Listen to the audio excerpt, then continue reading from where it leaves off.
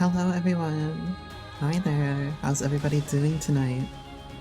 You pop in here real quick.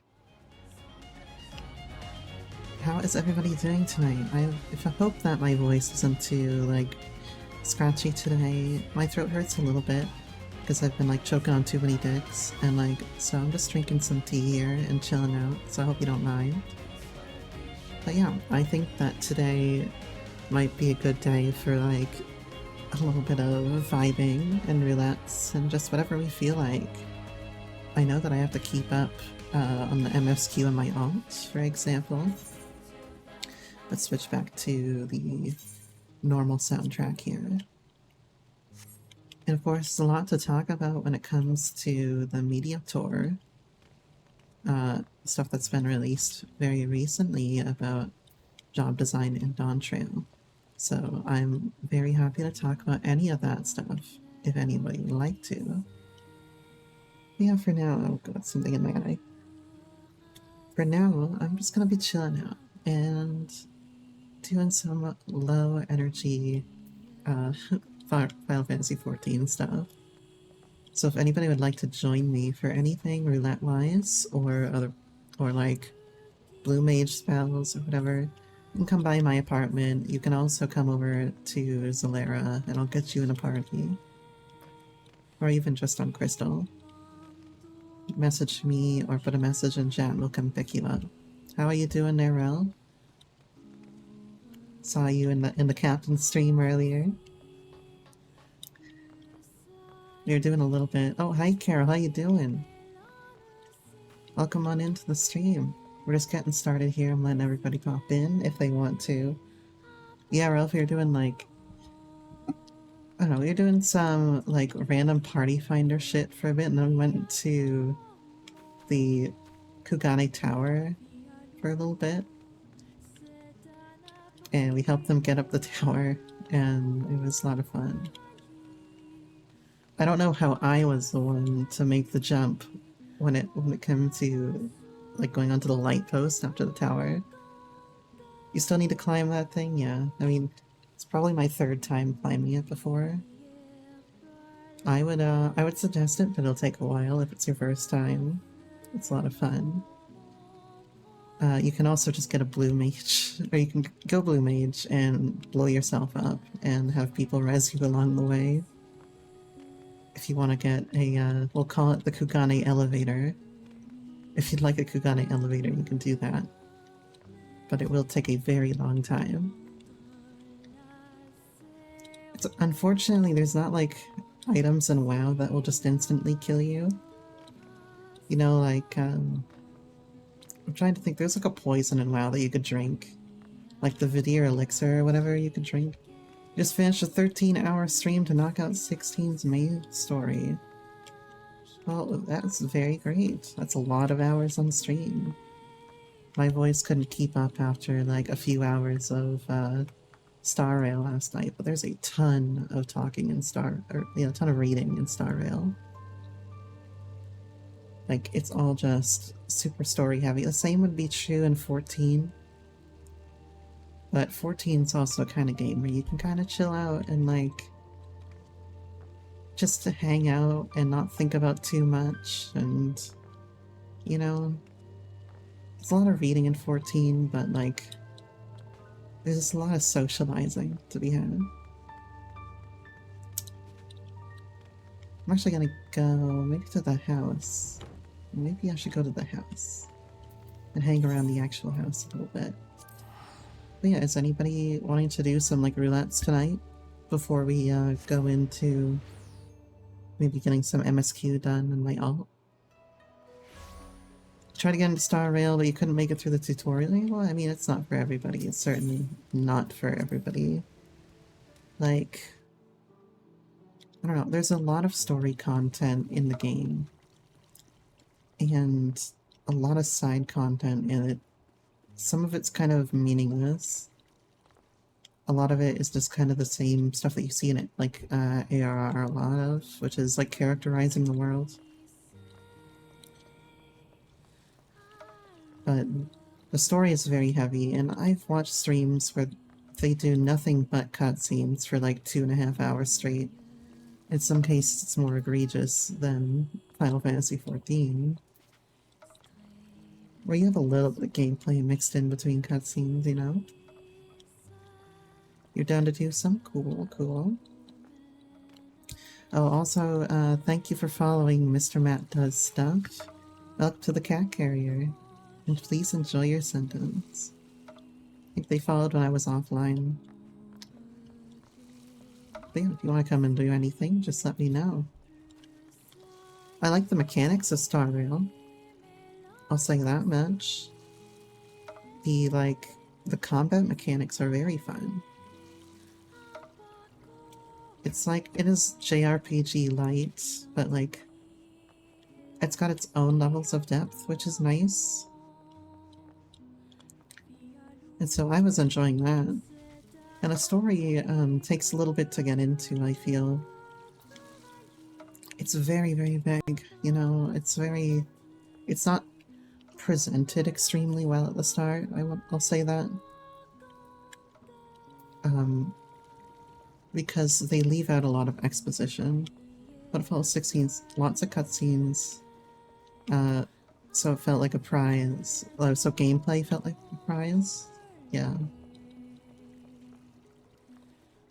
I know that 16 has a lot of story to it, and that's a lot of people's main complaint with it, is that they didn't have enough gameplay, from what I know.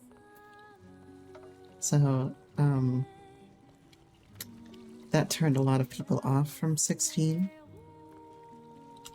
And personally, like, you know, I played a little bit of FF10 so far. FF10 has both a great story so far, and the gameplay is wonderful. And you get a lot of moments where you just don't get to play a lot. But I think they strike a good balance. And like, whenever you do get to play, it's super rewarding, because the combat is great. I think I will be playing some FF10 on stream soon. When I can. And I'm very excited for that. It just feels so good, man. Hold on, I gotta drink my tea to get over my dick choking addiction. There we go. Some points of it had dark, I was just set back and was like, is the Yoshida? Yeah, I don't know if Yoshida is okay. But Yoshi P likes dark stories. He really likes to explore brutal parts of humanity and overcoming it. And I appreciated that in him. Like, 14 doesn't hold, like, it doesn't hold back. Oh, it's an addiction? Maybe. With how wrecked my voice is today, it might be an addiction. I don't know why I'm on my samurai right now. I was just showing off my, you know, my college art class, bloom.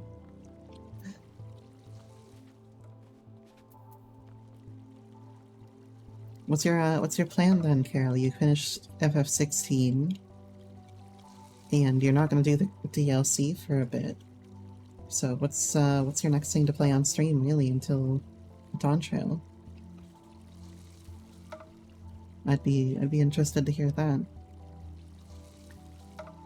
I'll be playing, you know, Final Fantasy here and there personally, but I think from here until Dawn Trail, a lot of it is going to be like JRPGs or just whatever the fuck I feel like. You know? There's not a lot for me to do in 14 right now, but like 14 is always there to be like the chill, laid back game. You can always just rely upon it. You know what I mean? Let's get Elena in here, just in case we get going.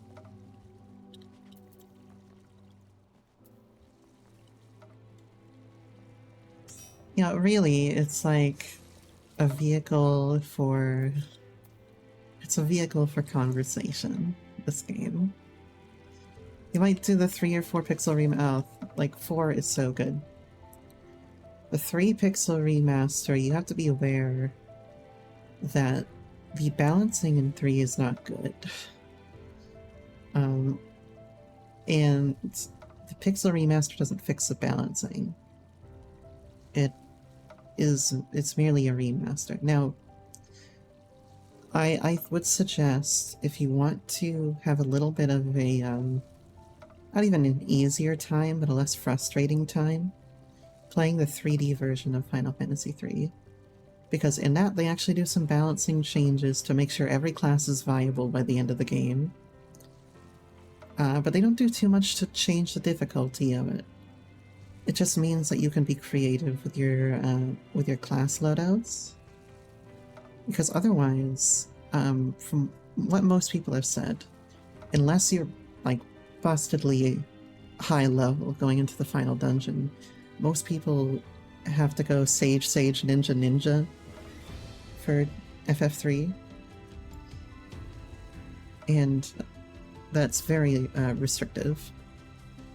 Because those are the only classes that have the ability to, like, make it through the Crystal Tower in like a decent shape, right? Like they're the ones with the best sustain to get you up Crystal Tower, and they do high damage and high healing. So the FF3 3D remake makes it so everybody is viable by the end of the game. So for example, I had like Knight Dragoon, Ninja, and White Mage or whatever. And that worked out really well for me. I never felt like anybody was like absolute shit in 3.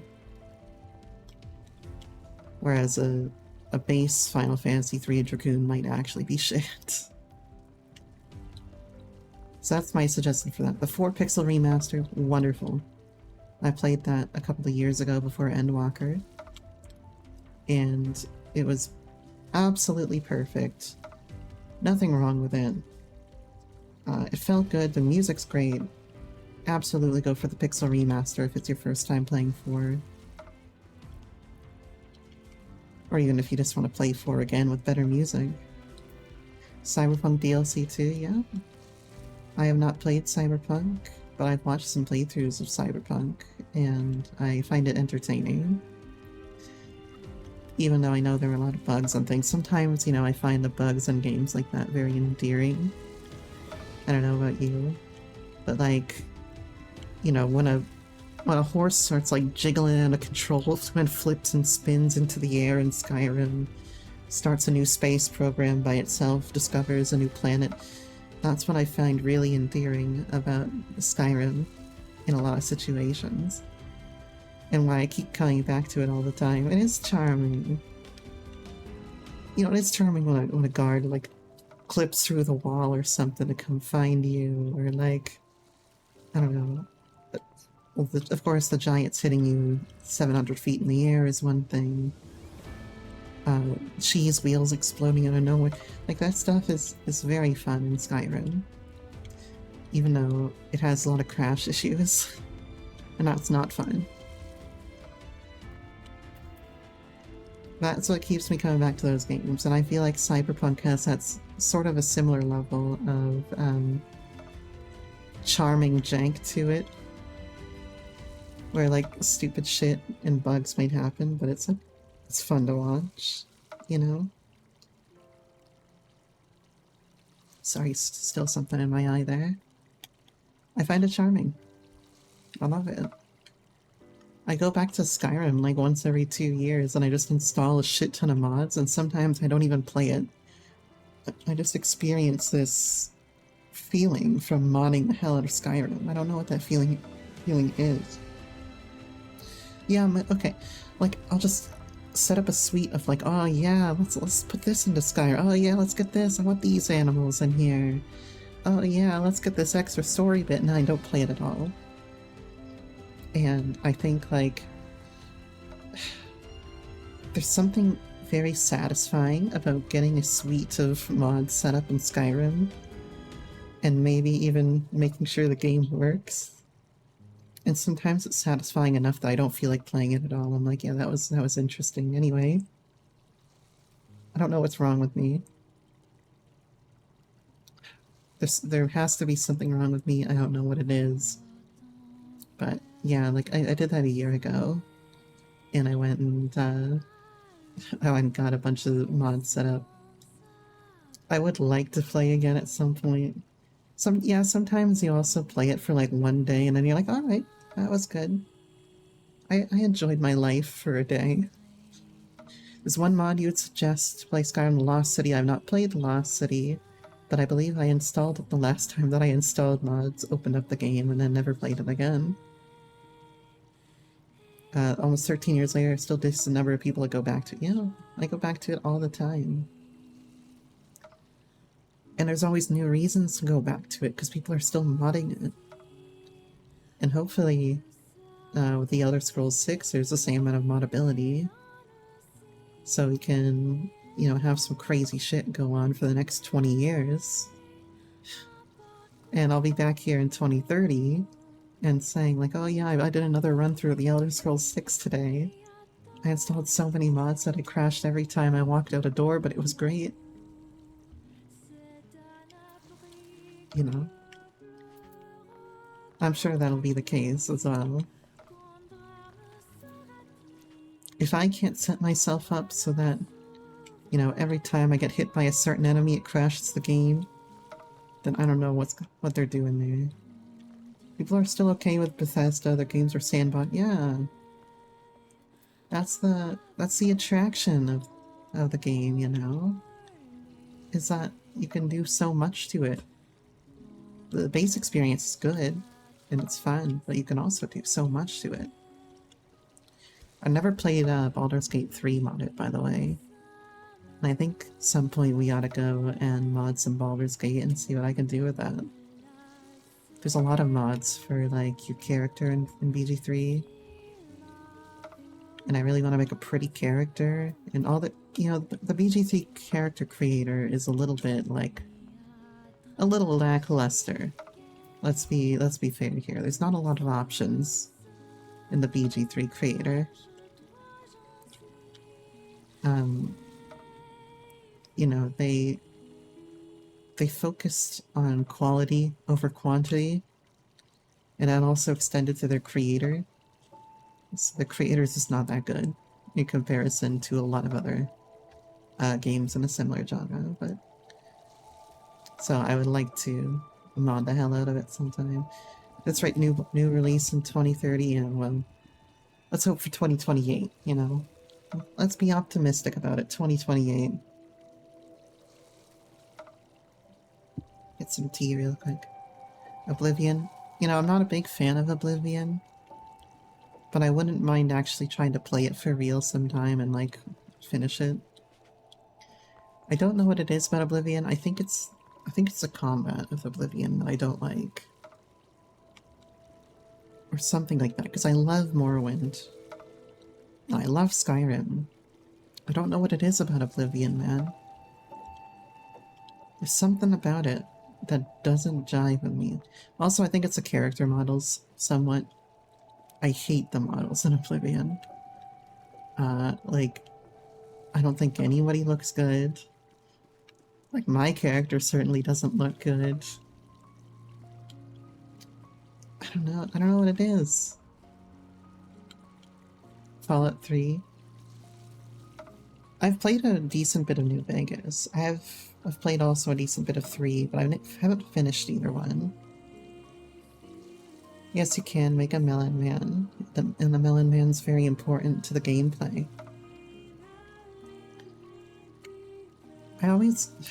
I never stick through to the end in Fallout 3 and New Vegas. I don't know what it is about them. But I do enjoy Fallout. I enjoy it a lot. And I enjoy the story and the side quests and everything.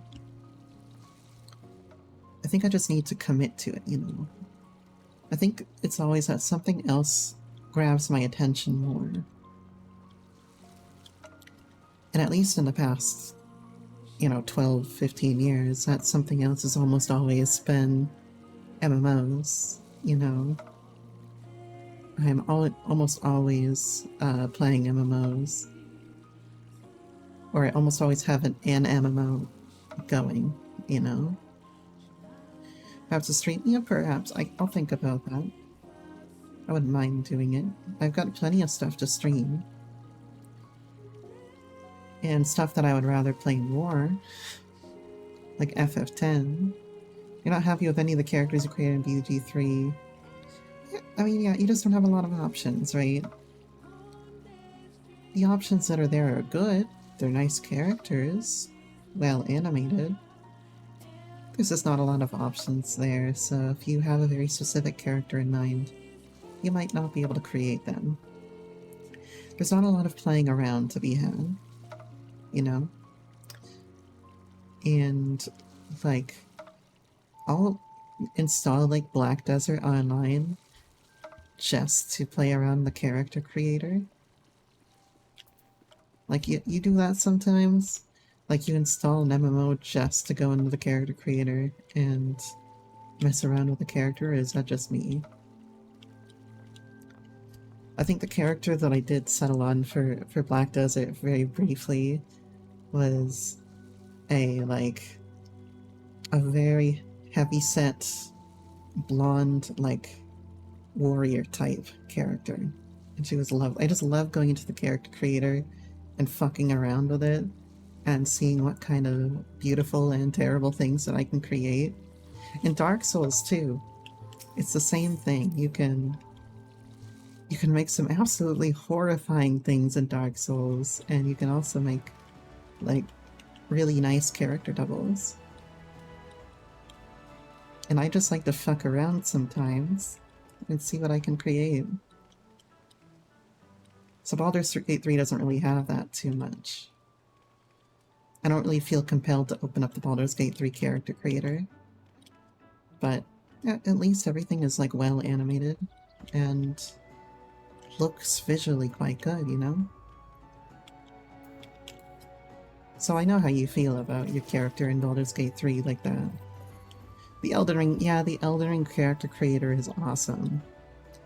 And I'm gonna be going back at some point to Elden Ring to prep a second character for the DLC, right? And I think I settled that since I don't ever do, like, a mage playthrough, I'm gonna do a mage playthrough. And I want to bring the Godslayer Greatsword into DLC with me, because I really want to play around with some, like, Blackfire and other status effects that I really didn't do. Do you know what I used for my first Elden Ring playthrough? I used a fucking heavy twin blade without any, like, bleed resins or frost resins. I just bonk things real hard and real fast. And that's exactly how I like to play the game. Like, I just like to hit things. Because it's very satisfying to hit things in Elden Ring. You get that too? Like, in Dark Souls, one of my favorite weapons is just a Black Knight Halberd because it hits hard. And it's a big bonk. And it has, like, super reach. I can hit people from, like, you know, 2 enemies away with it. Yeah, I wanna go back to Elden Ring soon. I'm gonna go create some characters in it maybe at some point and see what I stumble upon. Sometimes I'll go, like, look up video guides on YouTube for, like, how to create certain characters. You know what I'm saying? You went edgy and you got a scythe? Yeah, I used the Great Scythe for my first Dark Souls playthrough. And that thing slaps, man. I started with a rapier, and I had no idea what I was doing. I was dying to everything.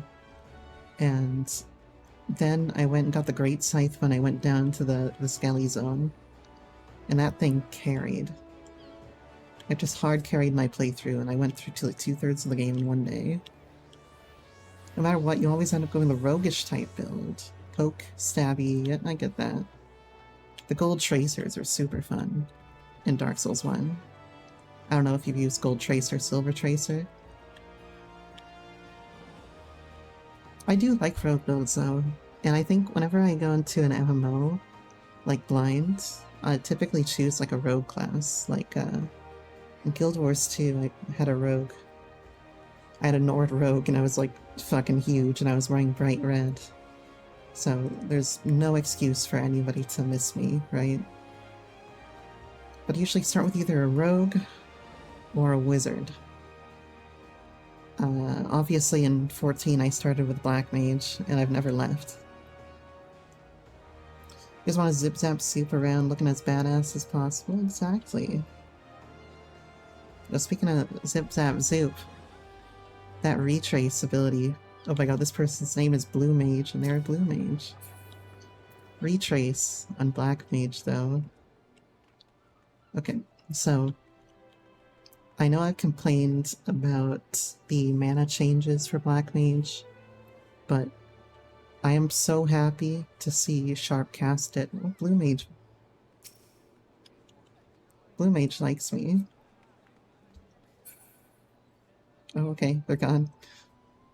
Yeah, I saw some of the new abilities, and so I'm really glad Sharpcast is gone, because Sharpcast fucking blows. And, you know, this is someone who plays Black Mage at, like, Savage and sometimes Ultimate level. Sharpcast used to be something that felt, like, situational, and you'd really plan for it. You'd really plan to have, like, a special T3P. And then in Shadowbringers, they reduced the cooldown of it, and it became something that was almost annoying because they would continuously overcap and drift the cooldown. And then Endwalker, they fixed the drifting, but now you just have so much of it that they're not special anymore. So I am so glad to see Sharp Cast gone. It is so extraneous. You did not like it, you never use it? I understand why, because it's such a... Like, sometimes you just use it so you don't overcap, and that just gives you, like, an F3P. And you go and you use that F3P for a very, like, basic optimization for a single transpose into F3P.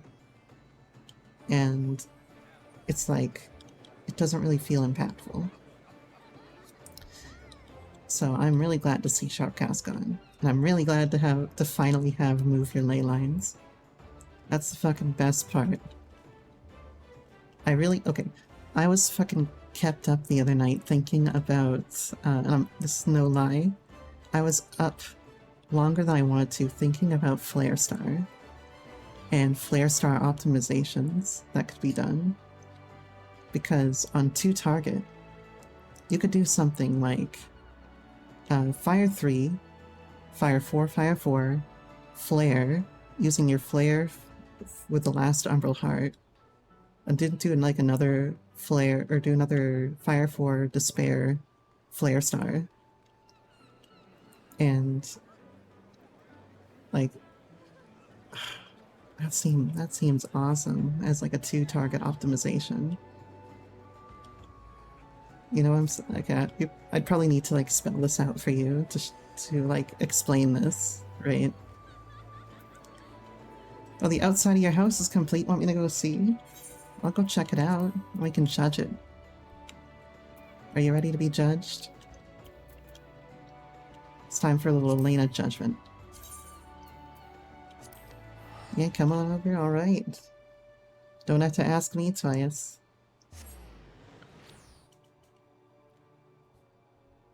But yeah, I was thinking too much about Flare Star optimization last night.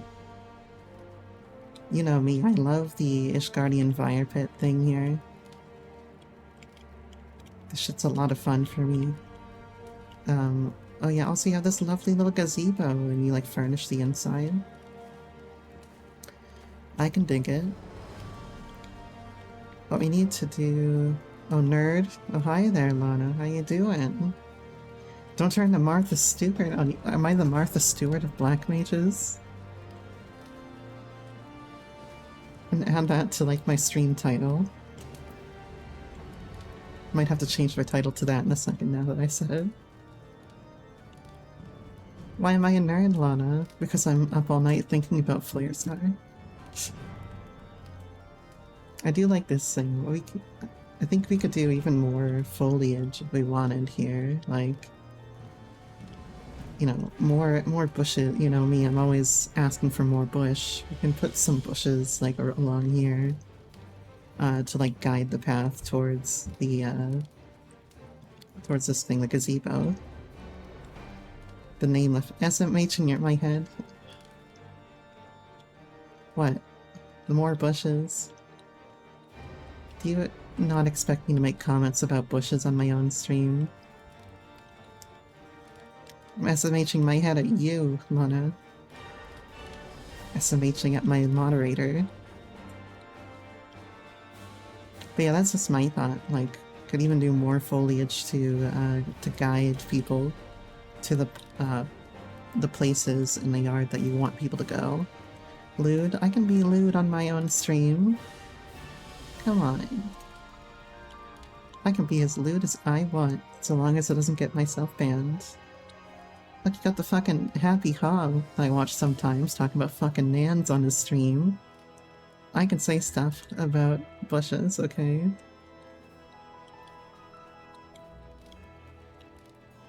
So SMHing my head.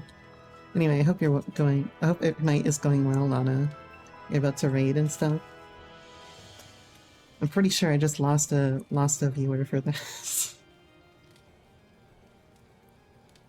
Going for Space Oak Bush. You're waiting on your tank right now, no problem. Very wild and untamed bush. You're gonna make some, you're gonna sim Inception and Wormhole. Oh, very nice. I hope you enjoy simming Wormhole. And, moving your little sprites around. I played a little in the sim for, what was it, Limit Cut? But my Limit Cut sim would, like, not work in my browser. It's weird. Like, I should probably do some Limit Cut simming before I go into T, but, like, if it's not gonna work in my browser, then what am I supposed to do? It's not like I'm gonna go sandbag a party finder group, you know?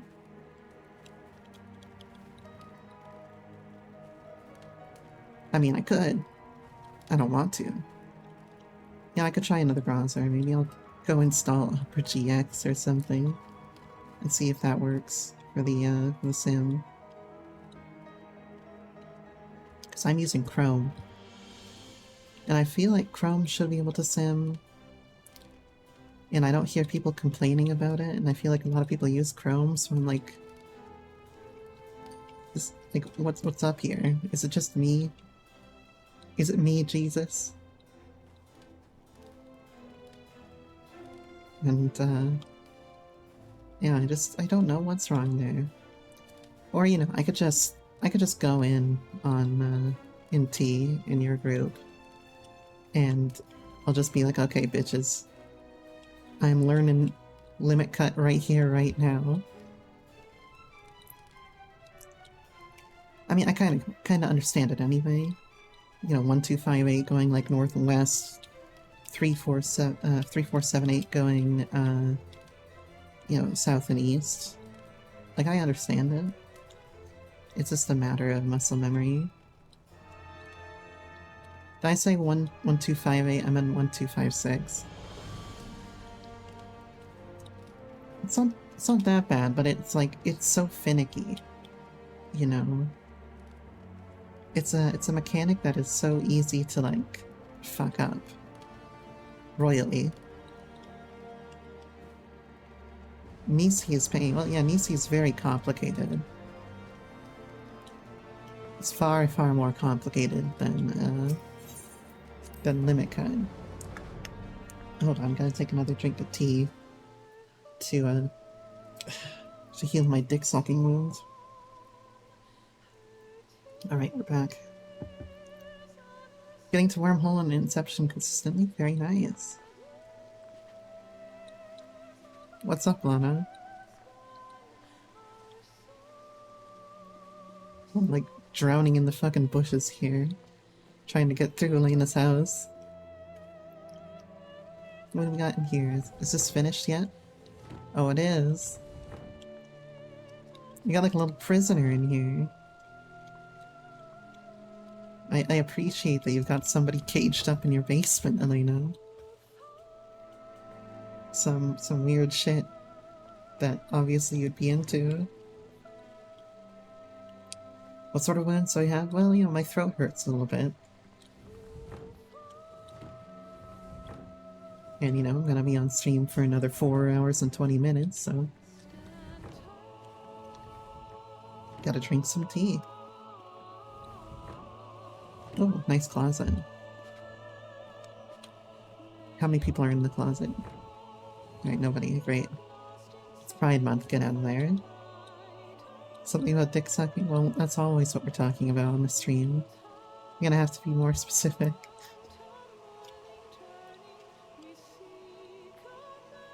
None all are out of the closet. Good, they should be, if they have the ability to. It's Pride Month, and we should celebrate them. I also appreciate SMH in your head. Yeah, okay. What are you gonna do if I let Lana pout? I appreciate the tomorrow and tomorrow in the background here. Wait, this is tomorrow and tomorrow, right? Oh no, this is wait, is it? You need to trap a cat in the... You just want the tail at your beck and call.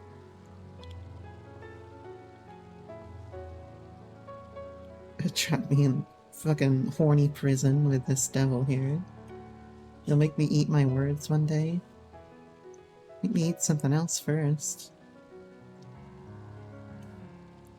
Just sitting here trapped in a cage. Yeah, it's about the tail. It is. Oh, it is tomorrow. Okay, well, that was correct.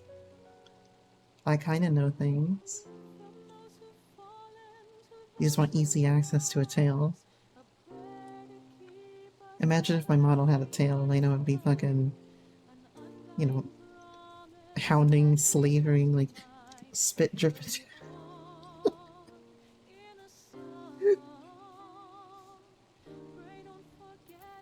Foaming at the mouth. Don't worry, you're gonna be foaming at the mouth for my next model that's coming out in a couple of weeks. Stay tuned for that. I can't wait to have my legitimate debut. Make you foam at the mouth over the Avides.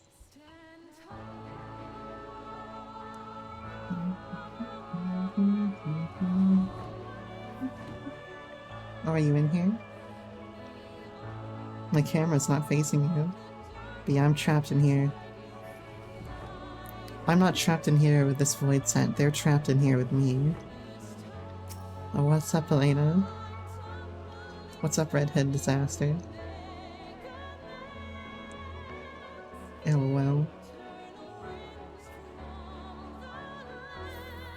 But you're just happy to have a Makote stuck in a cage here. Is this the cat carrier? You know, I feel like we need... Okay. We need an apartment that has, like, a caged-off section. And that caged-off section is the cat carrier. And when we start up streams in the cat carrier with everybody locked inside, serving their sentence. Who wants to make this happen with me? I mean, obviously I can't have it be an FC house because I do not own my FC.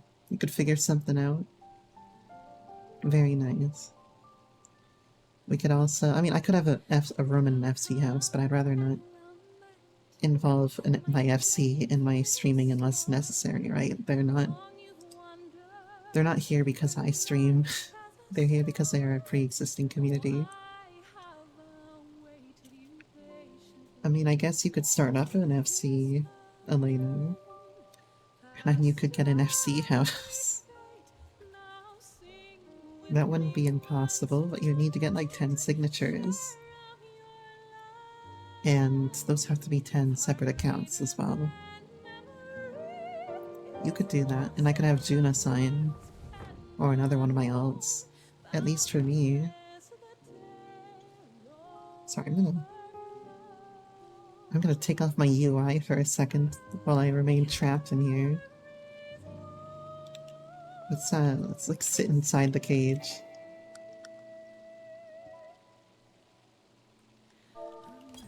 Not sod, sit. Oh my god, I misspelled sit twice.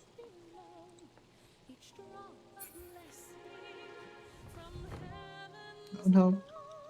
I can't, you can't see me very well if you're standing in front of me. What do you call it? You call it the cat carrier.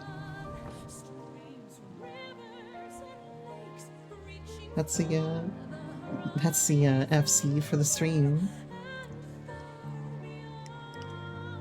And no doubt, like someday we're gonna have some drama where someone comes in, robs the entire FC bank blind because in like some fit of rage because I wouldn't, you know, shout them out on stream or like send them feet pics on Discord or something.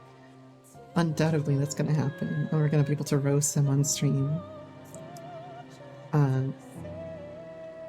But you know, until then I want like a cage that's the cat carrier. And I want it to be like, it either has to be horrible living conditions, or it has to be a den of degeneracy. You know what I'm saying? There's no in between in this stream. Either you're living in squalor, or you're a degenerate. Sometimes both. What are you barking at there, Lano? You barking at me locked in the cage over here?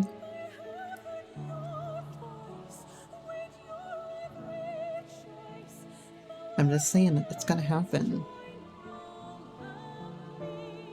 You do both? Is it? I don't really want to combine both squalor and degeneracy. You know, I want there needs to be a division somewhere. Someone needs to make a choice. But, you know, I'd prefer degenerate. At least that's what I want, you know? I don't know if you have better ideas for what the cat carrier should look like.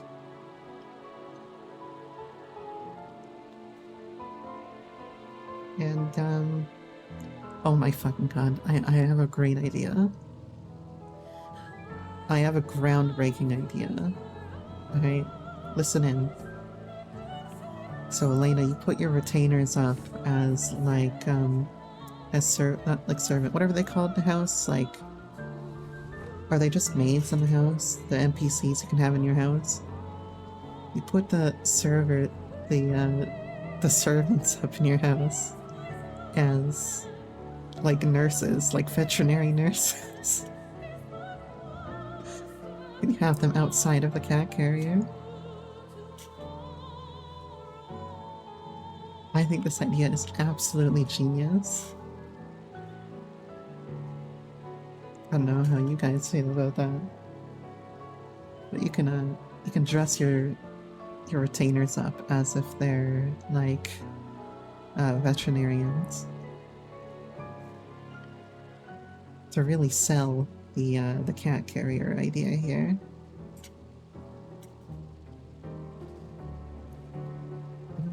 I think it's perfect. I should really be in marketing or something with ideas like this. I don't know about stripper poles. We can have some casting couches. I mean, that's not the worst thing in the world, right? What do you think? Oh yeah, you saw a glamour that looked like... Yeah, that's what I'm talking about. Get a surgeon glamour up. So it's like we're all going to the vet together in the cat carrier.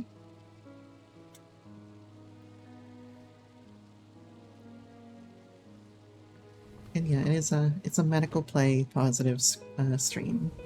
Absolutely. Now, no stripper poles. We don't want to be that obscene. We just want to be a little degenerate, right? So like I said, a stage, and the casting couches on either side, and like a bar, I think that would look better than living in squalor, huh? You know, I should probably like get to work and make place or something to make this happen. Like plot out something for us to put together. Although it's probably going to be like a good, I don't know. Well, the apartment itself is 500,000. The furnishings that I'm describing are probably going to be like 3 or 4 million. I mean, I have 3 or 4 million to spend frivolously. Don't worry about that. I can buy anything I want without consequence. But still. Okay, maybe not everything I want, but I could buy the tools for this project, you know, without consequence. Do not worry about it. I think it's a genius idea. So you have like the retainers outside are the veterinarians, and inside the cage it's gonna be like maybe like a layered stage with all the casting couches on the side, and like set up like a bar on one end of it. It's perfect. The cage item was 500. Okay, so maybe it's not going to be like 2 or 3 million to furnish it. Maybe it'll be like 5 or 6 million for me to furnish it. But, you know, that's a sacrifice I'm willing to make for the memes, you know? I think it's perfect. And then we can start streams there. Unlike right now where I'm locked in a cage in your house, right? Literal cage, and I don't know why it's here. But I'm enjoying my time here. I don't know why there's a gargoyle in here, too. And why he's stoned. But, you know, we all make decisions that we regret sometimes. Cage item was 500k though, yeah. I think it's a wonderful idea. You can even set up like the lighting to be a kind of nightclub lighting. You know what I'm talking about? It's for information. For information? What information are you getting from him? Are you torturing the poor guy? Yeah. This poor guy. Should I stay locked up in the cage, or should we do some roulettes? Because I can stay locked up in the cage continuing to talk about stuff. Especially media tour stuff. And I'm super excited for Gunbreaker as well. Like, the Lionheart combo, and I've heard that there are some things about Gunbreaker being less and less rigid than it was before in terms of the burst windows. And that makes me very happy as a casual Gunbreaker player, because I want to do damage effectively. It's time to do a few. Can't do a 2.5 Gunbreaker anymore. I don't care about 2.5. As long as it works, right? Right, more tea.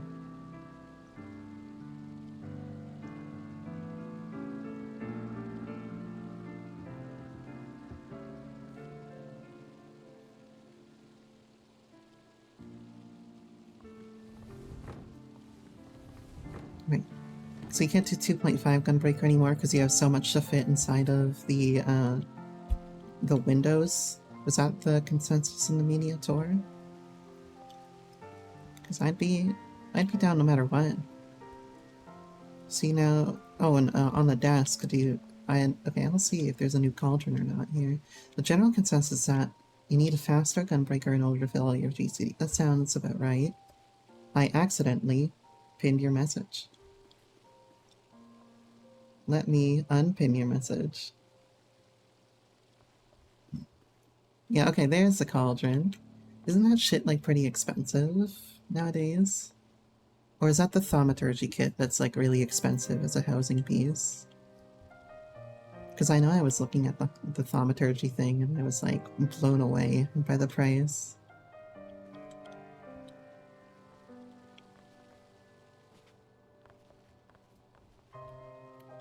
And I was saying to Lana earlier, I really do enjoy the, that's only 8K.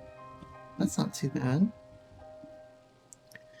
I really do enjoy the changes to Astro.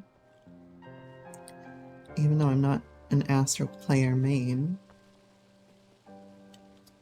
Lana, what are the changes to Sage in Dawn Trail? I haven't gone through and looked at everything yet. I've mainly looked at, like, Black Mage and stuff about Black Mage. Got an extra 3 if I need. I'm not going to use it right now, but let's not throw them away just yet. I was going to say, what are the Sage changes in Dawn Trail coming up? Because you said that you were very happy with the way that Sage was looking in Dawn Trail.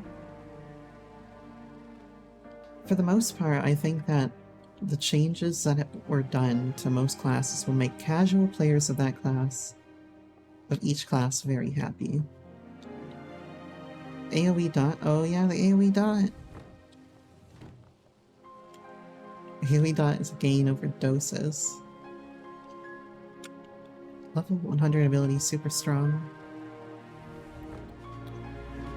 Sages were always kind of in a place where it was hard to say whether or not a scholar was better in a lot of situations. With, you know, scholars like buffs, expedient being great, the scholar's throughput and recitation, 8 ticks of 150 potency and regen before the 20% potency buff. That's pretty good. That'll be really nice for, like, dungeons on Sage, actually. Your main tick might not be able to make it. Well, if they can't make it, you can come join me and Elena for stuff, of course.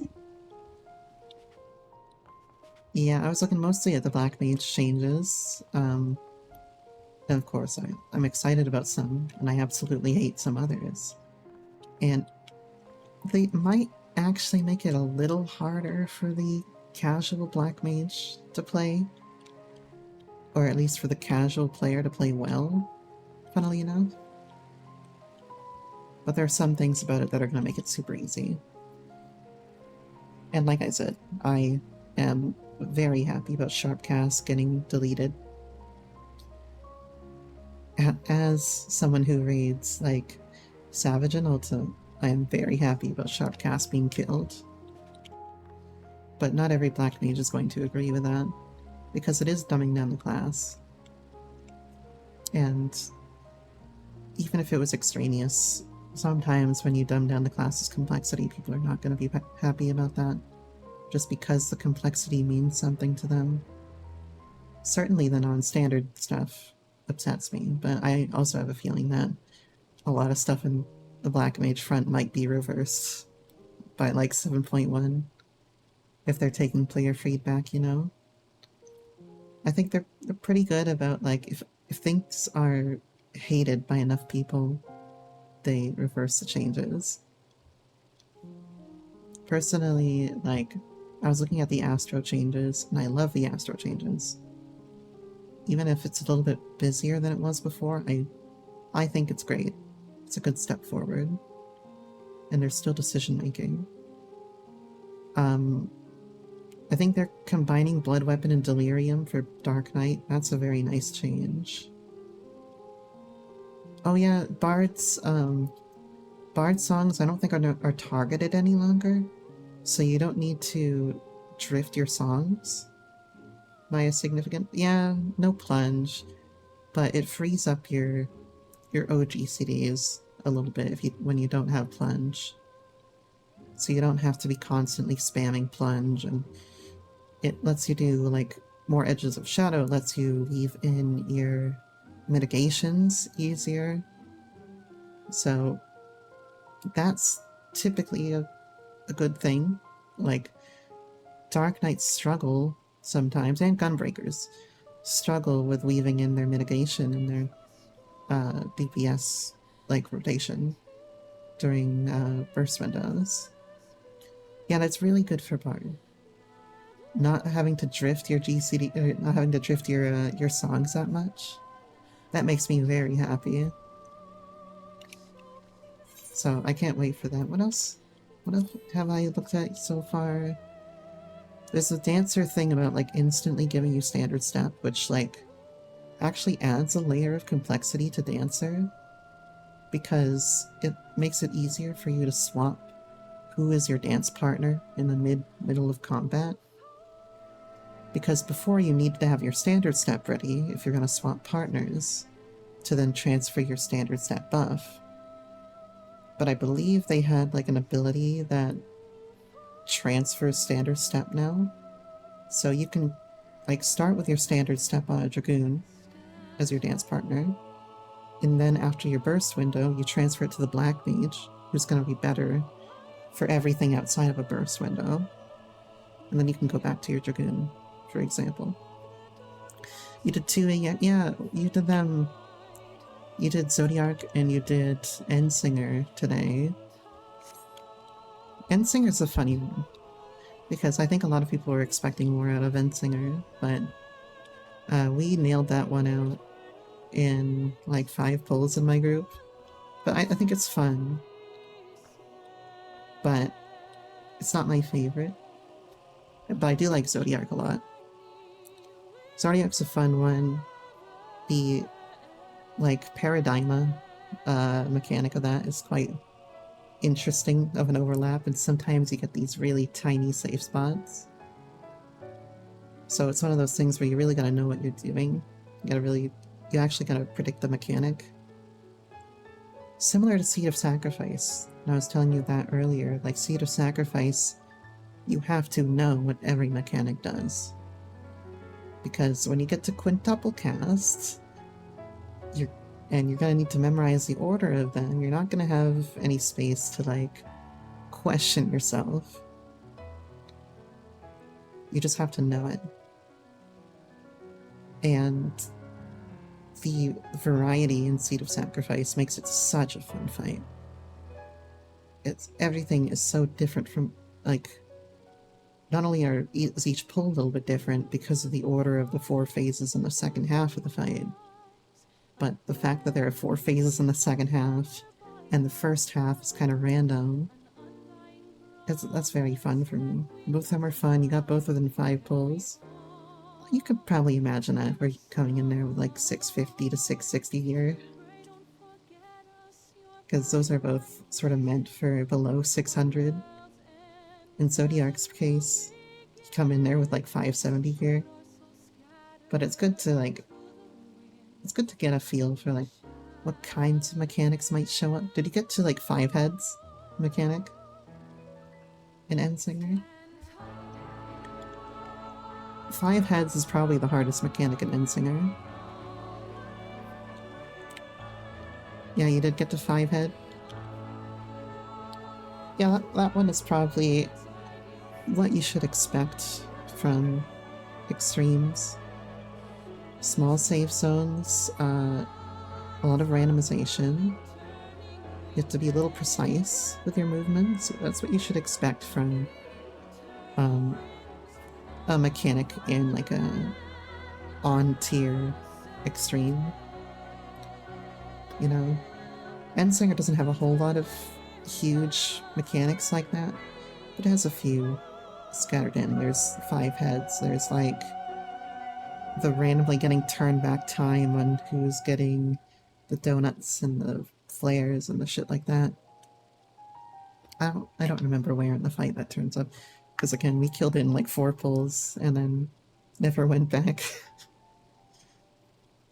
I got a sage weapon. I didn't even get a black mage weapon. My tablet is trying to record my audio right now, and I don't want it to. I kind of wish that I got a black mage weapon from it, though. But I don't have enough totems to go buy one. I also didn't get a weapon from Rubicante. I got like a ninja weapon from it, and that's it. You had to pay attention for it, yeah.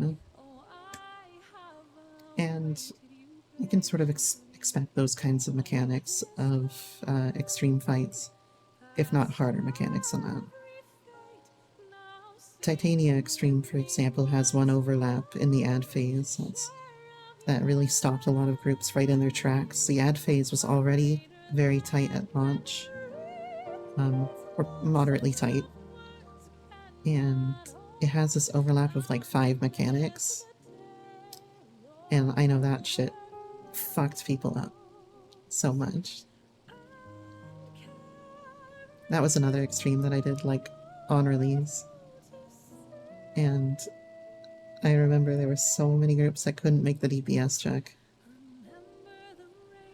At least not until they had some Eden gear, but Eden came out after, right?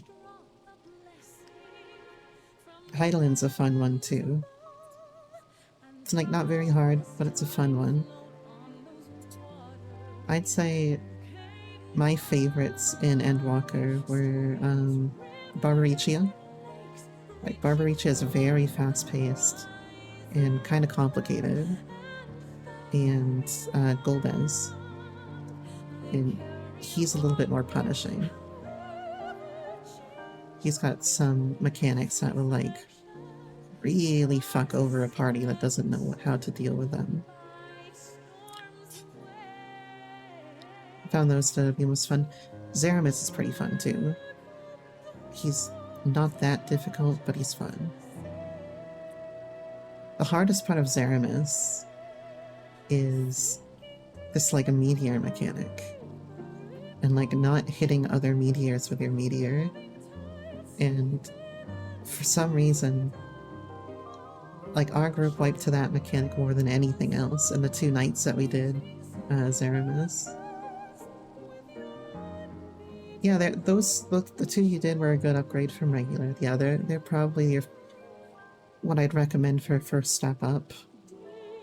I would definitely try to get into Barbara or Golbez or even Zeramis. Zeramis is like a little easier than those 2. But Zeramis is also on tier right now. So you'll notice that the damage that you take and the damage you need to deal is a little bit higher. Most people outgear it by like 20 item levels at this point, but it'll still be like moderately challenging. Same with Golbez, we're like 20, 25 item levels above Golbez, but it should still be a little punishing. I don't know, I found Zeramis a lot of fun when I did it. And they're all good stepping stones to understand how extreme fights might operate before you go into a Savage. So, doing an extreme fight from earlier in the expansion and doing an extreme fight with the minimum item level can be 2 very different beasts. And you'll encounter that more when we go into Dawn Trail, and I'll bring you into some extremes, hopefully. If we can get people together for it. I'd love to get people together for, you know, a big stream-wide thing. And I might have to ask around, maybe even a couple other streamers that I interact with, and see if they're willing to put together something. Perfect claps and rubs hands together. I'll do the clap for you real quick. I'll give you the sound effect. And I'm pretty excited for it. And I hope that I can get people together to fill out a nice sized group to go in and blind proc these extremes. We were also talking about, when I was in Captain Beezy's chat earlier, we were talking about P9S a little bit. And they were asking, like, they're like, yo, you want to come to P9S? And, like, it's been so long since I've done a Savage raid, like now, like 7 months or something. But I know I had, like, the first half of the fight, like, really mapped out very, very precisely on Black Mage. So I'm hoping that if I ever do go back in, that it'll come back to me. You're salivating. You're like the frothing dog that I described you as earlier in chat. Well, I'm happy to see you grow as a raider and understand 14 rating and get used to it. And Savage is a whole nother beast, and even within one tier, the fight, like the difficulty of a fight can vary wildly.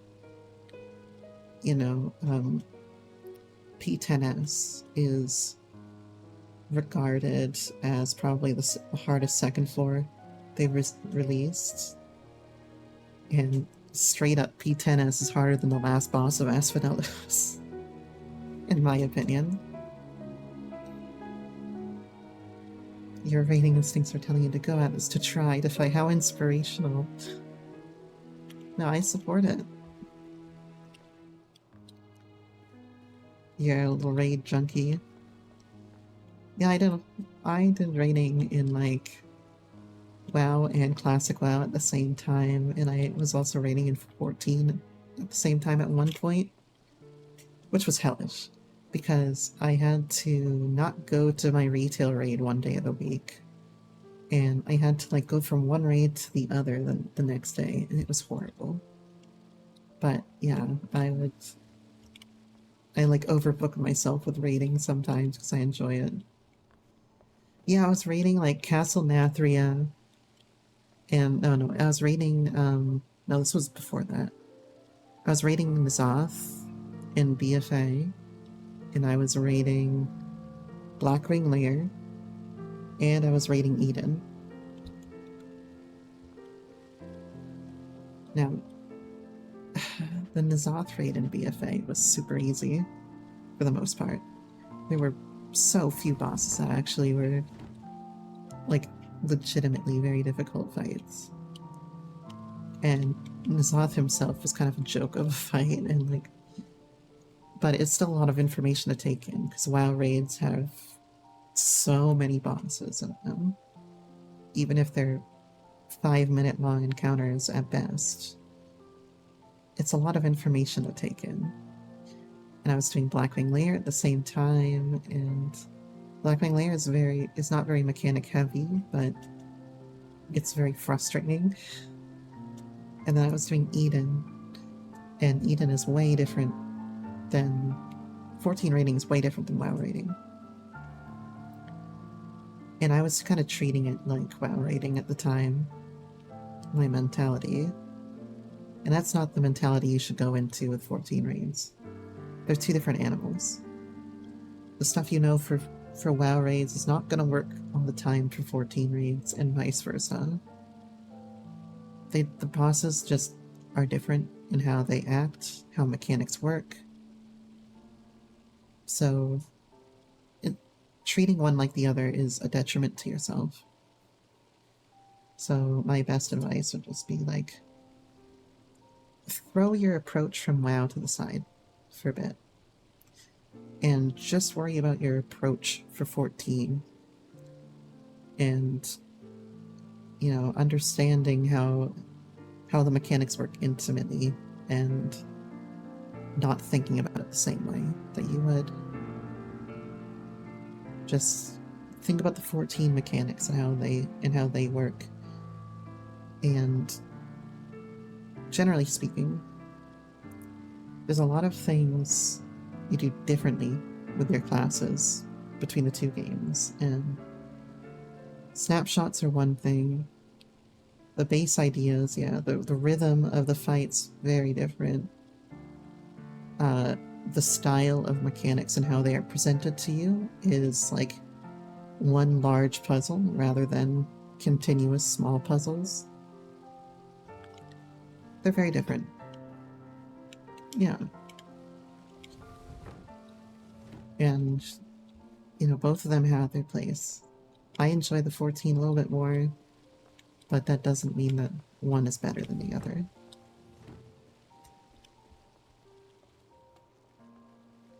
Though, I will fucking say, I hated most of the N'Zoth raid, and I hated most of Sanctum of Domination in Shadowlands. Because I really feel like the devs in WoW, they have like a few good ideas for bosses, And those bosses feel awesome.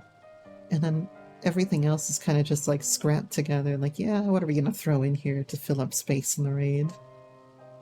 Oh, I know, we can take this mechanic and, like, I don't know, have ghosts walking in the center and then have, like, you know, this going on.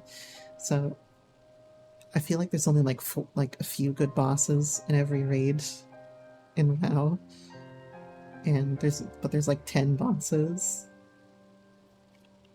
You want to do some roulettes? Yeah, we can do some roulettes if you like. Lana, are you definitely out for tonight?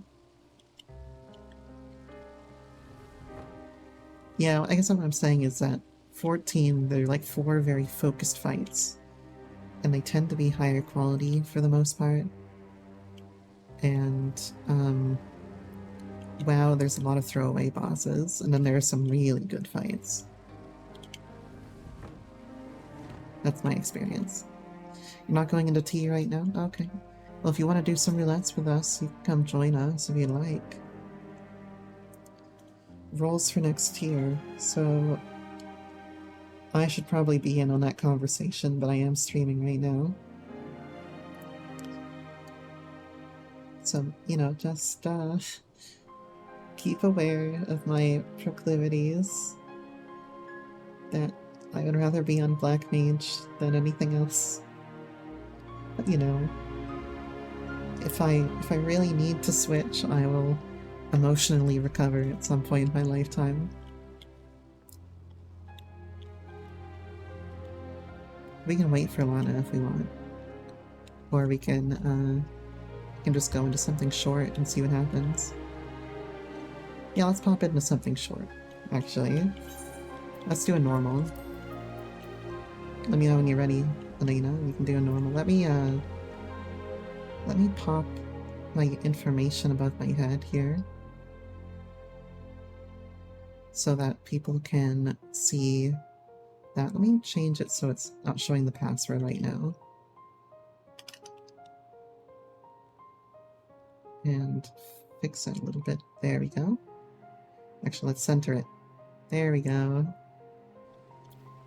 Ready when I am? Alrighty.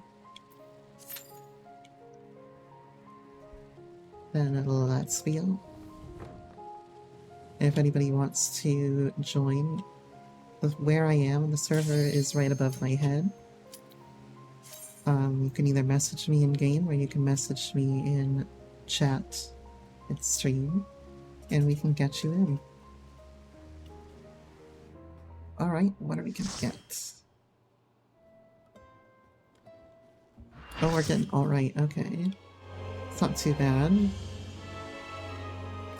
I have to remember, Blizzard first at level 70.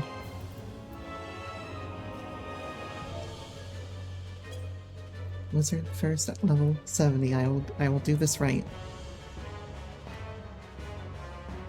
Or at least in my experience, Blizzard first, because it lines you up for a better fire. If a tank or DPS is needed, can throw me in. You're already here. Oh, okay, never mind. You're not talking.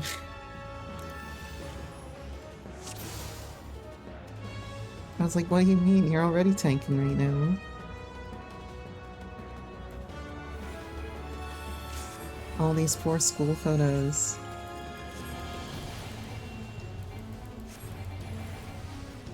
Alright. This is how I like to start out. I like to start out with a 4F4 line. And I like to use my my proc here on a Fire 3 to go into another fire phase. Though I usually like to do a fucking triple cast, but I fucked myself over. We're good. I like playing around with this so much when I was getting ready for UConn. And, like, tried to, like, puzzle out what might be a reasonable rotation. And I think in the end, I just decided, you know what? Just stick with the basics. Don't overthink it. And that's what works. Twin volts.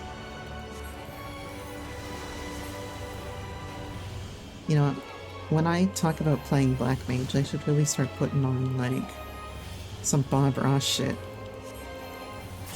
Like, dropped a note chain. Well, there's no shame in dropping a note chain. Here, we don't make mistakes, we just make happy accidents. You see that? Using that note chain, it gave you the inspiration to try something completely different that you would never have come up with otherwise. And that is art, my friends.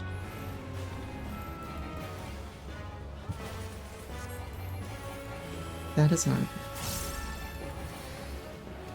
If it pleases you, that's all that matters.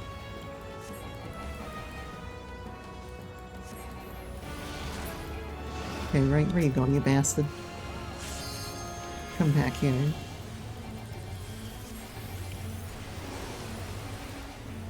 Right. Where are these flames starting? In the middle? Oh, he's gonna shoot them out?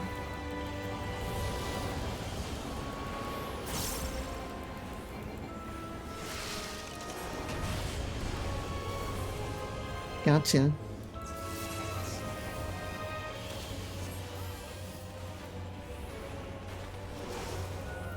Needs coming.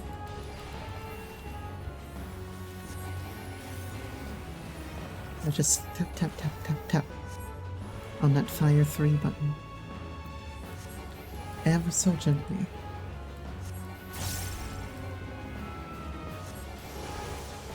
If you want there to be a thunder in your mix of your rotation here, then you let a thunder be in there. This is your world and you're creating it.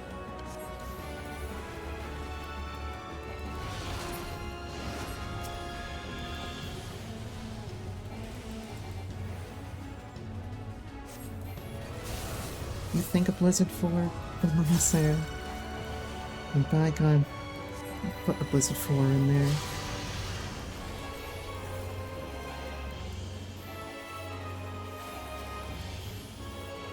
And then he goes off on some tangent about like what his son did or something like that. You know, I wish that the hosting feature wasn't removed in Twitch, so I would host some Bob Ross. I'm gonna get— oh fuck, I was about to give her my commies just for the adventure plate. I've been fucking ruined. Venus in shambles.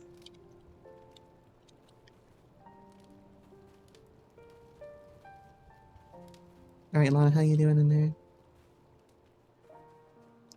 Got room to come in? Don't you take that out of context? Yeah, Elena, you're really liking that Anabasios thing, aren't you? Like, I love the fur on it. I wish my hair didn't clip with it in certain situations. See, I'm a sucker for for any outfit that has like a fur collar and a cape on it. That's why my blue mage looks the way that they do. Like, I can't escape it. Look at this. Look at this outfit. And it's got the little tie on it. Look at that. This is an example of a perfect outfit right here. And you know what? I guarantee someone was having the Bob Ross experience of their life making this in the studio. They're like, what if I just put a little chain here? Yeah, I feel it. Suit and tie, whatever I want. It's an expression of myself. And somehow they made this crazy amalgamation with this wild tie that, like, you definitely shouldn't wear to meetings, but some eccentric person absolutely does wear it to every meeting. The red shirt underneath that you wear to like a band concert in high school. And then the fur collar with the cape. And that is what that person was thinking when they made that outfit. And you know what? It's perfect. Elena does look good in a suit. Throw on a suit for us. Look, I think elves in a suit is one of the best things. It's God's gift to Earth. I was gonna start going preaching on you here, but I don't think so. Yeah, see, it looks great. Look at those shoes. Those are some wacky ass little shoes down there. Like the no center tongue. Elena with the no tongue look.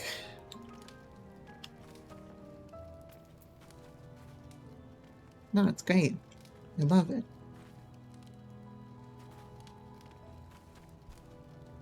I think Lana is stuck in a call right now.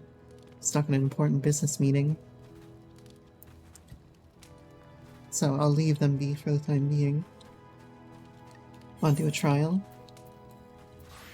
Want to go on trial? Oh, you're on a Fantasia? Yeah, I think the Fantasia would be necessary, but you know, do what you want. Also, they're doing a new thing with Fantasias at Dawn Trail, where I want to say you can, if you don't like your appearance, you can go back and change it if it's within like 30 minutes of you using the Fantasia. I think that's the case. Don't quote me on that. Alright, let's do a trial. Yeah, you have a little bit of time to do a touch-up if you deem it necessary. And I think that's perfect. Because it'll let you try on like outfits and stuff, right? You leave your Fantasia, you go try on your outfits, you're like, I don't look good in the outfits that I used to wear. Then you just go back in. Oh, invite you? Okay, let me get out of queue real quick. Lana, did you enjoy my my Vina Ross session there? Alright, where the fuck are you? There you are.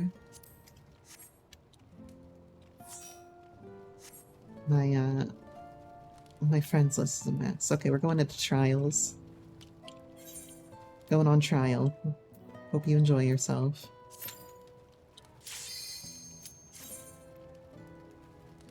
What are we on trial for? Well, doesn't really matter, because whatever we're sentenced with is going to be in the cat carrier. As always. I thought it was like 30-something minutes touch. Oh, perfect. Okay. I'm gonna crank the music up here. Degeneracy. Best trial music. Degeneracy is not a crime, Elena. Because if it was, I'd be serving 7 life sentences in Guantanamo Bay, right?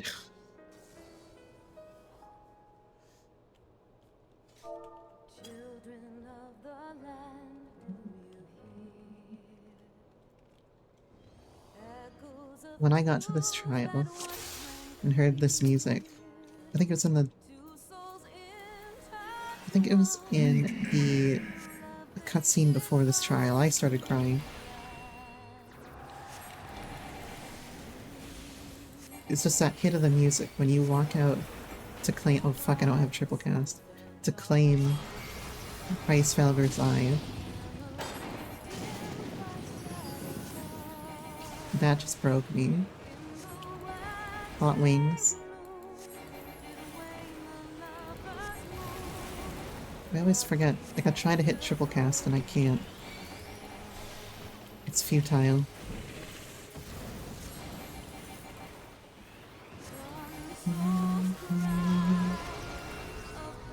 I can't wait to cry to this in DSR for other reasons.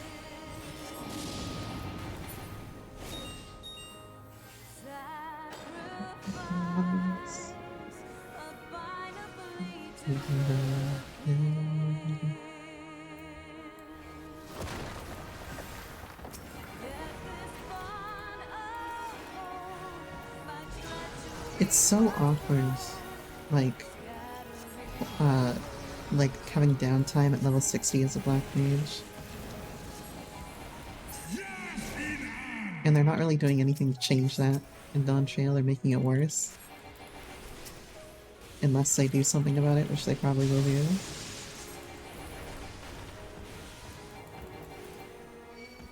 But yeah. So awkward. Hey, I got a Ewer. Oh my god, everybody's dying.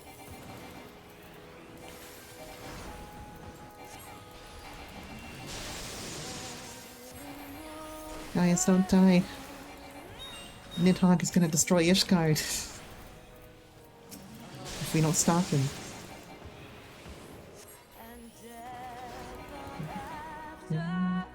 Death needs to be an afterthought, guys. Oh shit, like, you know, Chan.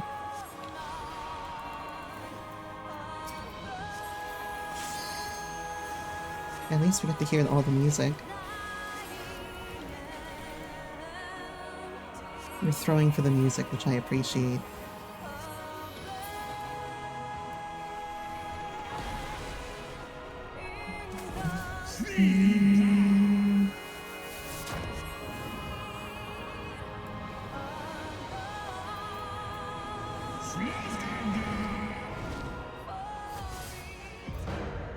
We didn't get to hear Without Cease. I am named Kyle.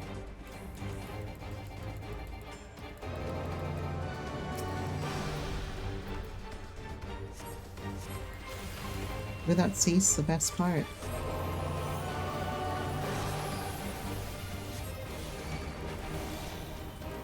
I got the arrow. Who out here giving black mages arrows when they are not the dance partner?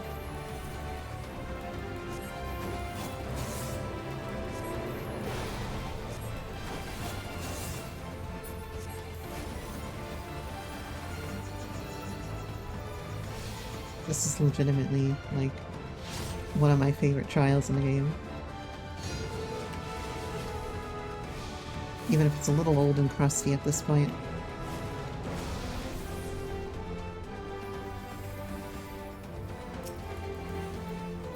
Oh, the poor bard.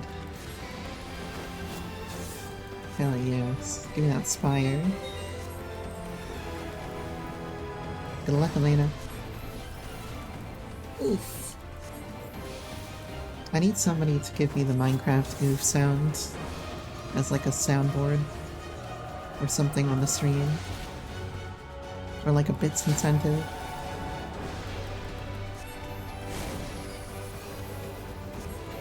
Because of how often it comes up. Ouch. Oh, poor Elena.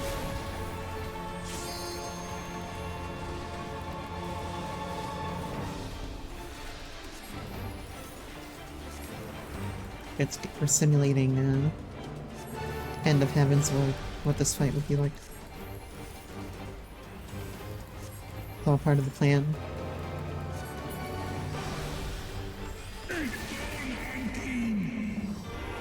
Where are we going? Oh shit. Oh no, not the other tank.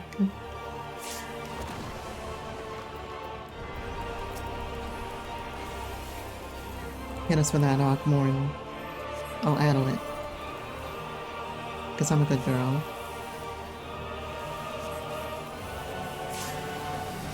Ouch.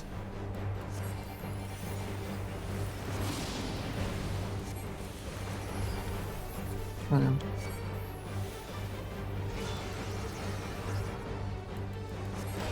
Right on top of my ley lines. Really, right in front of my salad. Get in there. Oh, I'm about to be taking some damage, by the way. Enjoy. I'm about to tank for you.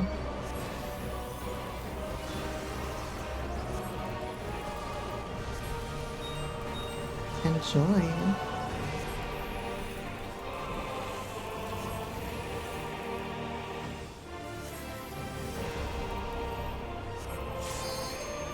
No! Poor dancer. Ouch.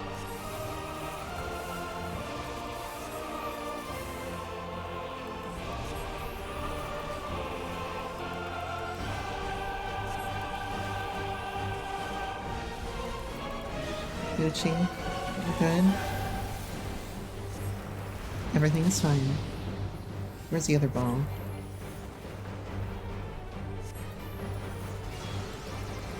Over here somewhere.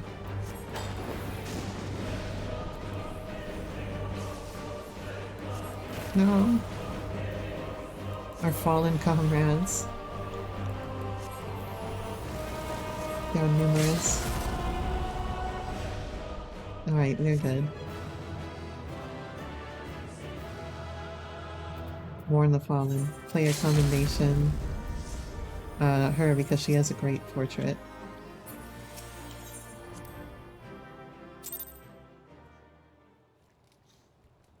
Alright, what's in my Wondrous Tales?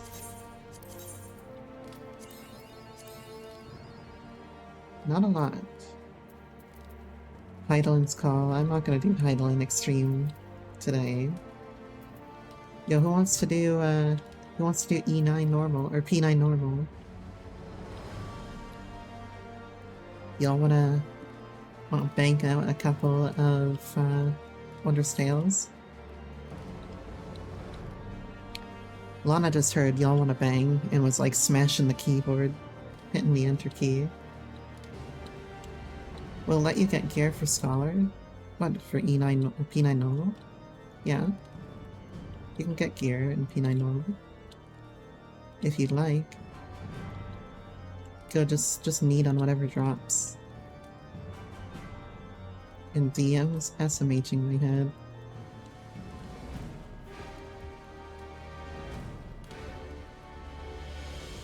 I'm SMHing my head that you typed that in the chat, Lana. You hit the enter key, as predicted. Alright, let's go E9, or P9. Pandemonium 9.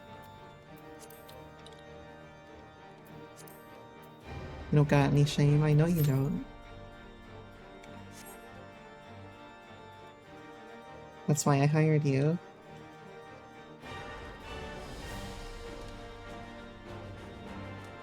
Just kidding, you know why I hired you.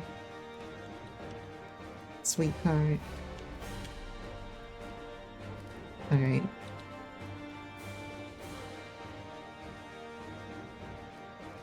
People must think that I'm so mean. You alright there? It's a lot of bottom speak. Are you okay? Change my stream title to Provoking Bottom Streak from my speak from my moderators. No, you're not okay? Aw, sweetie.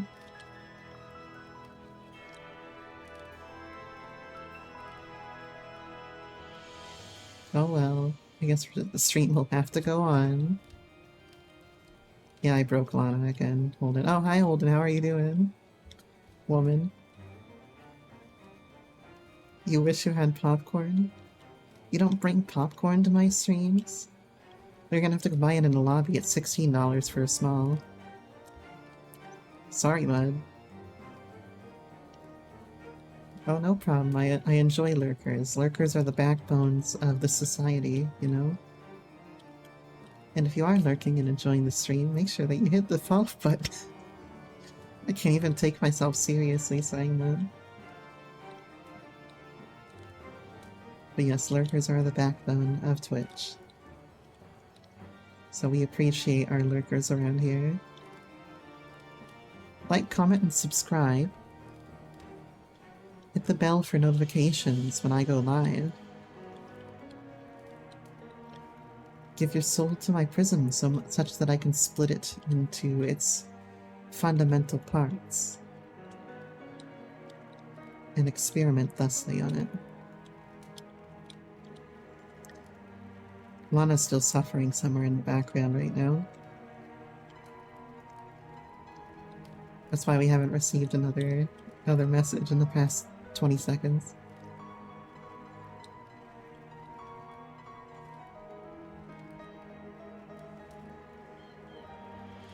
Either, okay, after Scholar, what should you level next? Okay,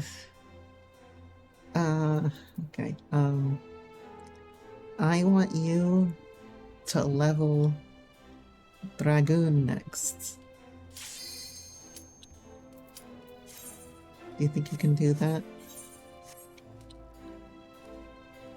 Dragoon's edgy.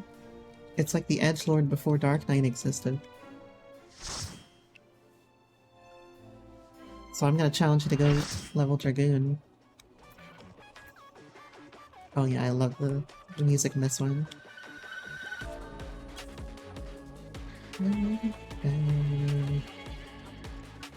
You're dicking around the FC. Well, why aren't you dicking me? Everyone coming back for Dawn Trail? Yeah, that's great to see you. See Elena with a spear? No, I just want to see you. What's up, Lana? Why? SMHing my head.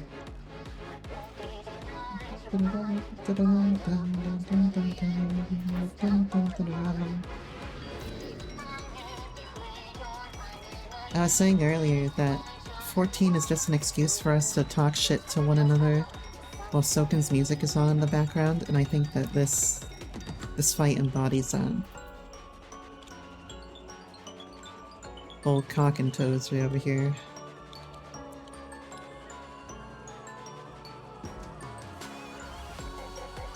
It's so hard for me to decide between this guy and Carbuncle, which is the better first boss of a tier. Because this guy is good. This guy's a lot of fun. But so is Carbuncle. Oh hell yeah, I got the dance partner. Eat fuck, eat fuck. Let's go.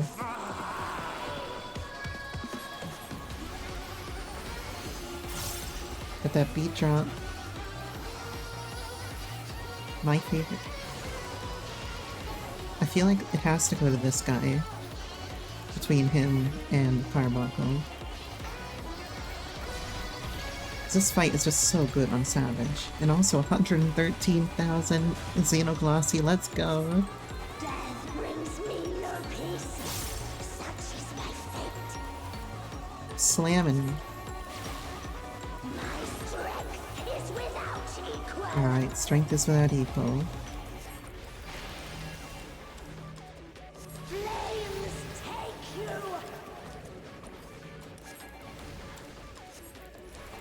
My every breath is laced We're good. with magics.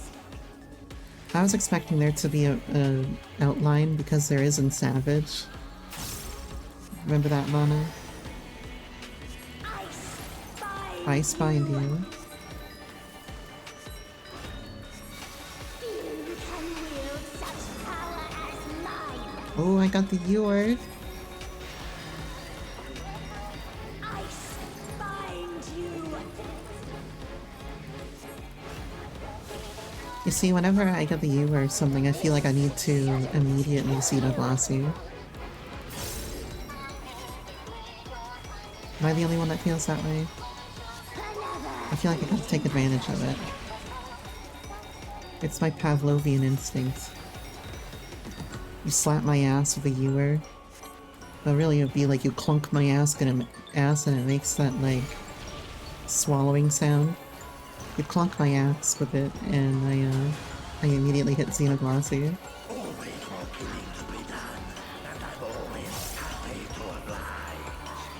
I'm always happy to oblige.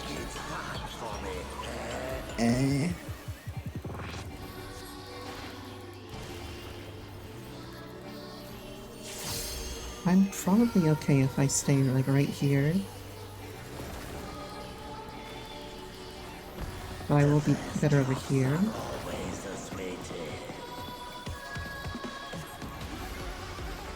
Wait, we're good. Gluttony's Auger. We add all that for you, Lana, just for you, because I appreciate you. Slap an addle on his ass. I'm expecting him to do 11 strike trio now.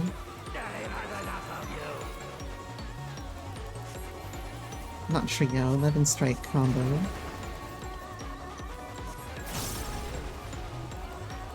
Front combo gets him every time. Yes, my time's up. Give me that roar. Roar at me like you mean it.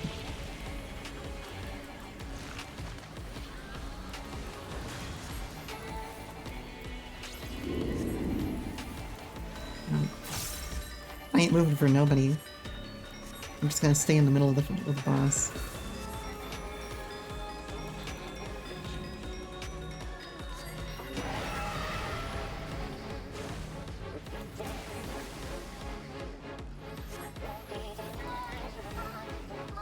Oh wait, shit.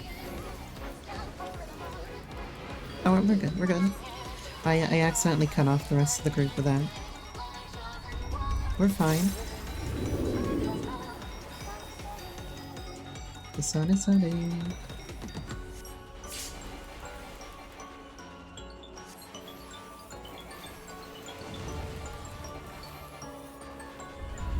On it.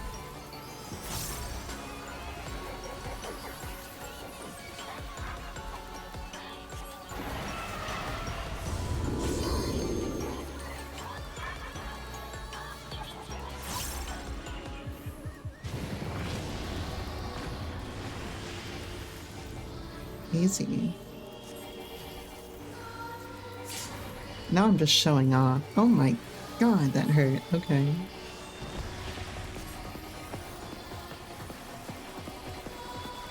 That was just showing off what I did there.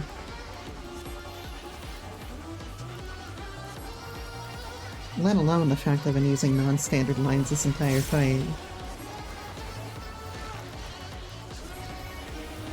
Not that my play has been perfect by any means. My thunder is always terrible.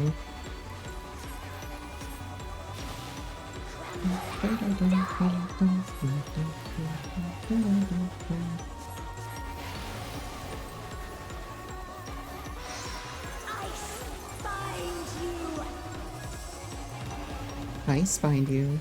Entertain me, my darlings. Oh, they're so nice to us. Planes take you. Oh shit. Take you. Ignore what I just did there.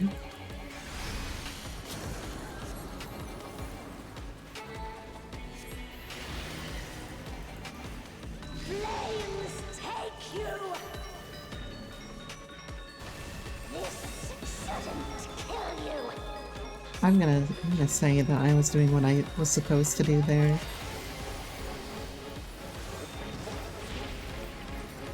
I always forget that on normal, he doesn't do damage to you when he changes forms. So I always addle reflexively.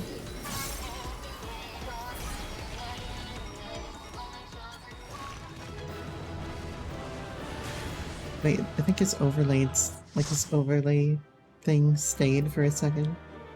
Alright, I'm gonna let Elena have all this garbage. Shit, I forgot to give someone my commies. Terrible community member. I'm a blight on this community.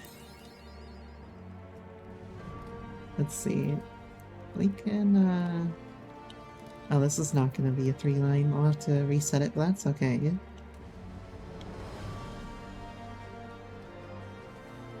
All good there. Does anyone want to do fulmination?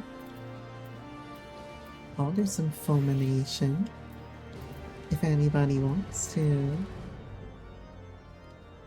My wondrous tales. I'll wait for poor Elena to be out from getting the loot. There you are. Hope you got some loot. We get my giant fucking mount out here. Alright, let's queue up for E5. Bum, bum, bum. I think we did some of yours on Wednesday, wasn't it? Yeah, Wednesday. Wednesday is when disaster struck in Baldur's Gate. And so I made it up to y'all. Slither around here right now.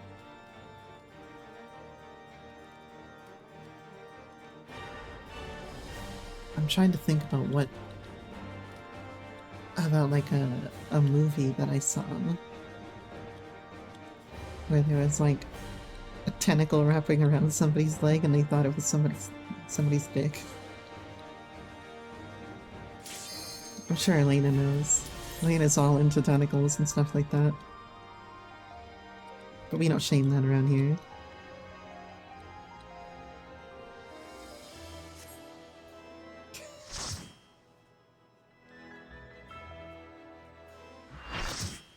Alright, full party. Oh, I don't have Plentiful Harvest at this level. Oh, well. I feel like that description doesn't narrow anything. No, it doesn't narrow very much down. Jesus Christ, this is loud. Hold on. Dyspathy Voss.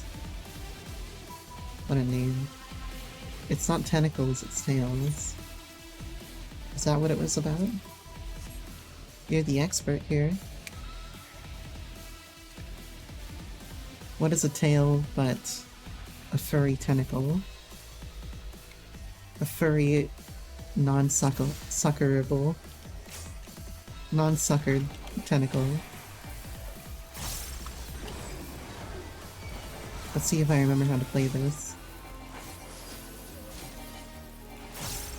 Other than the fact that you don't start with Enshroud at level 80. Unfortunately.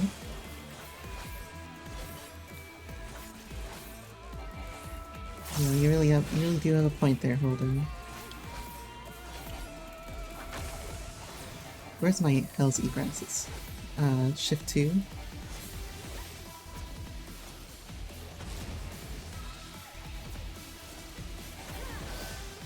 I was trying to be fancy, but then I just forgot my keybinds.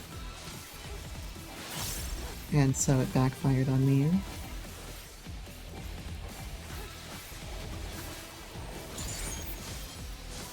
Great. Here come the Judgment Bolts. And please enjoy your stay. Ow!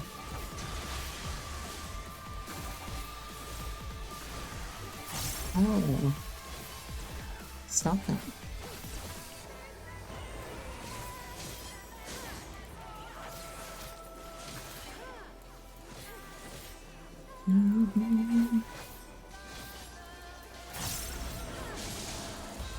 I don't feel like you have a choice but to overcap at this level in terms of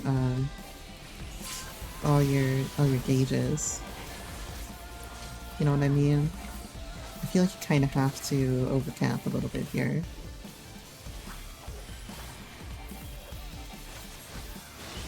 Because I'm gonna be going into this next thing with like 100%. And that's by throttling myself. Right. And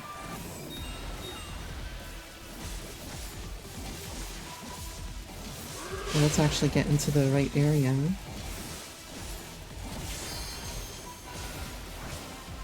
And get... Oh, I ended up in the right place for that.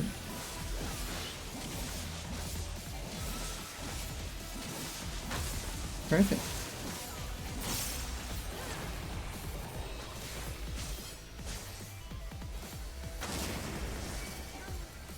No problem. Oh, I'm tanking. Hi.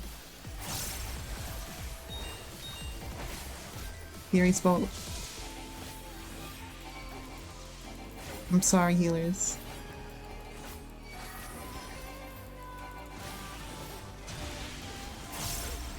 I'm trying. Hold them off a little bit longer.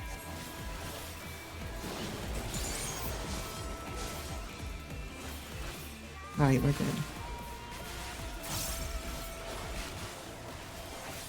Best tank, North America. confirm. Oh, I just missed my fucking gluttony window.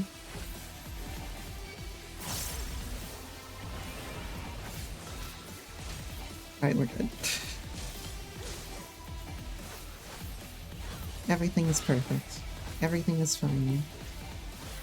Not a single problem here.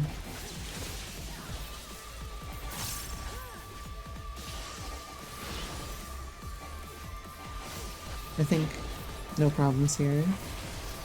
Hopefully.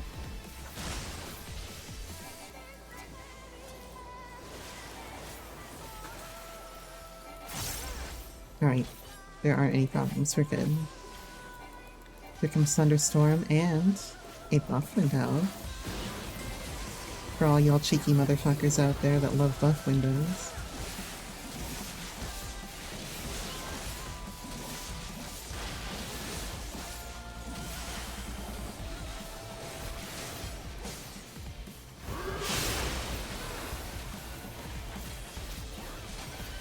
Big buff window.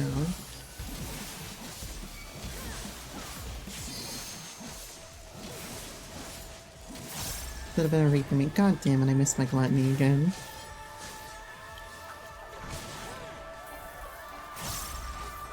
At this rate, I'm gonna drift my gluttony right back into being in the right place, I think.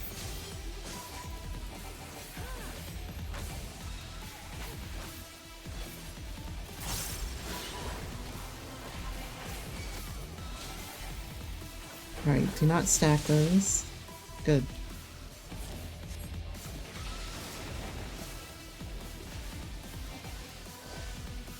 Okay, thank you. Get Death's Design back on here. I'm gonna faint that.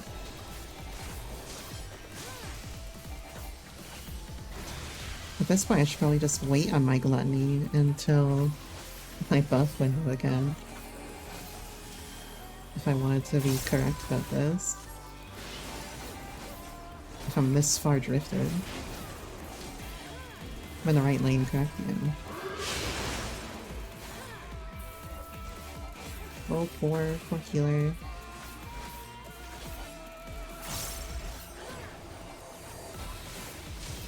Okay, we're perfect. We're Gucci.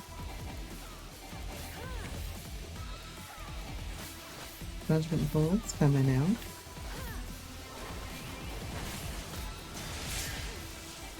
Easy game.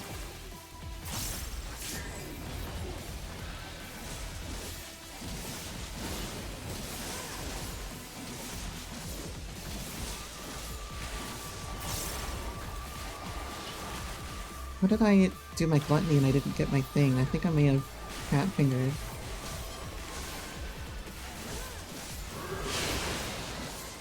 I don't know how I cat fingered, but I guess I did. And I forgot Death's fucking design again. Shouldn't be giving me any cards. I have a terrible excuse for a Reaper. A Viper. No, I just haven't played the class on anything except for fucking Labyrinth of the Ancients in 8 months, at best.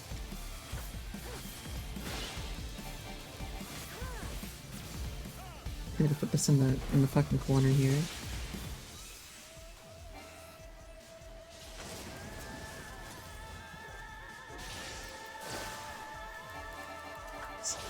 Oh, whoops, I stole that. Oh no. I stole the little ball from that machinist. Oh no. Shit, and I hit the wrong one.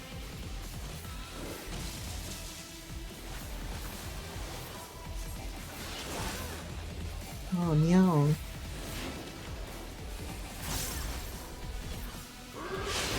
Whatever am I to do?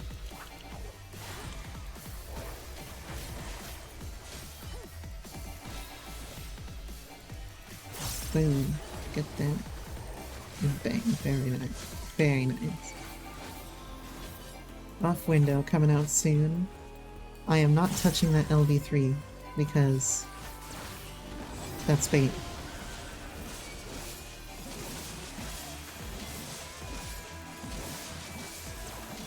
see that. That's great.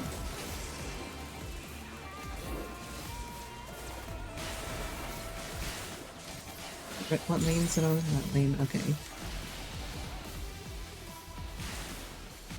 Come on, horses. I don't have all day. Thank you.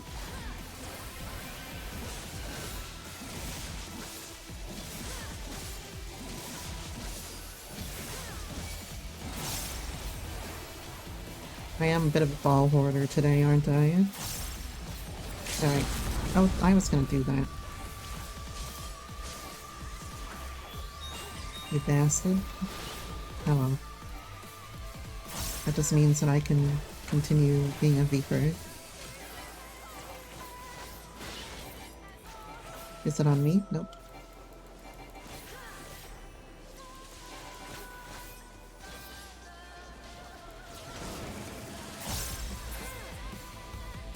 That was fun.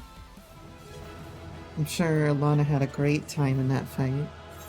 Let's give it to the only person who's done their adventure plate.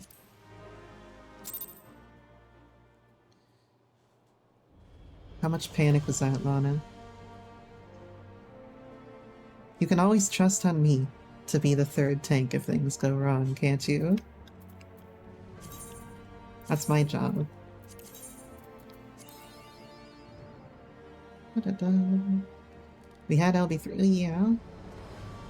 And I was purposefully saving LB3 even though I could have used it. You know?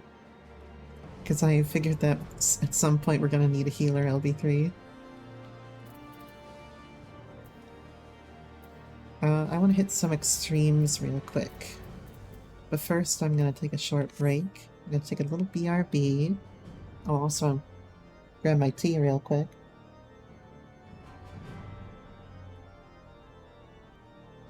There we go. Healing from that poor serious dick sucking addiction. Anyway, I'm gonna take a BRB real quick, and when we're back, we're gonna do a little bit more. So I'll see you in a second.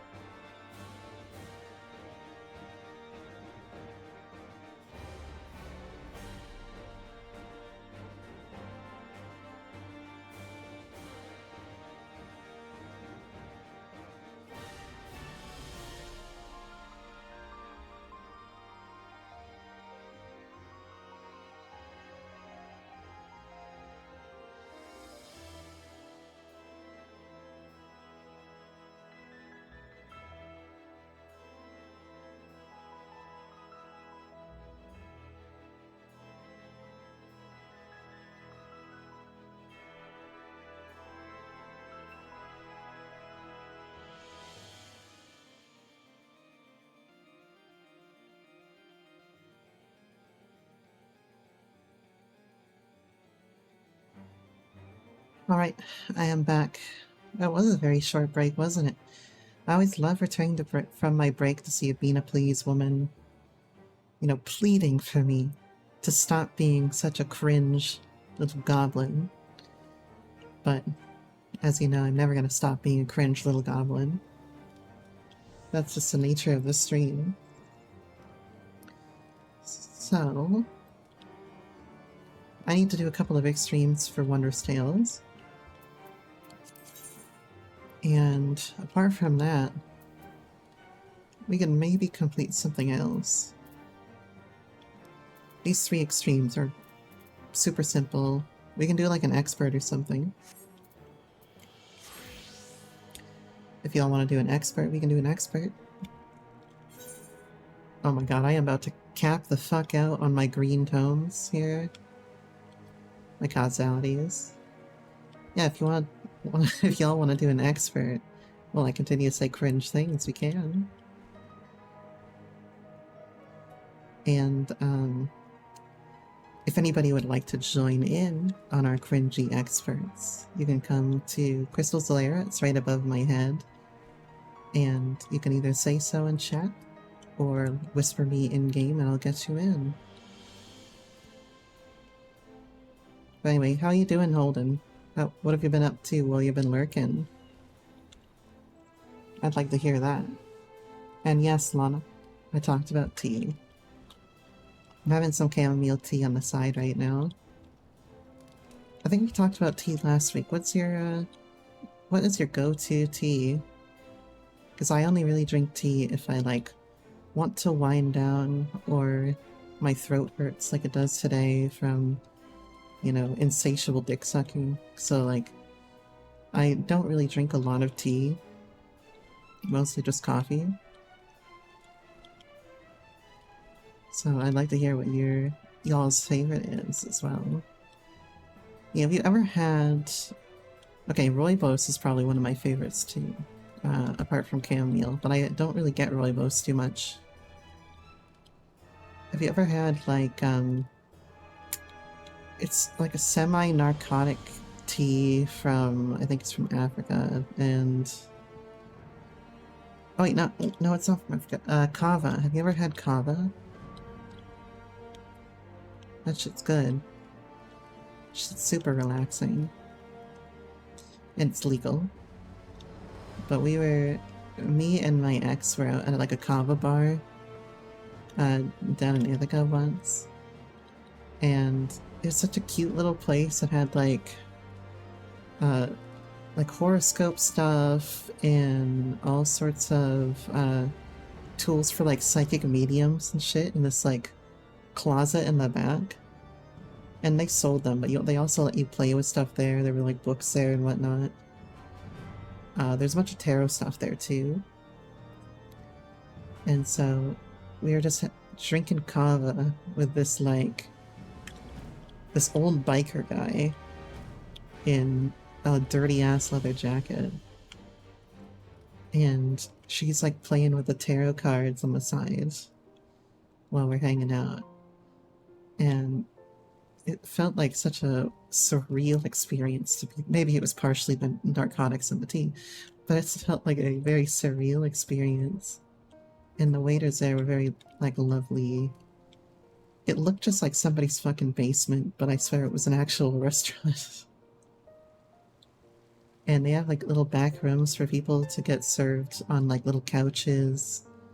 And there's, like, books all around you that are mostly written from authors in the area. It was a fun experience. You ready for some expert? So you missed my my last little bout of cringe. You'll serve me on a couch? Jesus Christ. Chat is sipping hard today. Alright, let's go. Let's go do an expert. Am I the right class? Yeah, I'm the right class. Worried for a second, like, am I still on Reaper? I don't want to do an expert on Reaper. I don't know if I can even get into an expert on Reaper. Oh, it's the easy expert. And we have a samurai named Eliar Soul Reaper. Or Soul Leader. You know, I always talk about the 4 archetypes of any group. The 4 archetypes of all names in Final Fantasy XIV. The edgelord names, the RP names, the Japanese names that are also RP names, and then the, like, very basic item in the world names. Like tea leaf or something. And today we're full of the edgy names.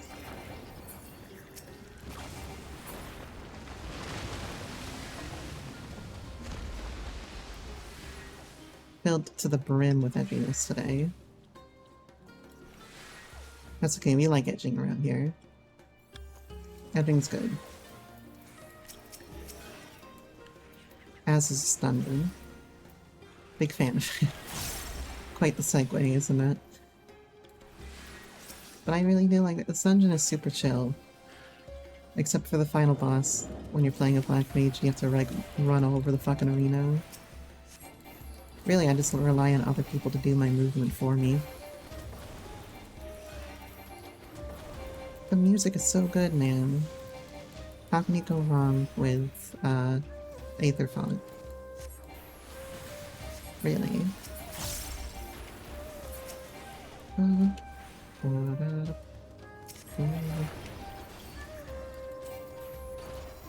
Are these guys even close enough? No, they're not even close enough to get hit by my foul. Which is insane to me.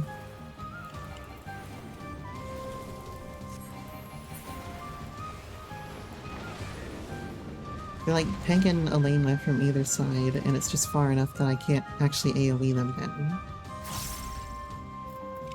Let's see, 660% less, that's 240. Wait a second, is Foul no longer a two-target spell? Like, hold on. Hold on.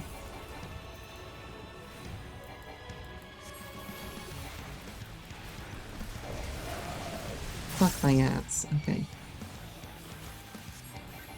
So, is Foul no longer good for two target? Hold on here.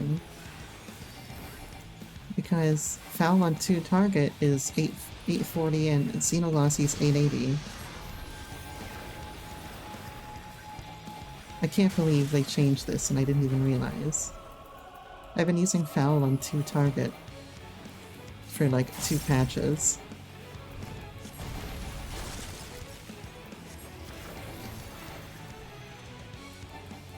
I fucking swear, Yoshi P. Why would they change? Well, they changed that to give Black Mage a better burst. But like, it changed the AoE rotation. God damn it.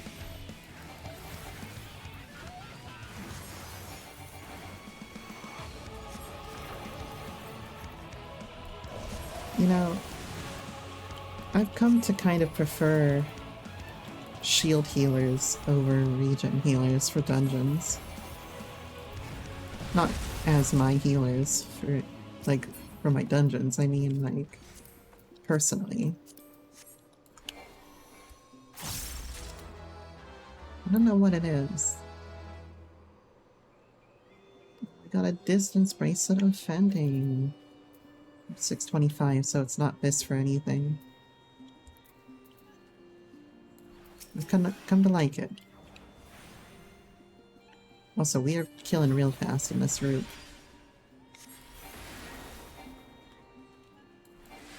Which is great. So pop this bitch open. Yeah, I've been using Foul on two target for like 2 patches. Ever since that time I went into DSR.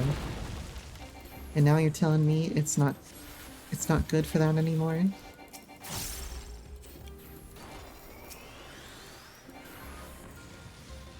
Oh well. You live and you learn. And wait, we go I know that Flare on 2 target is a benefit if you can instant cast it. Because it would be like 380 or so on 2 target if instant casted.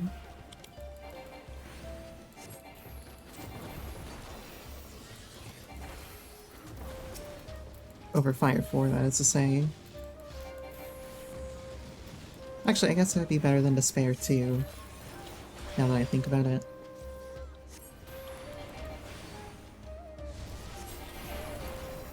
The things they don't teach you in the Thaumaturge's Guild. Anyway, I feel betrayed.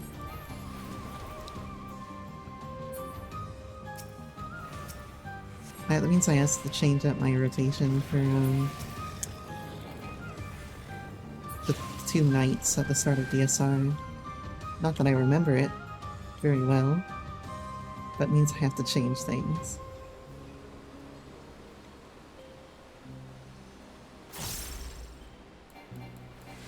I guess that also means more damage on the paladin, which is a good thing.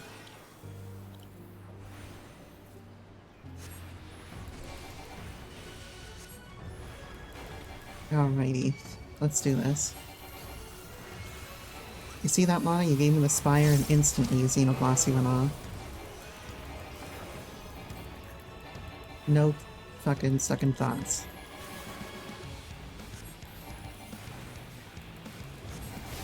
Instant.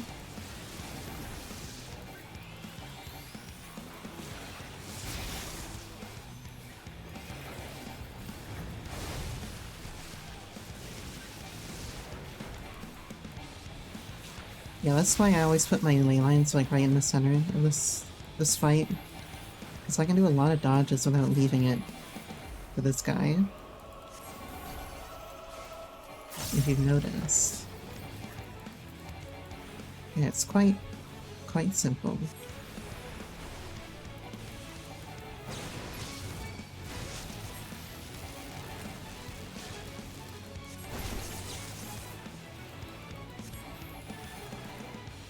Battle cry.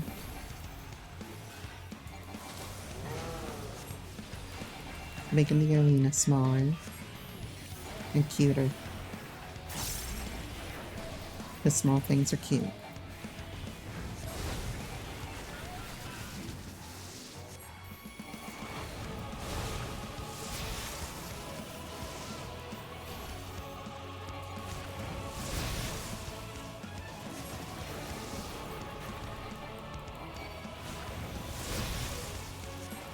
You can't get me this time, I don't have any Xenoglossies.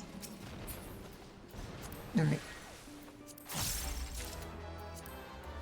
Give me our gloves of striking. I want those company seals.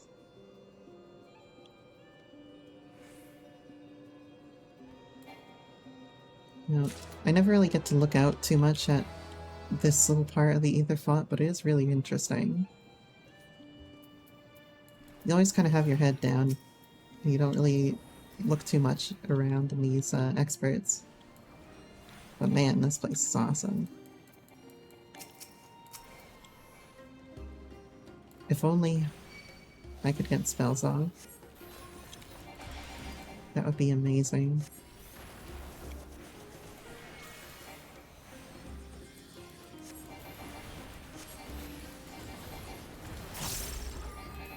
I just want to like look at it in a second because it's pretty cool.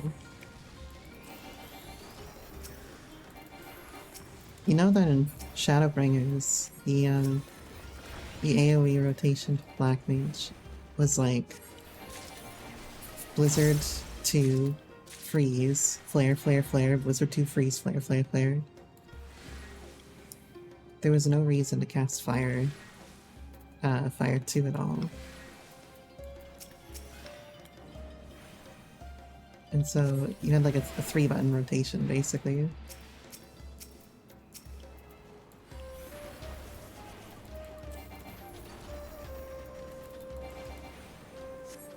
I remember the days.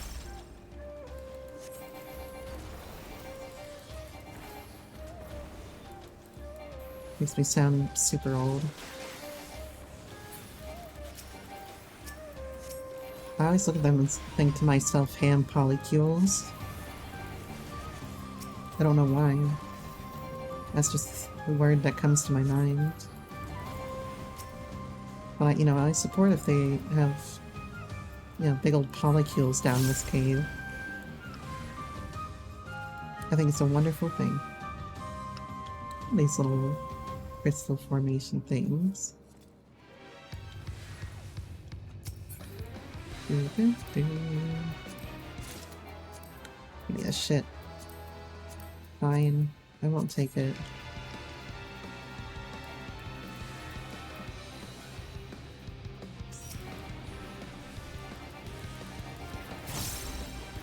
I don't remember where Octomammoth was in FF4. I have a vague recollection of it, but I can't remember.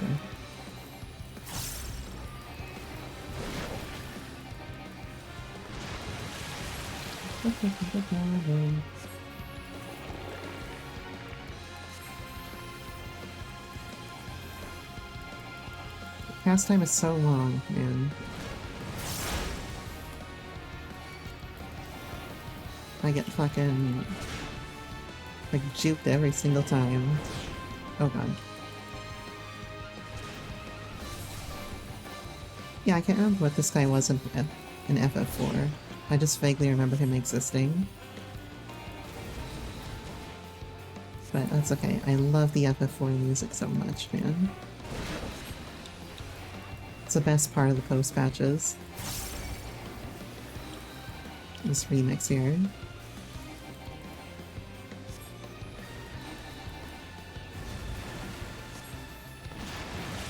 This boss has such long cast times. It always like throws me off a little bit. You know, I'm laughing like, oh god, where are we going? I wanna say over here this time. No, it's not there. It's right here. We're good.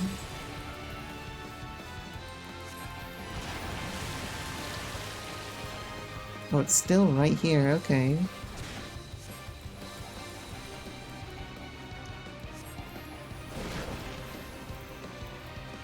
This boss is like giving us mercy today.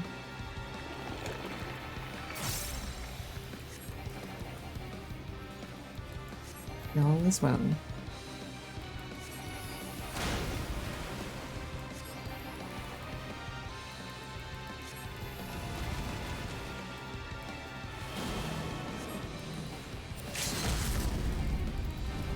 Everything is fine.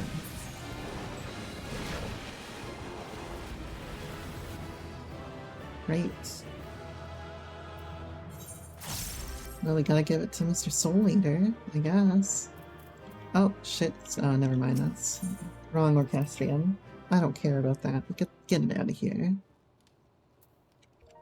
Get that shit out of here. Alright. That's 6 out of 9. I can do the rest of these by myself, potentially.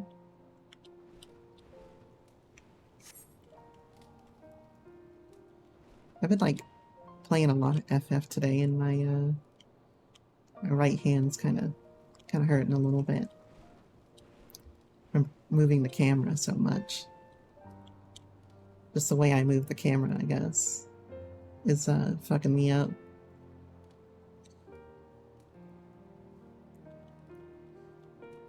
What have y'all been up to today?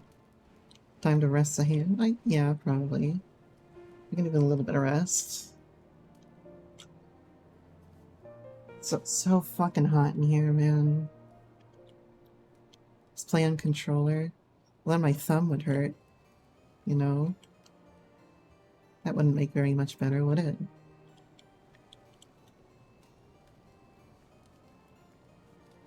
I'm just getting myself reset and taking a drink of water here.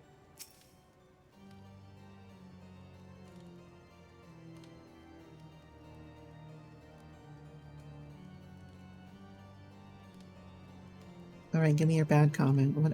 What's your bad comment? You can give it to me.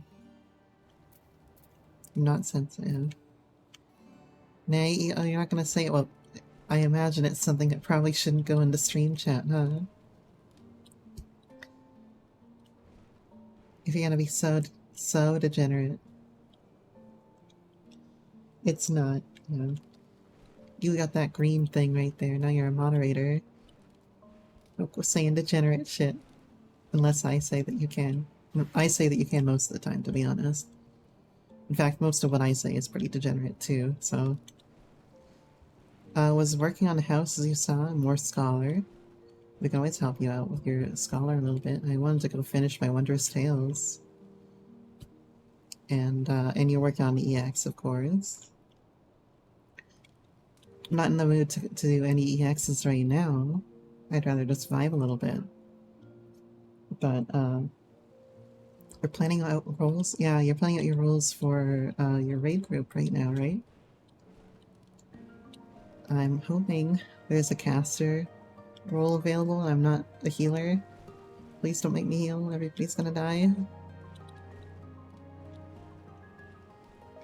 Or I'll just have to resort to being a heal slut. Well, in fact, let me check the Discord right now, just to be safe. Alright, okay, I'm still a magical DPS, good.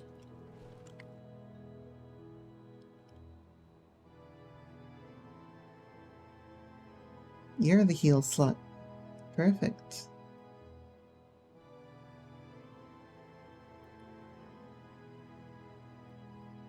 Awesome. Why is there somebody in your Discord called Kitten Wrangler?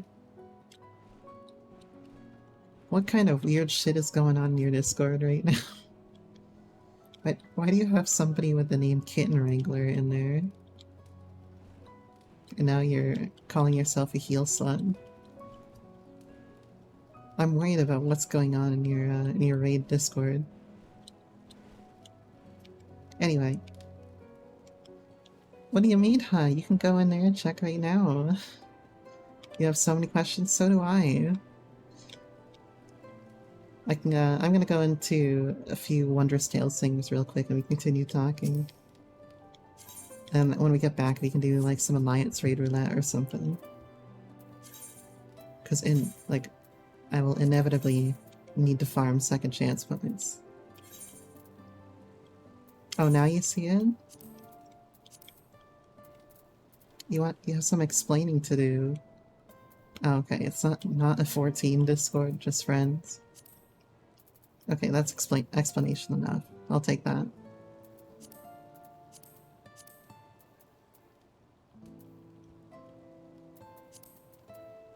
I'll accept your explanation for now. That's 6 maps for Monday. Very nice. It's a bunch that jump from game to game, yeah. You'll DM me what I was gonna say? Okay. I feel like I know what you're gonna say. I feel like I have a, gross enough mind that I already know what you're gonna say.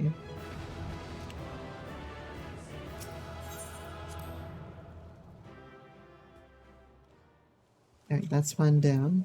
Now, what do we need? We need Ifrit, and we need Zervin. Let's go hammer out Zervin real quick.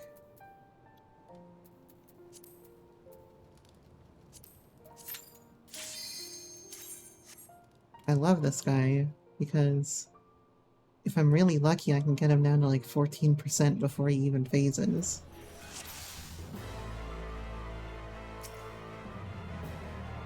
Alright, let's do this.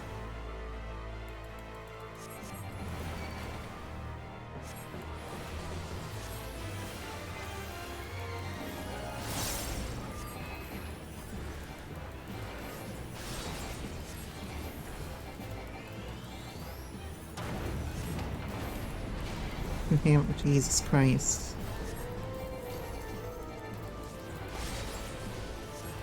Y'all are so horny today. I wonder why. Like, what is wrong with y'all today?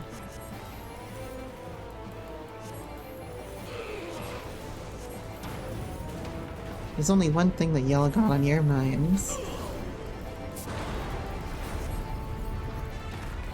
And I don't know why it is. And who put that stuff there.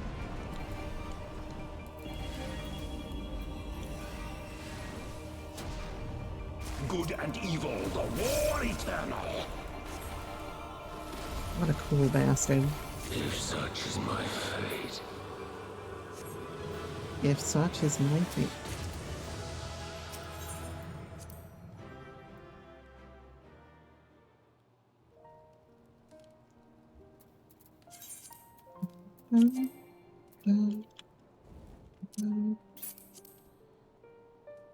Yeah, you guys are off the chain today. Look at Zervanite pole. Wonder what kind of pole Zervan likes to dance around. Be happy I don't say everything, yeah? I am very happy about that. You got me there. What do we got? Nothing good. Nothing good.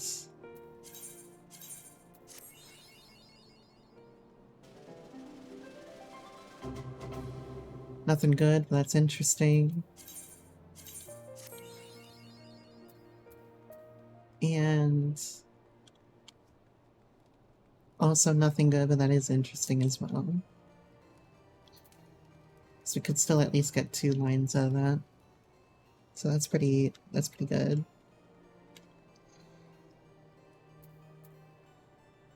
Let's go ahead and do Ifrit real quick.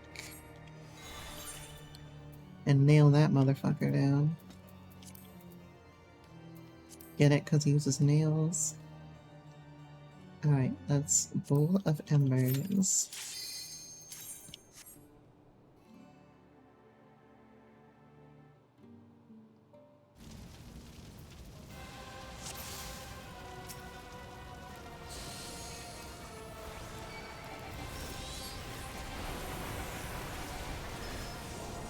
Get it with your effort. My hand was in the complete wrong place to start that fight. I was worried I was not gonna hit the DPS check before he was invulnerable.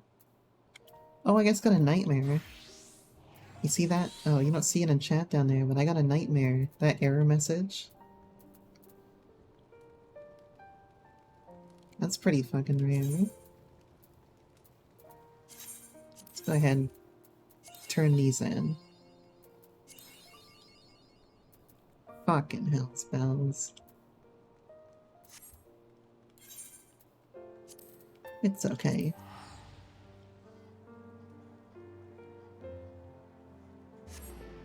I'm too impatient to get any more. Yeah, but I already have a nightmare, so it doesn't do anything for me to get another one. Be nice if you could sell them. Right, Chloe.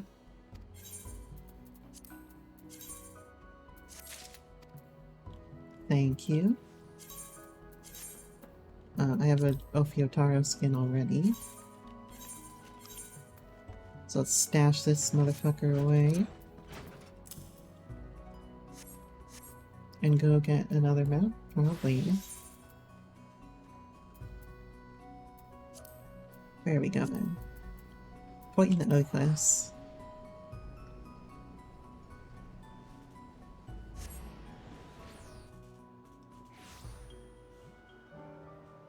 Yeah, I wish I could sell a nightmare. But then they would only be like 100,000 gold. Or 100,000 gil. Like, they'd be super cheap within a few days.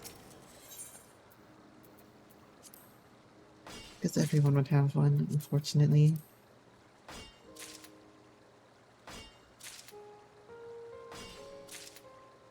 But hey, I farmed out somewhere on the order of 70 Garudas for it.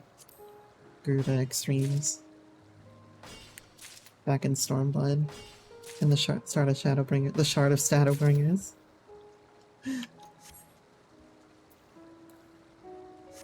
Because I remember we were 2-manning it back then, because we really needed a 2-mana. And, we stuck to that shit for like an entire day.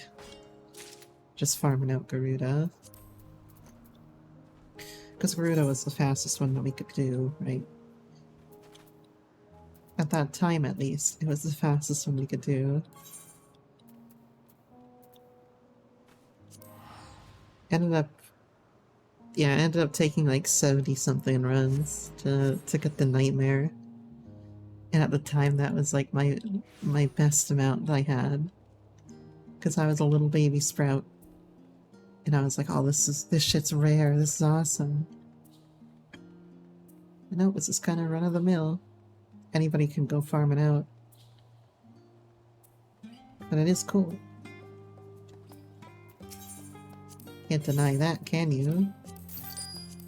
Let's get this shit out of here. Get these 7s out of here.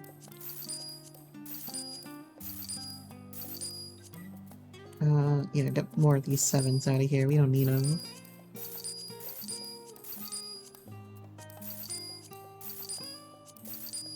Snow Linen, never heard of her. Sell that, sell that.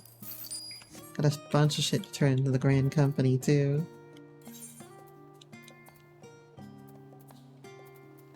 Alright, where are we going? Gardania. Don't ask why I'm a fucking snake. I just am, you know. I didn't really know the lore of, what I was getting into back when I, like, chose my Grand Company. So I was just like, oh, Twin Adders, that sounds cool. I'll do Twin Adders. And little did I know,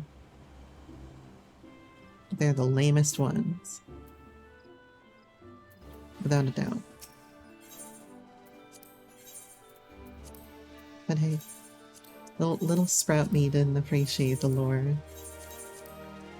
Or didn't really know anything about the lore back in 2019.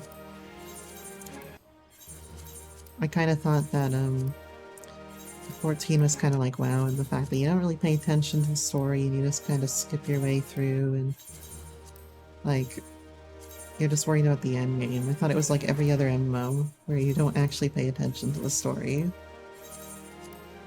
And I didn't really have any preconceived notions about 14 at the time because nobody I knew played it to give me like any information about it.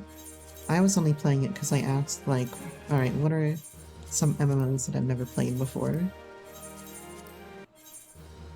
And this was one of the only big ones that I never played. So I just started it up and then I realized like, wow, this is actually interesting. Hold up here. And I think that kind of hit me around Ifrit when there are all the stuff about the primals, you know, primals being like created by beliefs and the tempering and stuff. And when that all happened and they explain it, and then they're like, oh yeah, and we have to go kill and execute all the brass blades that are with you. I'm like, well, hold up here. There's something like really dark in the story. And so then I actually kind of paid attention to it from there on out. Although I can't say I paid very much attention to post AR because it was getting into that like, this is MMO fetch quest at its finest, right? It was getting into that realm. And I wasn't super interested in that. But then it kind of picked back up again, and especially right at the end of AR, when everything goes down. What we got? Wind Up Ravana. I'll send that to Elena real quick.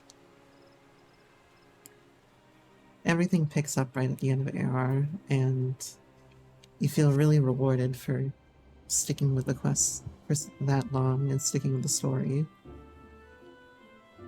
So I really dialed in at the end of AR. I think that was the point where I was hooked, like I was gonna finish the story. I was all in.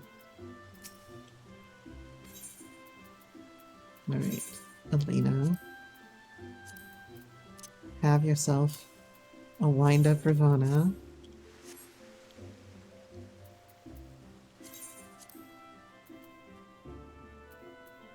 Alright, let's go hang out in Limsa for a little bit. If y'all want to.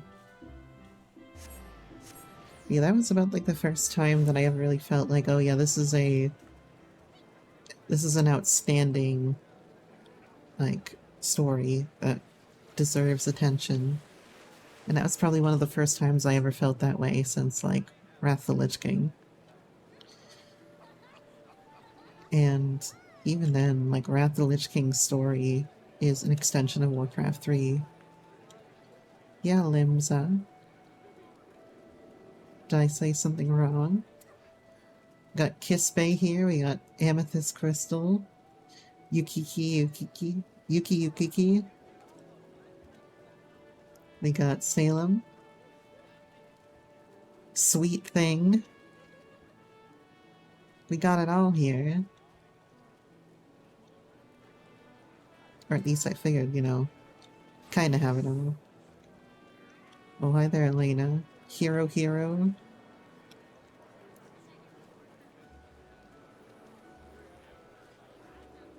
What's the Limsa spots in Zolaire? Well, come over here and explore them for yourself. Unless you want me to do like a tour here. Because it looks like there's nobody standing really up there, but there are people on the rock. We got people over here on this circle. Onyxia Eclipse. What a badass. Sleepy Loser. Oh, it me, isn't it? Oh, look at that dancer. Poor Sprout Dancer running around. Who ain't got a clue what to do. Mrs. Fluffy and Mr. Fluffy.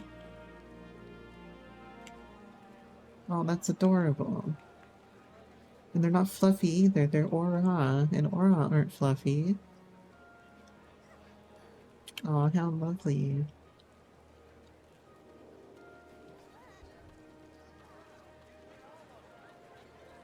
Well, there's Elena. What's up, Elena? You just run in circles like it's Dalaran or something? I was gonna say that, like, the story of, like, Wrath of the Lich King and WoW is only great because of the story coming in from Warcraft 3. If you didn't have Warcraft 3, you wouldn't have a wonderful story to stick to. So if you count it just by what's in the MMO, then there really wasn't anything like this game before this game. Star Wars The Old Republic had great individual stories, not really a main through line. Although I played Bounty Hunter, so I was kind of spoiled in that sense, you know. Bounty Hunter had the best shit. Like, I think that the morale system, or like the morals of the Bounty Hunter in Star Wars are very interesting because they're not really good or bad. They're not really light side or dark side so much as they are like honorable and dishonorable. And sometimes those things line up with being good or bad. But sometimes they don't. Like the honorable thing to do might be to let the criminal go. And to not actually kill the criminal, fake their death or something, have them get out of there. But that's not the right thing to do. Because we know that that criminal is probably going to go on to repeat what they're doing. And then sometimes you have to, like, sometimes the honorable thing is to capture someone. And that person might get tortured later. That's not the good thing to do, but it's the honorable thing that, like, your employer wants you to do. That's like respecting the way of the job. So I found the Bounty Hunter to be one of the most interesting in terms of a good and bad system. Like a light side, dark side system. Plus, the voice actress for the Bounty Hunter is wonderful. So storytelling in Star Wars is pretty good too. But 14 has a like remarkable through-line story to it that no other MMO really matches. And WoW tries, and WoW is pretty good at like character vignettes, but they're not good at telling a story. They're good at making you interested in certain characters, but not interested in the through-line story. They're also good at making you interested in like a little secret here and there, like what are they talking about here? Like, what's the puzzle here? What's the underlying motive here? what is this old god doing? You know, what's this disc have to do, and like the thing that this disc has have to do with all this? They're really good at teasing you with that. Yeah. You never did play I didn't play a whole lot of Star Wars because, like, I didn't really feel like going into Endgame with it, you know?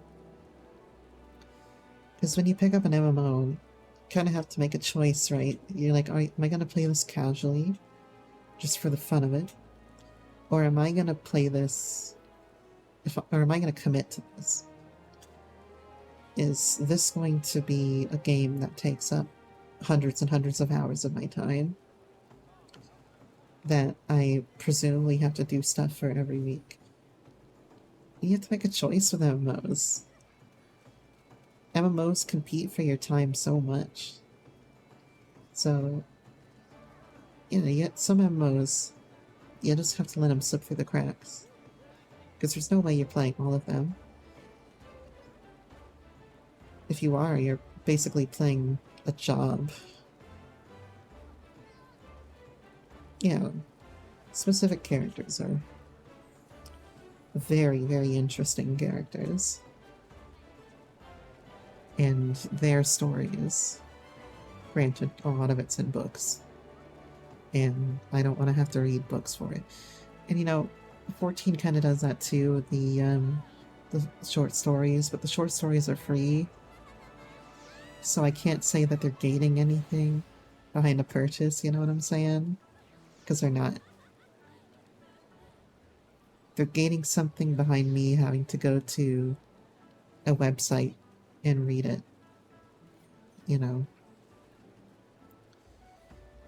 And that's, you know, that is like effort, but it's not the same as a financial gate.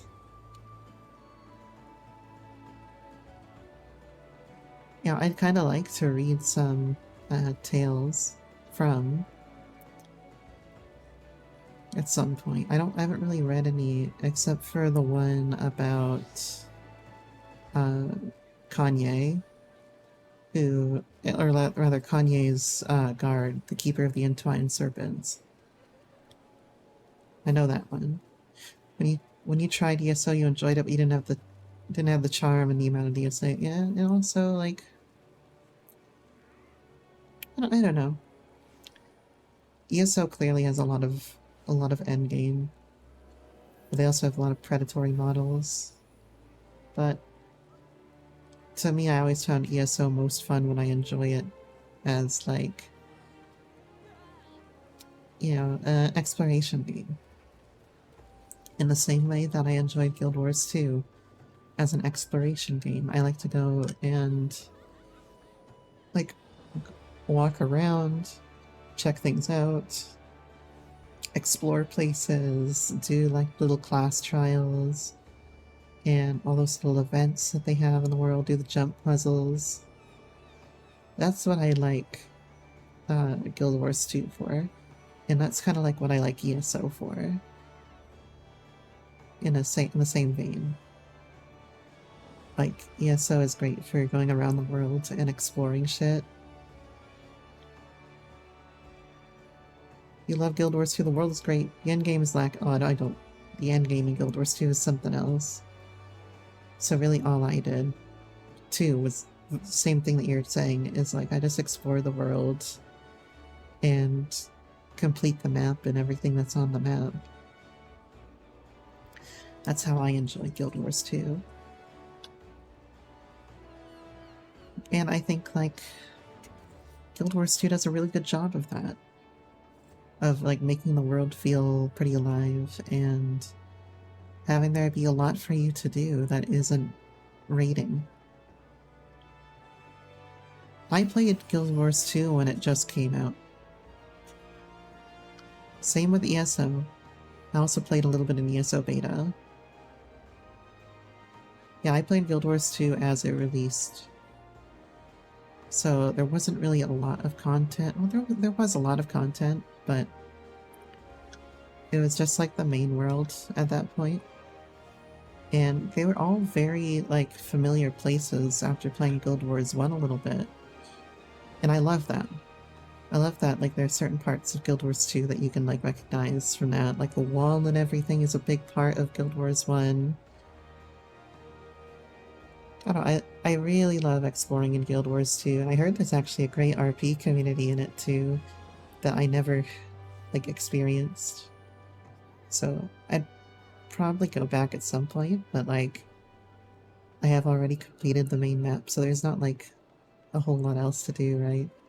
But I love Guild Wars 2 for the exploration factor.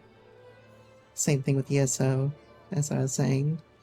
Like, going around and, like, finding chests behind trees, and you can, like, pick locks in the chest.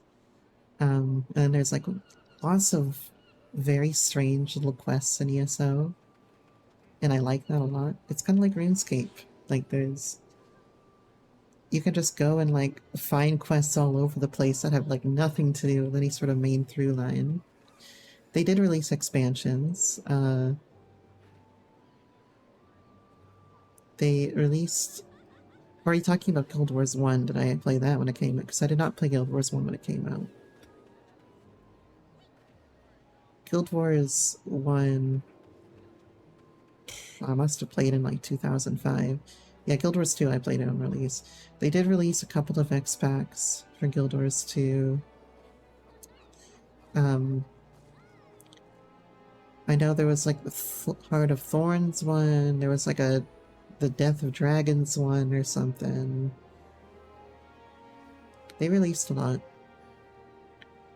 And of course they had the cool flying mount system before WoW at some point.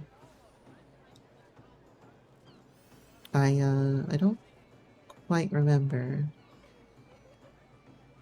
But I definitely played a little bit of the first expansion, the Heart of Thorns, and then I stopped. There were some places that I just could not fight enemies comfortably in when I went to explore them. Like, they were really expecting you to have, like, raid gear at that point before going into those zones, and it became a huge hassle to fight anything there. It felt very oppressive in those zones as somebody who didn't do the endgame. I think that's why I stopped exploring them. But let me go look up Guild Wars 2 expansion zones real quick, because I want to see this. Right, the zones in Guild Wars 2. Check this out. So I think the red ones on the map that I see here are... Yeah, I played a little bit of Heart of Thorns.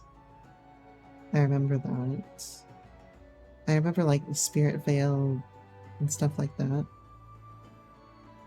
And I also remember, like, something vaguely aquatic and, like, undead that I went and hung out in.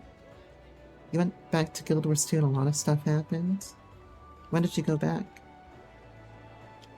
Was it, like, sometime recently? I imagine they've changed a lot in the past few expansions. There's been, like, 2 or 3 expansions, right? At this point? And, oh my god, I thought this person was naked, but they're not. Yeah. I played a little bit of the first expansion. That's it. I mainly played around release, and there wasn't really any endgame to speak of. But that's not really an issue. I just enjoy the exploration factor, you know? Oh, there's a Path of Fire expansion.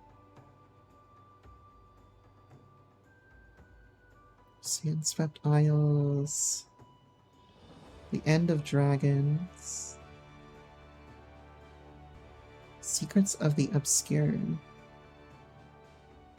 Sounds like there was 4 expansions, I think. Secrets of the Obscure, Path of Fire, Heart of Thorns, End of Dragons. And the Icebrood Saga. Interesting. Went back and he took a peek at Heart of Thorns. Yeah, I vaguely remember, like, a deserty zone with all all the plants in it and all that.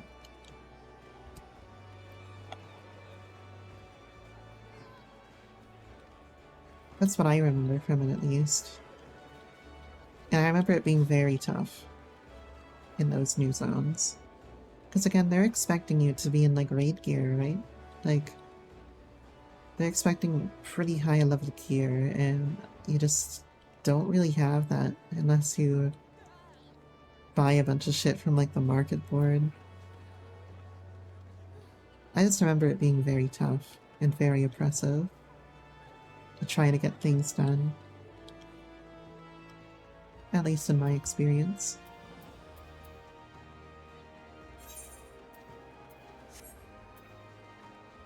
I don't know how you felt about that. Get rid of some of this shit. Oh, I have an immaculate totem because we did Innocence Extreme real quick.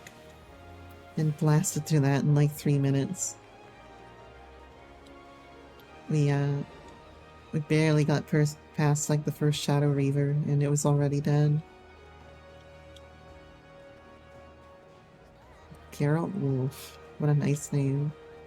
Pots and pans. I don't think I have any need for immaculate totems. Let's consolidate everything back onto this page.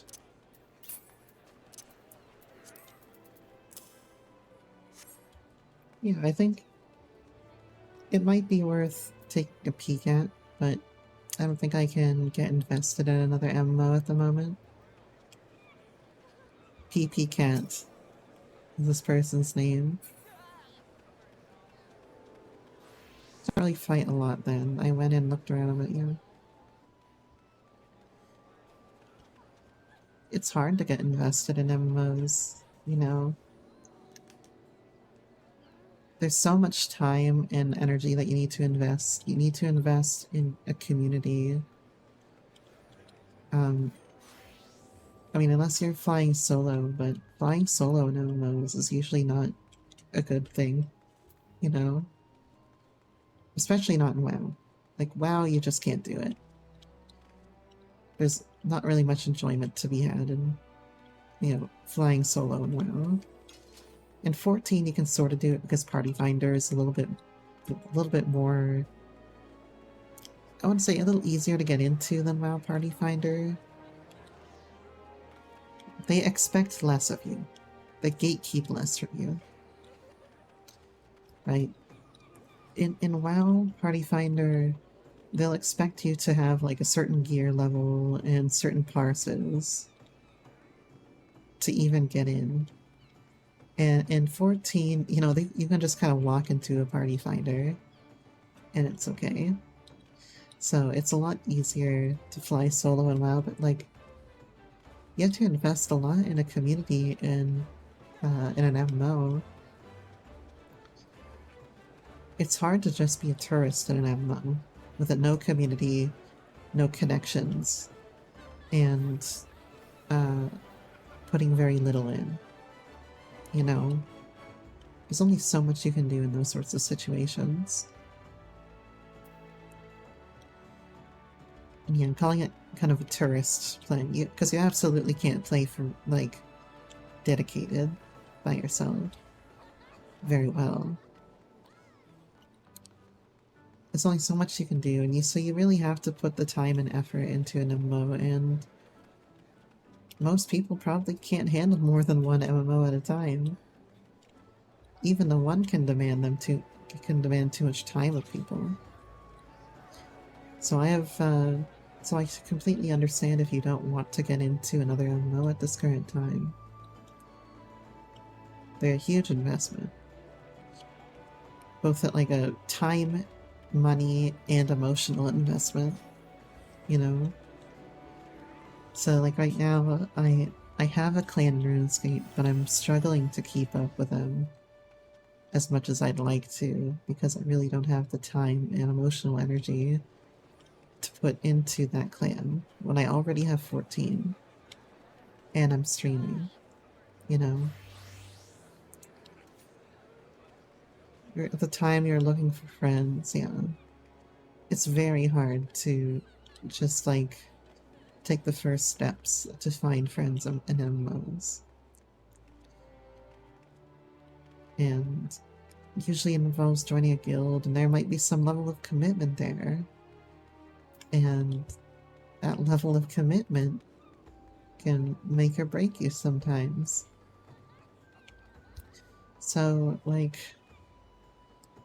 I'm struggling right now with my RuneScape clan.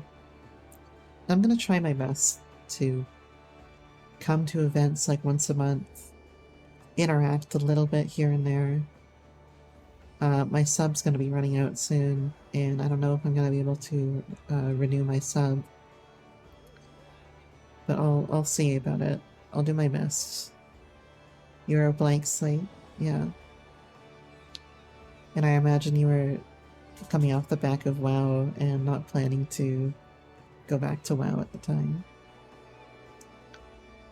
We seem to have been approached by Bob Bobbington, who has a red party hat. Interesting. So, you know,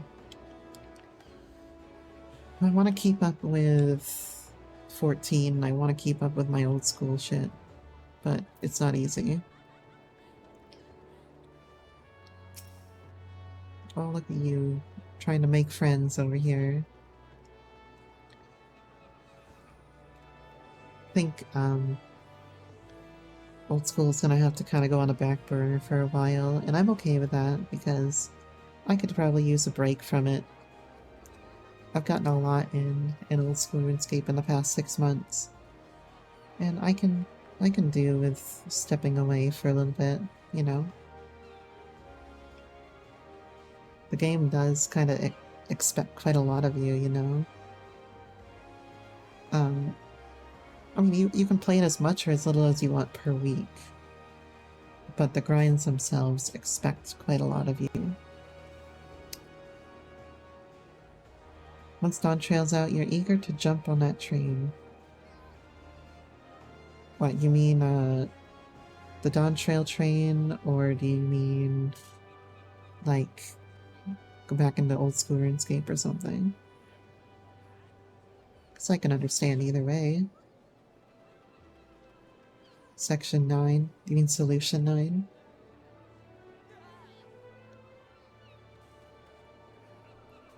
Oh, the Dawn Trail train for FF. Yeah, you want to devote more time to Final Fantasy when Dawn Trail comes out. I'm sure a lot of people do. And I'll certainly be devoting time to it, but I'm not going to devote as much time as I used to devote to it because I have a stream. And I, you know, I'm committing to it as much as I can right now. Even if it just means that my streams right now are just me sitting in Limsa and, you know, having a little talk show with you. But after all, isn't that what most Final Fantasy XIV streams are? Sugar straws. Oh, look at that cute Nico.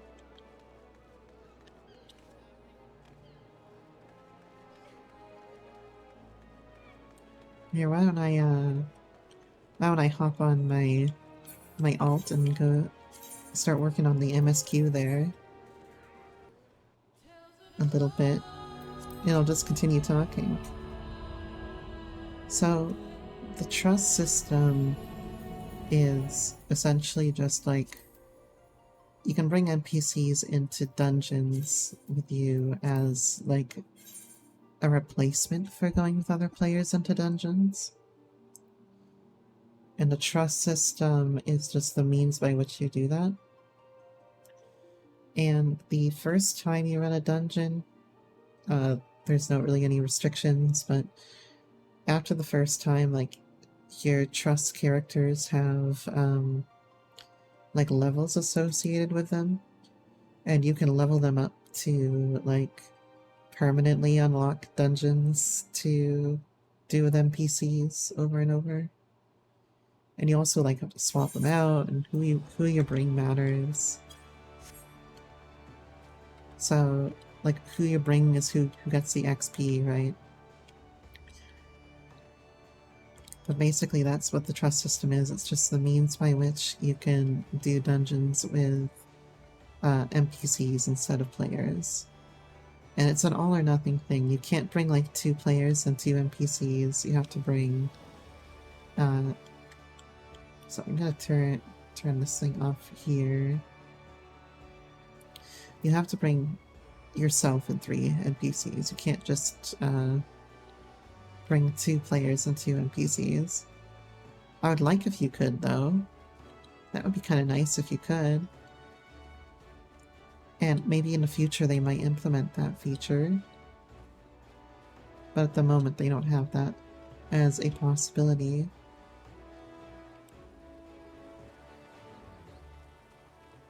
That's something I would like, for sure. You're trying to solve the last place. Oh, we're just talking about MMOs. We're talking about, like, trust system right now.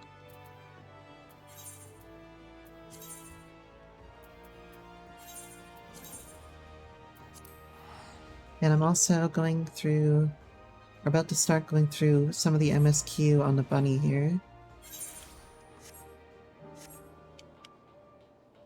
Yeah, it would be very nice to have just like one person that you trust, and then bring in the rest NPCs, for example, if you're really worried about that. You want to pet her ears? Everybody wants to pet her ears.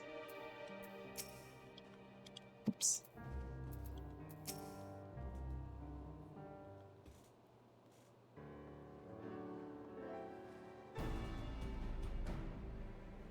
Right, allow me to personally thank you for your assistance during the recent Void Scent incursion. Your actions saved many. What brings you here today? Pray forgive us for not sending word in advance, Commander, but we seek cooperation in a matter of great import. I am now going to explain how the moon works. You should probably do the MSQ on Yasu, absolutely. Get everybody at least in the right place, you know? Indeed, we appreciate you consulting with us instead of taking unilateral action. It is no simple matter to activate the Tower of Babel. I speak not only of the technological challenges. Personally, I think we must consider the emotional impact of such an action above all else. Pending a more official name, we refer to those who remain here as the Guardian community. As you would expect, they are predominantly native Guardians, most of whom are uncomfortable with ethereal manipulation. They're not really good at that spell on Black Mage, and get themselves killed.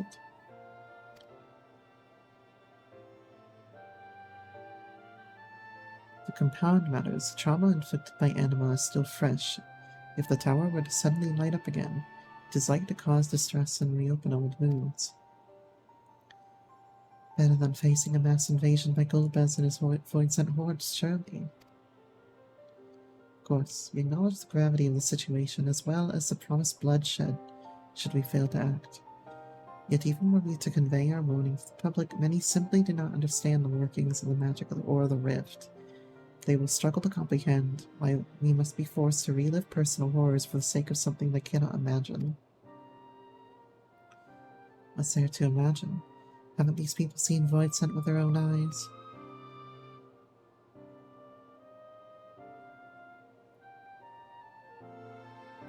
Let us suppose you encounter someone who is freezing in the cold. A natural thing to do might be to make them a fire, yes? What if the person's sole experience with fire was being badly burned by it, and they harbored an acute fear?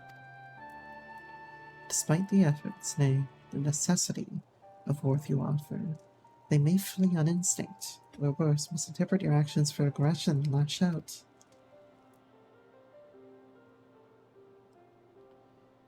So like the fire that torments the individual, the Tower of Babel torments the people of Godamond. Yet we cannot afford to falter here. We must find a way to help them overcome their fear. agree. To that end, the contingent will assist however we can. We should speak with Alpha Noah and Alpha Elise. With the rapport they have established with the Garlean people, I dare say they're gonna provide us with valuable insights. In the meantime, Orianche, I must ask you to remain here and oversee the technical aspects of the tower's activation.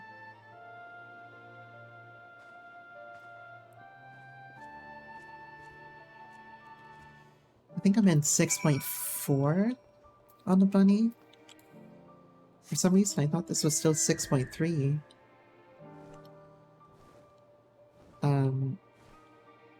But 6.3, you just go to Garlemald briefly, right? And then you leave to go fuck with Rubicante. So I have all my patch stuff mixed up. Because I like the bit here where we help unify the Garlean people a little bit. I find, like, some of the wrap-up stuff that we do post-Endwalker quite fascinating. Like, you know, Garlemald here, and also in Razathan in 6.1, we have to establish, like, the orphanage and the taxation rates and all that. And I find that interesting. But I know there's a lot of people who would not find that interesting at all. But I enjoy that little bit of, like, politics and stuff. Because it's important to, like, feel a sense of closure before we go, you know? I want to feel like, yeah, world building. I want to feel like we completed something in Endwalker in all these zones. And that they didn't, and like, there were consequences to the actions. So I find this part of the patch content really good.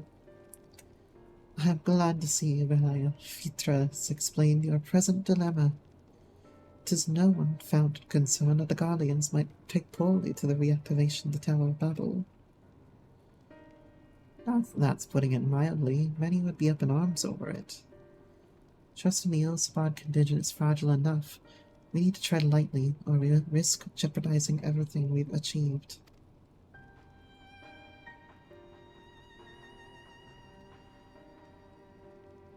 Trust again.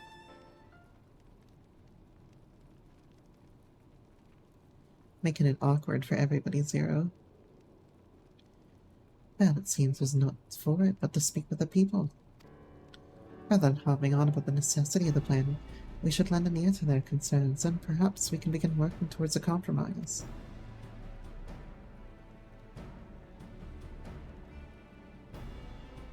In that case, I'll take you to meet the community leaders. They're at a station called Senatus, near Senaculum Imperialis.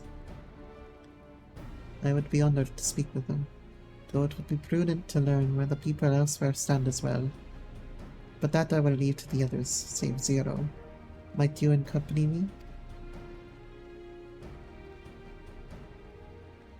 I'm sure those in Tapistan will have their own opinions. Alphno, if I may drag you along. Toshi, we leave to you. You are no stranger to the people here, so it should take little prodding to convince them to speak freely.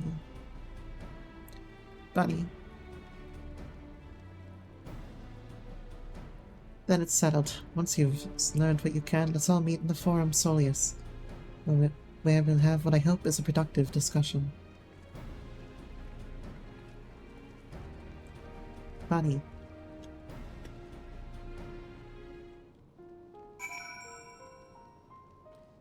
I mean, it's a good thing that I like my character, because I own her.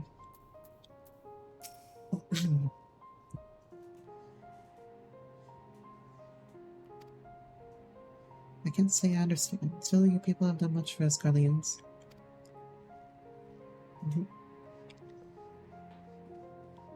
28-minute Mount Gold. Was that by yourself? Just solo? Popea. Wasn't Popea an author? Real past one's pride, Grandma. I mean no disrespect to you and yours.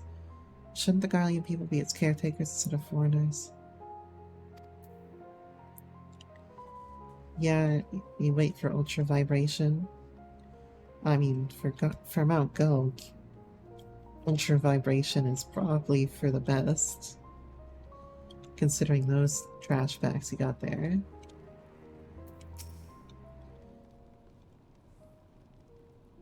What is Reaper and Shroud over here?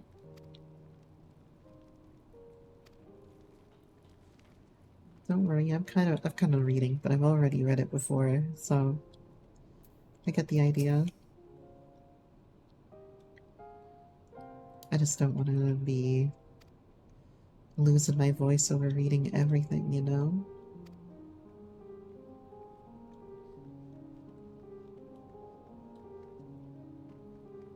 Serious lad.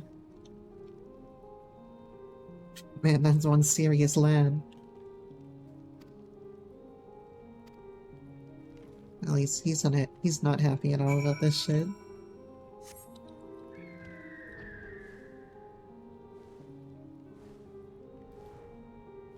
I haven't even done the side quests here.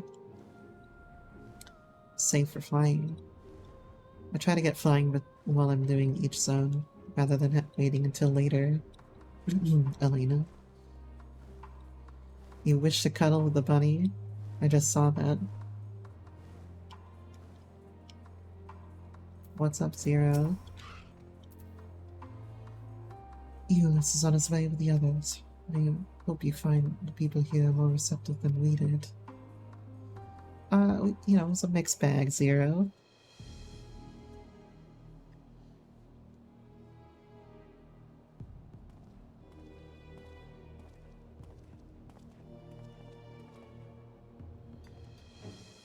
I present eulogy, Lord Naeus and Matthias, magistrates of our political council. They have been spearheading the efforts to establish a new system of government.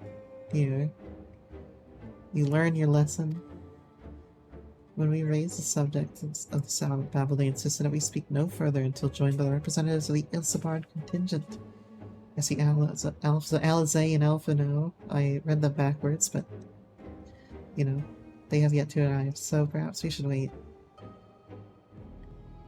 It doesn't matter if only some of you are present. We wish to make one thing perfectly clear. Power is a manifestation of Garlean ingenuity and authority. It was once the abode of the royal imperial family. It will forever bear tremendous cultural significance. It is insulting enough that we had to suffer foreigners occupying it under the guise of rendering aid. Now you propose reactivating it? Nay, we've had enough. Garlemald of old may have fallen, but she fell in civil war to her own people, not to Eorzea, or any other land. We came here to assert our unequivocal claim to our territory. Garlemald, in all that lies within her bounds, is beholden to no one.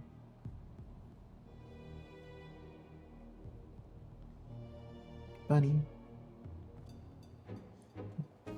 Sorry, I'm so used to having a Miko character. And she's so cute with those glasses. What's up, Euless? Since their excellencies have resolved to negotiate with the contingent, I will escort them to Tertium. I'll also instruct Alphino and Alizé to meet us there. Lord Medius, Lord Naeus, by your leave, my comrades and I would speak with the residents of Senatus. Though the Ilsabard contingent holds over the power of Babel, it is I who wishes it to be reactivated, and thus I think it meet that I be present for this discussion. It's my understanding of your people's hardships, of their hopes and desires, of their dreams for the future, is sorely lacking. In my ignorance, I struggled to contribute. Lest you worry, I will not plead our case to the community in your absence. I wish only to identify common ground upon which we might build a relationship that sees us overcome our differences. Very well, but know that the guards will not hesitate to escort you from the premises if they should judge your actions to be inappropriate. If it's settled then, you should all head to Senatus. I'll join you there after I see Their Excellency's safe to Tertium.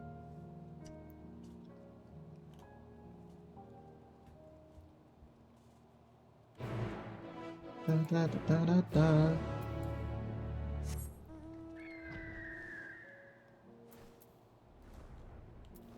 What did you learn your lesson about? Trying to cuddle a bunny. She's just oblivious, alright. She's a warrior of light after all, she's so oblivious. A blunt instrument in a way. As we all are.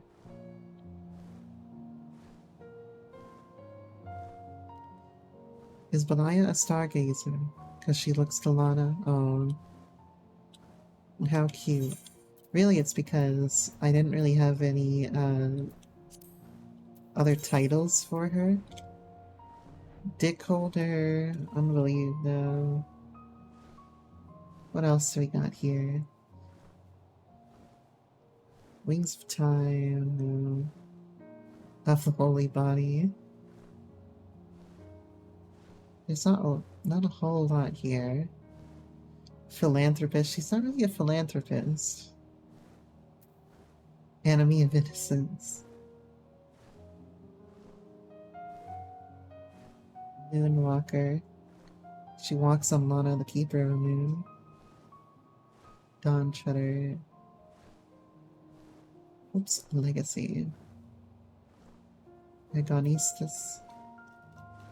The excruciatingly excited. I mean, there's not really much else that's for her, you know? Everything is pretty, like, pretty big and bombastic here. And I don't really want something big and bombastic for her. To do your optional quest for either, yeah. Do your fucking Aether Currents. Gentlewoman. Let's make her Gentlewoman. Because she is a woman and she is gentle.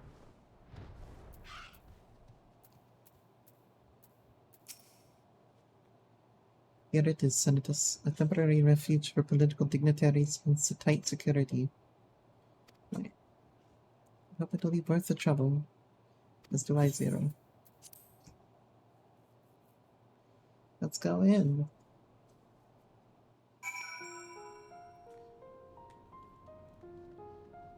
And I like that we also settle the trade agreement here with the Farshan.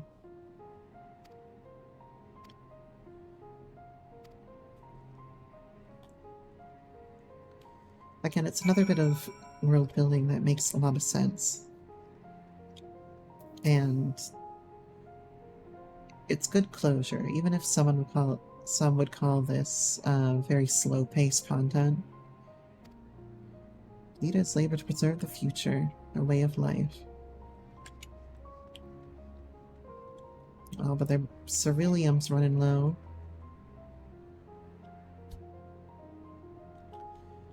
They're gonna need to, they're gonna need to trade with somebody. That's for certain. Although this is a nice reuse of assets here, because they like take out the chairs and stuff from the train cars here. You see that?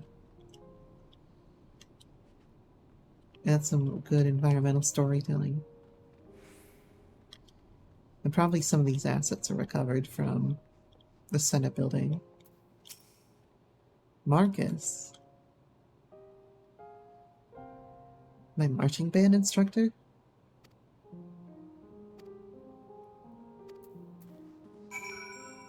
I don't know how he got himself trapped in a train car in the middle of Garlemald, but...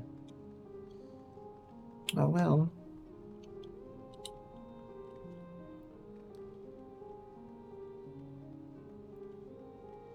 And yeah, I think Gentlewoman's the best I can do for this character. They're all talking in the Crossword link chat over there, so I hope you can't see it. Official stuff. I don't want to give it away.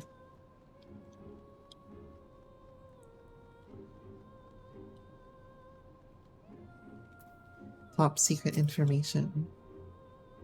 No Pentagon papers and whatnot. Right in the Crossword link show. It's like government secrets being released on War Thunder forums. The Enclave, have you? What are you able to learn? I talk like a buddy. Not just the same as me. They accept the contingent's help out of necessity and harbor a measure of resentment. They have only themselves to blame. If they don't like the bargain, they should reject it. How many times must I tell you it's absolutely out of the question?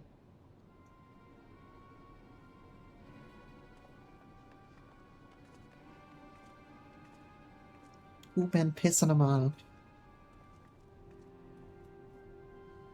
Is it a monoline? Fuck a monoline. Now, the best part of the best part of 3.1 is Thancred punching a monolane in the face. Changed my mind. In fact, that's the best thing in 3.1 and 3.2. What's going on? We were wondering the same. We came running when we heard shouting. Is that the matter? Oh no, I was just trying to explain. You can clear this up. Contingent has made a reasonable request, but this man insists that it's impossible. Concerns Magitech weapons which run rampant throughout Reggio Urbanismo. Every time we deliver supplies there, we have to dispatch extra men to defend against potential attacks. To address the issue once and for all, we propose the elimination of all machina that loiter near the supply route. We heard them, they refuse to even consider it. They're Garlean assets. Furthermore, who is to say they're as dangerous as Ciudadans? Well, I mean, this guy is saying that they're dangerous. You guys could at least go and collect them, maybe. Suggested that this pretense to scavenge Magitech material for your own ends. I know not if that's the case, but the fact remains we cannot allow you to destroy them. Then have them go and pick up all their Magitech material and store it away somewhere. Speculation about magistrates, I presume, ridiculous. But they have spoken, and unless we want to inflame tensions further, there's naught we can do.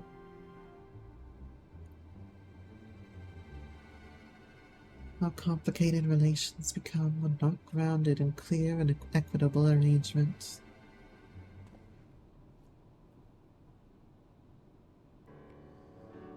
An equitable arrangement, of course. But do I understand the difficulty of your position? As a soldier, you must do your duty and obey your superiors. I have an idea, but I must speak with Commander Rusia. May I take charge of this matter? By all means.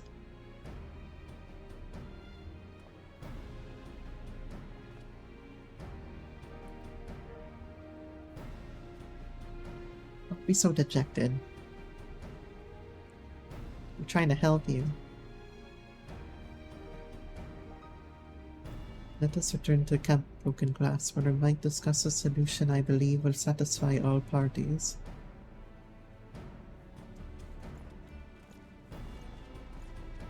Sure thing.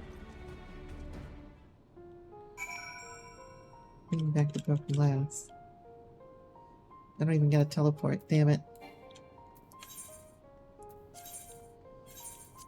I guess I'll pay up the 100 gil. But one example better that would be political. What was really good? My solution? My voice acting? My bunny? The bunny is pretty good. Oh, the punching, yeah.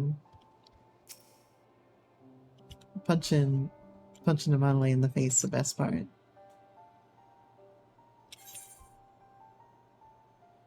Welcome back, all of you. I pray there have been positive developments in your efforts to appeal to the Garlean community.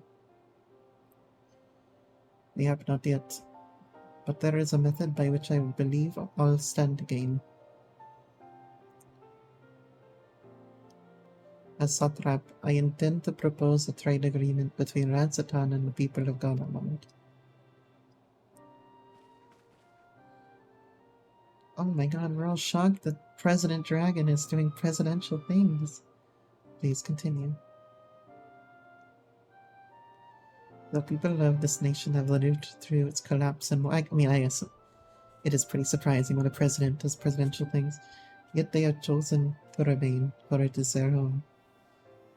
That they have been able to survive thus far thanks to the Insabar contingent. Or rather, in less flattering terms, they are entirely at your mercy. Despite your noble intentions, this one-sided relationship has fueled feelings of frustration and resentment. It is no surprise that some Guardians are loath to engage with foreigners for fear of indebting themselves further or surrendering more of their already limited autonomy. That is why I wish to present them with an equitable arrangement. One that could restore to them a sense of agency after having been forced to rely upon charity.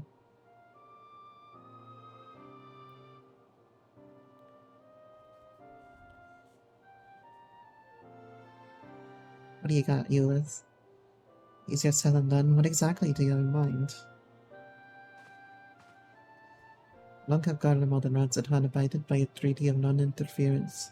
Freely have we traded with one another, and I wish but to continue in this tradition. We would provide your people with such supplies as you require in return, for which you might grant us leave to use the Tower of Babel, as well as share in your Magitech resources and expertise. As we become more reliant on your technologies, we will, of course, require more ceruleum to fuel them. This you possess in abundance, and for it you will be duly compensated.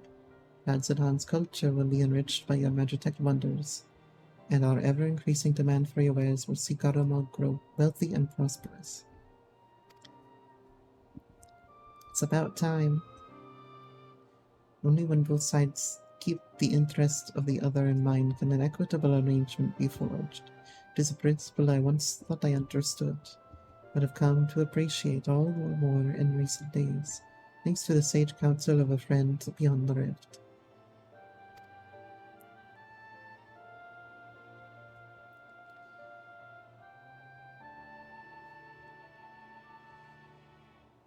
Well, President Dragon does like 2 president things in the post patches. That's pretty good.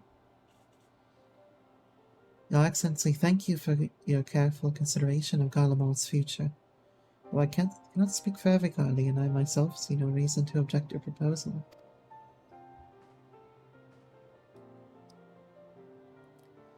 Indeed, if Ranzatan were to take the initiative, other nations may follow suit and seek to normalize trade relations with us. If you see the sense in my proposal, then I ask you to join me in the negotiations at Tertium. Your support may be instrumental in winning over Lord Neus and Mitius.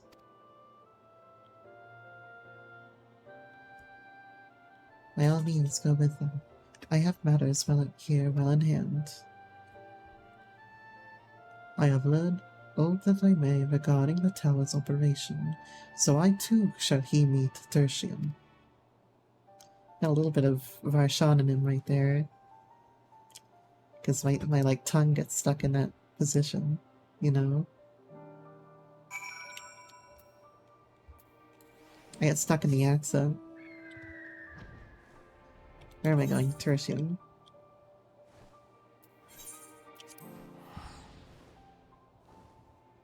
Yeah, this is like the slow paced stuff, but I love it because it's very fulfilling to see everything that you've been working for have this kind of closure.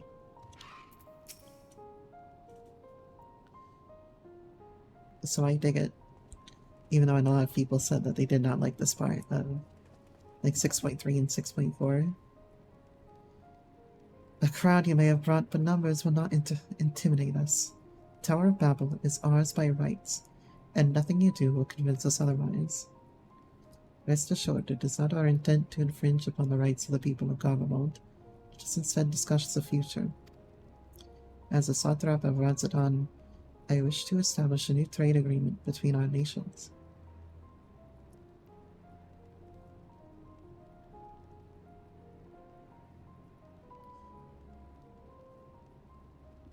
Give us the deeds. The aid we presently receive will not last forever, my lords. Sooner or later, we must stand on our own 2 feet. But to do so, we must secure a means to replenish our coffers, and the proposed agreement presents a rare opportunity. Yo, Maxima is super underrated, by the way. It's true, we do not want from Magitech and Cerulean, and foreign currency will be needed to procure such things as we lack. It will depend on not the precise terms, but I can see the merits. What? I can't believe what I'm hearing. You serve the Emperor. We're a proud patriot. Yet now you entertain selling national resources like a common merchant? It's called exporting. You ever heard of it? Like you, I weep for what we have lost, but if we are to rebuild Garlemald, we must make use of what precious few assets remain to us. Nonsense. What nonsense. You are a traitor, Neas. And there will be a reckoning. Oh, yes. When the people of the Senatus learn of this, they will cry out for your blood. I have never read an economic textbook once in my life. God, Medius, wait. It isn't safe out there.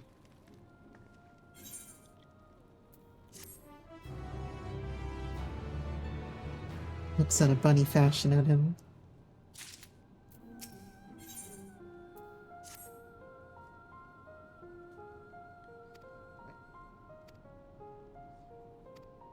Time to go beat up his captors.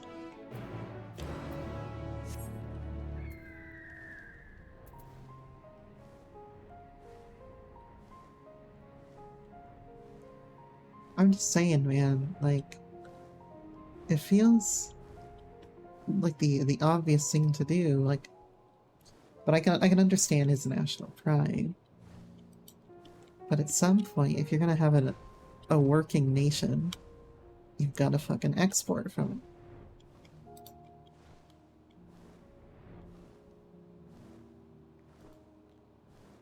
it. Are those LEDs still on there? I'm pretty sure like LEDs can last like 2 years after, or like last 2 years without replacement, or some shit like that. So I guess those are gonna be on for a long time.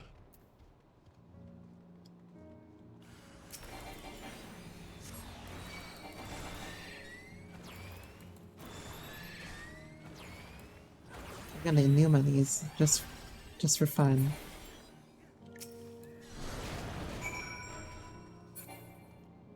Time to go to sleep. You want to do some Mount Raka in one day? Let me know. Yeah, I think I'm already done with those personally. But if you ever wanted to do them, we absolutely could. We'll see. But have a lovely rest of your night there, Ralph. Praise the sisters, you are safe. Thank you, some voice acting. Don't think I'm indebted to you. I never asked for your help. You love Funny. Garlemald dearly, Lord Metius. That much is plain. But you're not alone in that. We all mourn what has become of our homeland. Bristle at having to rely upon Bristle. outsiders simply to survive the cold. Hmm. Even now, I struggle with fear and uncertainty. Day after day, I ask myself, what is right? Where do we go from here? I've yet to find the answers. That's why I love you, Euless. But I won't stop looking nonetheless. and I won't avert my gaze from our grim reality. Mhm. Is there hope for us?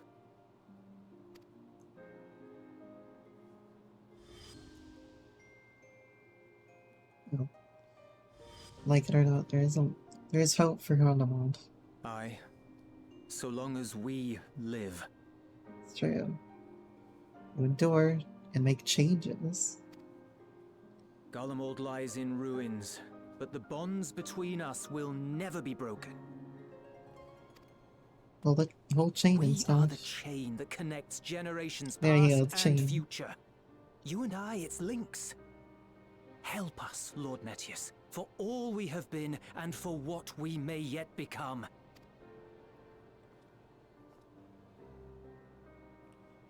He's so tall.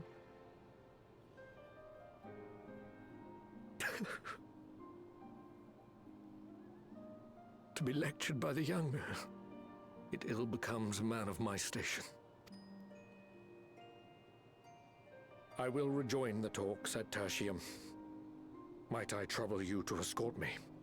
Is this the same voice actor as Ariane? Kind of sounds like his voice actor.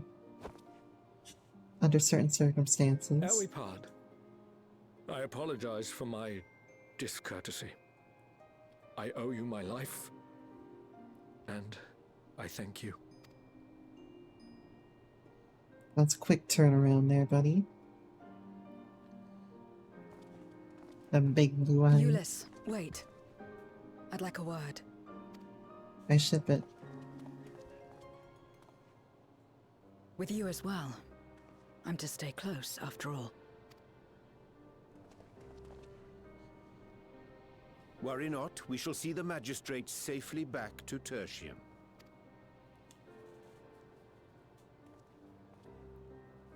Thanks, Ariane.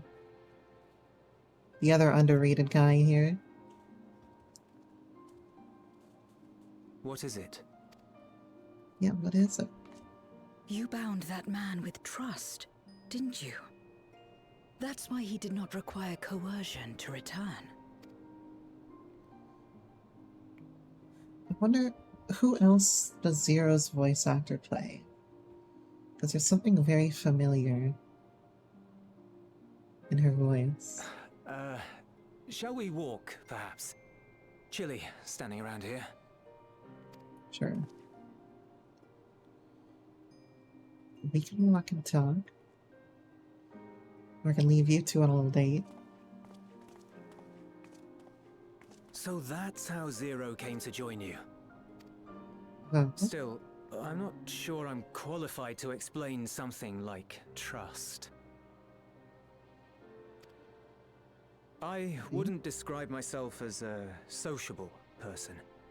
Before all this, any free time I had, I spent looking after my brother and sister. As for the Yeah. magistrate, I only told him what's been on my mind of late. you seem like you're doing a pretty good job of it, buddy.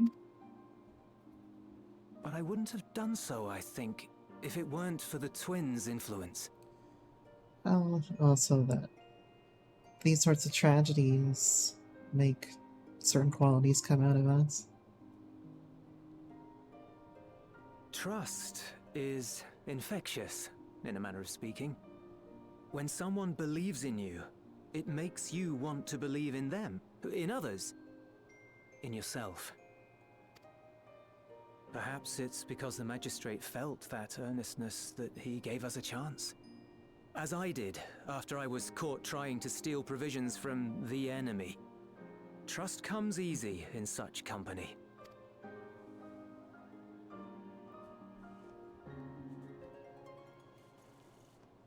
Tip that hat. Little wonder my world is devoid of it. No one trusts in you, and so you trust in no one.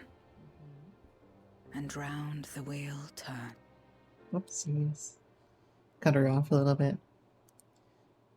I suppose it's a reflection of the wheel of life and death that we're During the Contra talking about Memoria, here. we had already come to judge one another based on strength and usefulness. You either used or were used. Those who rejected this rule didn't survive. My mother wanted to save the world, to fulfill the hopes of Marmoria's good and true. After she died, I carried on her mission alone. Alone? Didn't you have anyone to help you? Almost. 2 men tried just the once. I enjoy this part. A swordsman and a mage, whom I met when passing through a village. They had saved the people there from corrupted Marmoriates. It's always funny to think that the fucking wizard is in massive plate mail. When they learned our enemies were the same, they seemed heartened. They claimed to be soldiers of a kingdom called Baron, and were traveling the realm in search for means to end the Contra Memoria. They invited me to join them.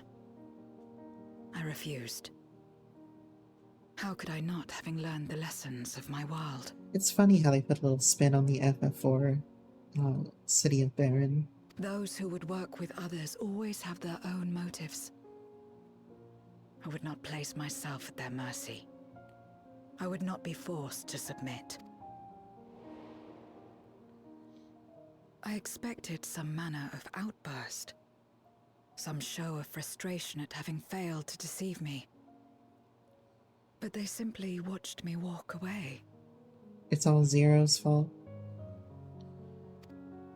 Well, I didn't know what to make of it then, but now... Perhaps they shared a bond I of don't trust.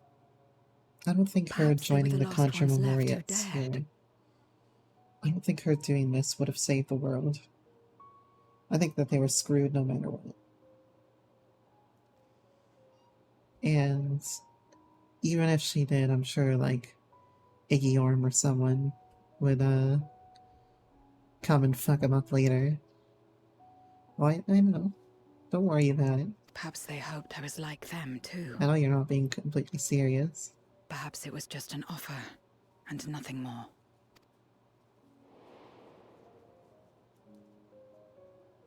I continued fighting alone. But ultimately I was undone. Overwhelmed by enemies that had banded together. So, even if they had done anything, it wouldn't have been... It wouldn't have done anything, basically. I was cold, in pain, wishing desperately that someone would save me. And as I lay there in solitude, I felt it If you happen. tipped her hand a couple more times, then, you know, breaking it probably of our would have been world. okay. Darkness washed over me, and I was swept into the rift. When I finally managed to return, it was to a world forever transformed. My home, now filled with abominations.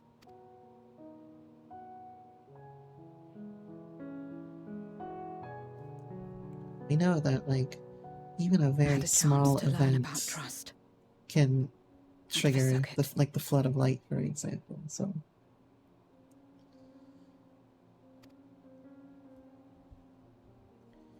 you know, her arms are probably pretty cold in that. I never had the power to save my home single-handed.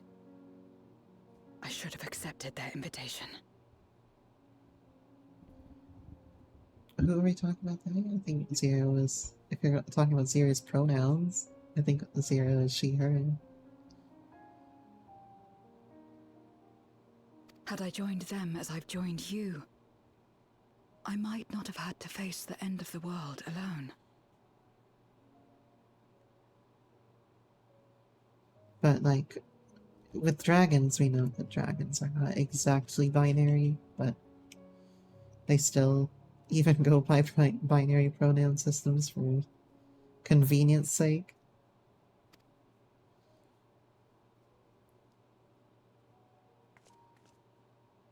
But it's all history now. No amount of reflection or regret will change our present reality.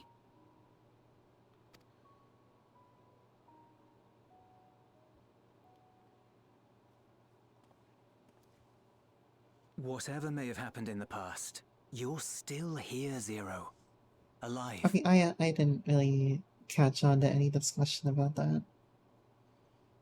I know about Zero being like a void sent, but like, or partially, but like, I didn't catch on to any discussion about that if they had it. Maybe I was bored. Who knows? So long as you're alive, there will always be hope, no matter how bad things get. What you couldn't do he was. yesterday, you might still do today.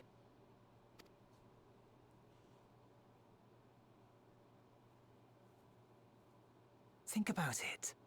It's plain that you've forged bonds with those around you. If you didn't feel that in some sense, would you have risked your life as you did for a meager ration of boots? I trust you too, for what it's worth. A nice guy. Nice guy, Ulysses. This is why we like him. Here it is again.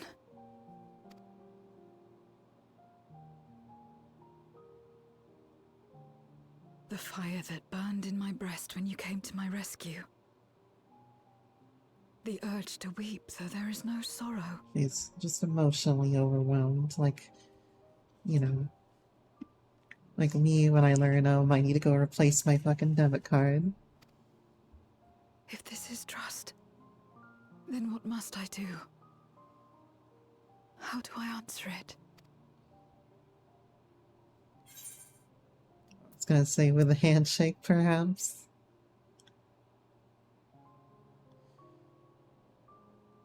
I mean, I imagine that they just wanted to design the character more androgynously. I think that kind of thing is open to fan interpretation.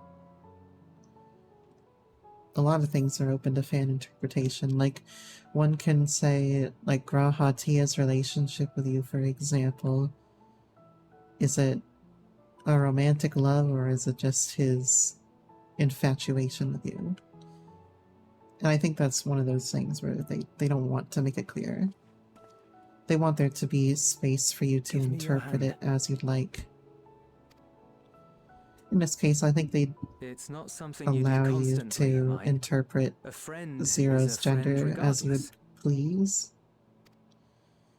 In the case of Grahatia, you can interpret So his that's love for what it you how means. you wish to. Someone you trust. And if you wanted to interpret the game as, like, Ishtola being your, like, librarian dominatrix every once in a while at night, that you just don't speak of with the rest of the Scions, and you can also do that too.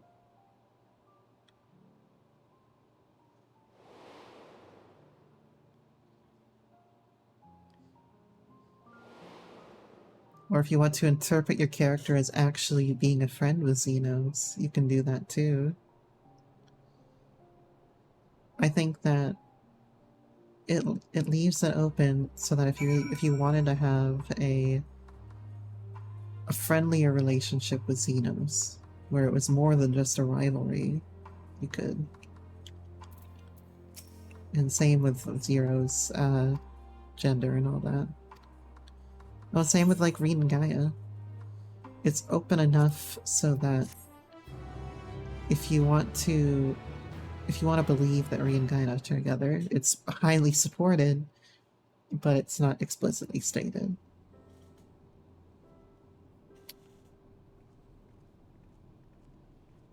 That's my thoughts on it.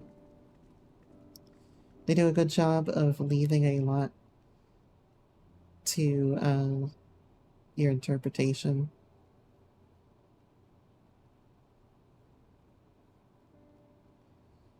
Well, I don't mind to see everyone returned, and none the worse for wear.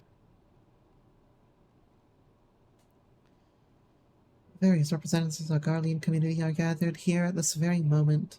I dare say it's the final opportunity to announce the trade agreement. You heard the memorandum. I trust you find the terms acceptable?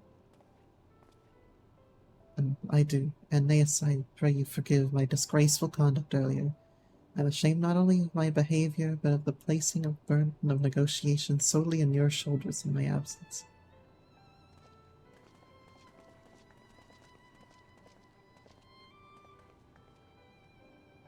And you should know that when we brought up the subject of the tower's reactivation to the people of Tapper's Den, some reacted quite strongly. Once we explained that it would be to prevent another Void Scent invasion, however, they were more receptive. It's fair to say the recent episode is still fresh in their minds. I tagged along to deliver a supply of ceruleum. I have to say I didn't expect to see such a large crowd. Even the scruffy Imperials who normally keep to themselves and the senators are here. Friends and countrymen, lend me your ears.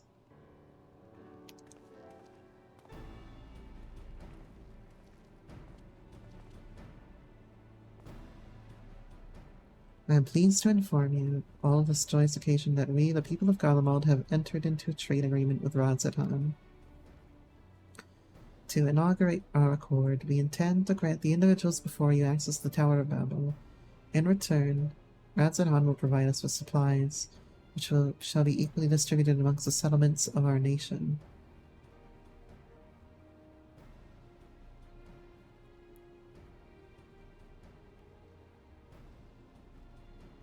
Nods. Let me be clear on one point, this is not an act of charity but trade, a bargain struck between equals, rooted in trust and respect, and it marks a significant step towards rebuilding our nation and regaining true independence. Radz-at-Han holds Garlean technology and ingenuity in highest esteem. It is my hope that through this agreement our peoples will enjoy a mutually beneficial relationship for years to come. Now then, we bid you gather around to hear the particulars that you might convey them to those elsewhere.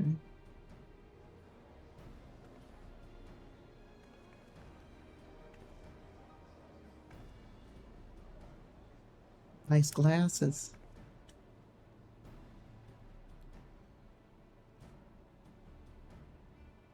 Nods.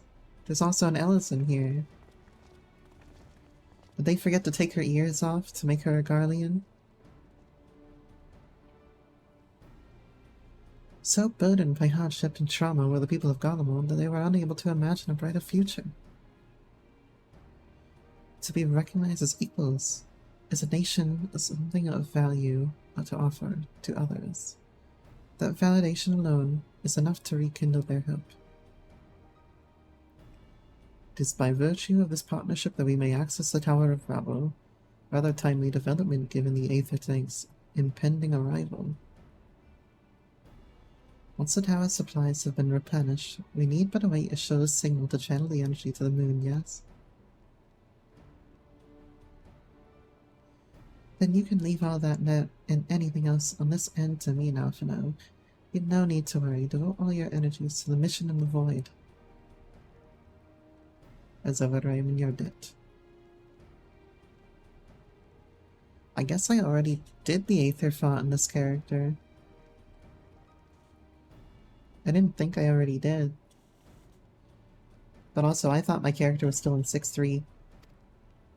You're good friends. Yeah, I was surprised to see that my character is in 6-4. You know, one step closer to actually being caught up.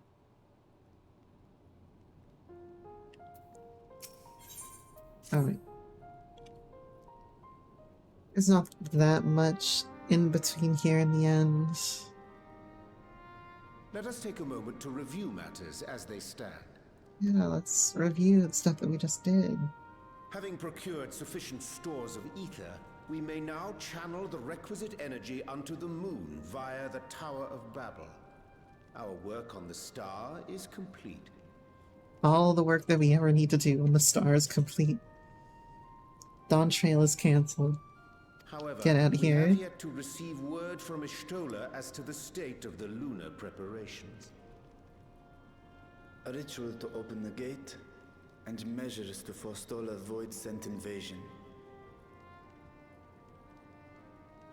Let's put a bunch of people with spears on the other Neither side. It'll be task is fine. simple nor quickly completed.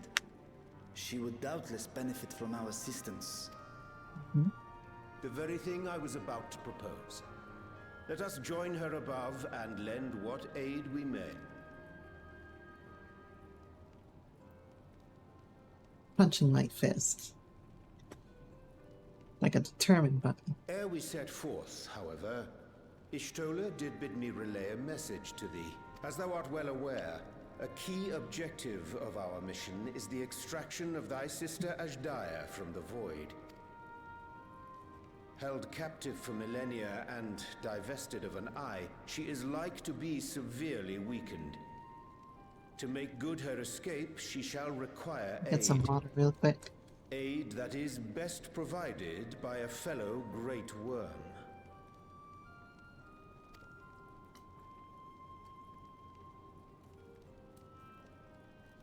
You would have me go in my true form.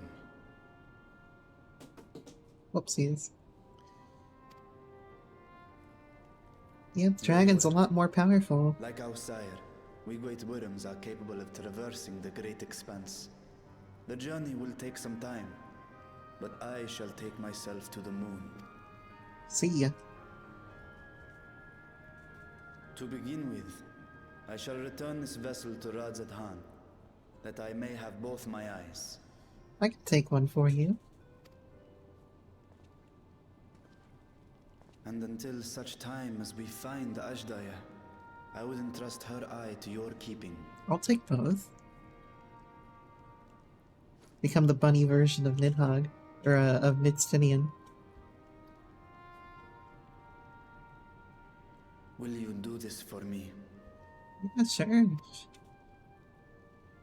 I'm really good at keeping eyes in my back pocket. Just ask your buddy Hraesvelgr.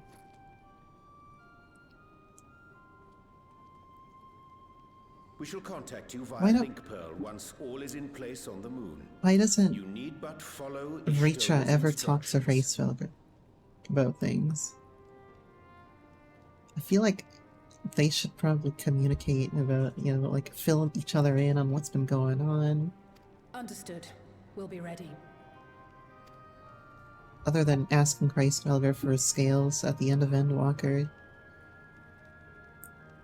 Take care, Zero.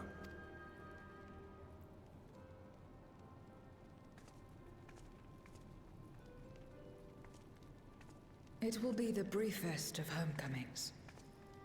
I'll be back before you know it. Trying to bait you right there. Bait you into think she's not coming back.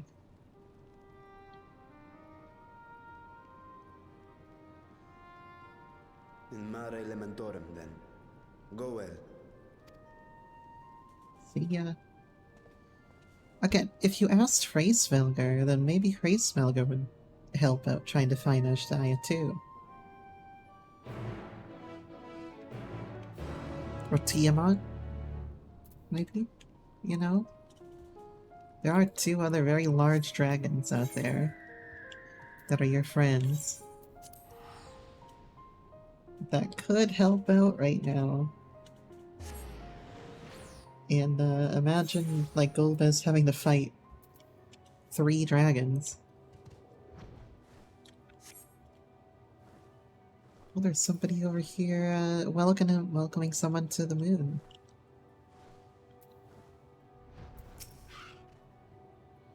That's just my thought. Like, why aren't they... I took the liberty of I informing mean, I guess Ishtola of our the other arrival. ones aren't so close. She and her entourage should be here momentarily.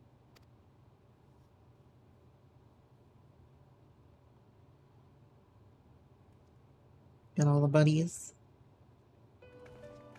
Forgot about Estedian.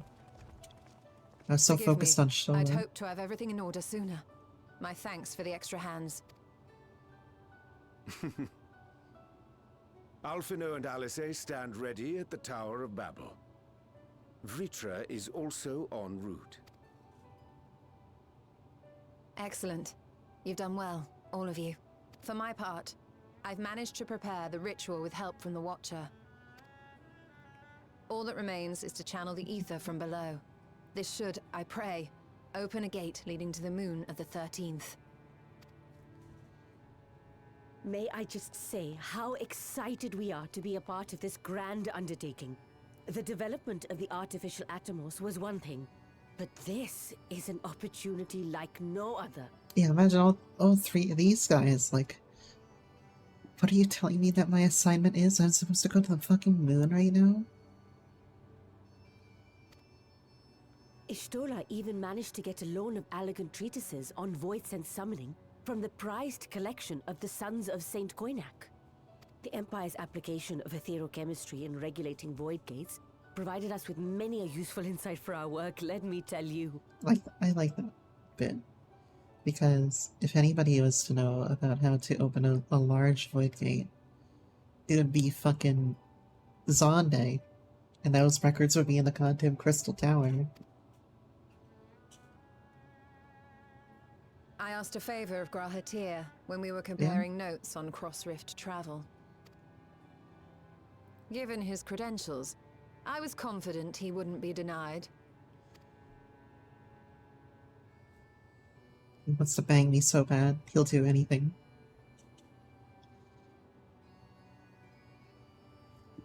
What's the meme that's like, The knowledge I of our want to do him forebears so has brought bad, us I'll do far, anything? as has our own.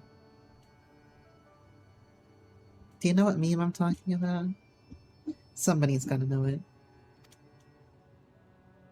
And with our knowledge and resources, we shall construct a void-sent containment seal on a heretofore unseen scale. Tap tap. Containment seal? Then thou wouldst make use of... Aye, a tried and tested means of holding dark entities at bay is readily available here. 'Twould The be remiss of fucking us not to brands. employ it. We shall reforge the brands that Xenos and Fandaniel destroyed. That which held even Zodiac shall more than suffice for void scent of any persuasion. Although I do think that they probably could have spent more time The Watcher on is this already bit hard at work, tending to the most to make it a little critical bit more parts of the brand's believable. restoration. But everything is logically sound here. It just happens very quickly. There are, however, a number of concerning factors that remain. With your help, I'm sure we can resolve them. Time is of the essence, so I suggest we continue this discussion as we make our way to the brands. I think that the only thing that what could make this better is if there was like a montage or something to suggest that time passes, because this kind of stuff takes a very long time, and it's all logically sound. Everything makes sense. It's pulling on threads that are all very relevant, but again, it feels a little unrealistically fast. That's my only complaint, really, about this part right here.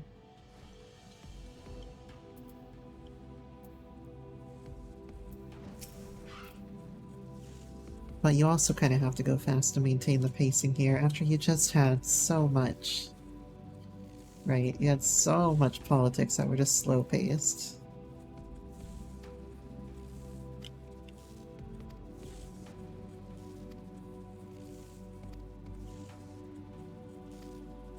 You kind of have to balance it out with like, alright, let's move things along here. But you know, I'm the kind of person in this game that likes to know that, like, yes, the politics are under control, the like trade routes are established, there is a meaningful way for this stuff to actually happen that is rooted in logic, and that like it isn't just magically fixed on a whim. That's the only complaint I really have with 6.4 and 6.5. It's like the problems are magically fixed in a matter of like 5 minutes. So, if only. Oh, Alex is online right now. I kind of want to bother Alex, but I'm also doing stuff right now.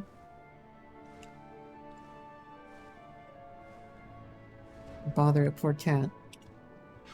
Alright, what do you got for me, Living Wing?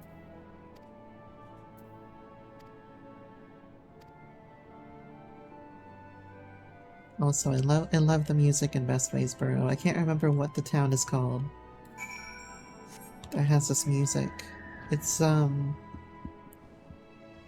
bad for not going to the cafe. So bothering it. Yeah, but you have stuff to do, Lana. You know, you're working on, like, making sure your raid is under control for the next patch, and you're watching the stream, and you're completing Blue Mage stuff, you know? You're doing stuff that you want to do, and that's what's important. Oh wait, we're going up here? It's good to catch up with them, but like, if you don't want to do it, you don't want to do it. SMHing my head, Lana. I knew something was coming. And it wasn't me.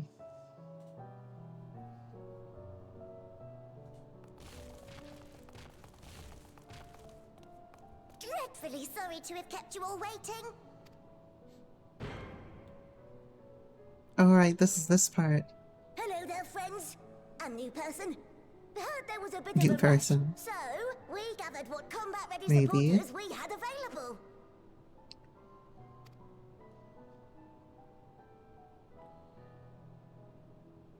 A welcome contribution. Thine initiative never ceaseth to amaze. Oh, stop! You're making me blush. Though we have fulfilled the purpose given to us by Heidelin, aiding the people of Aetheris remains our greatest joy. So you can count on us, ever and always. It's a good cutscene. Right, so, we originally deployed these supporters to patrol the moon and keep it safe. They've never tussled with Void Scent before, but with sufficient data, they ought to hold their own against the ghastly fiends. Hmm. Practical, tactical data acquired in the Tactical moment. data. And who better to give the supporters an educational thrashing than the champion of Aetheris? And I like thrashing. I believe I would make a better instructor. Doing the Baldur's Gate Not 3 only thing. have I fought Void Scent, I am one. She's the fucking emperor. Got the DJ out for now.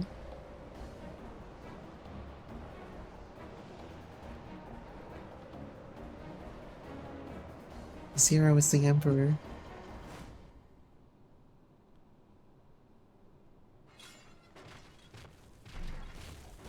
I like that the robots get up and fucking run.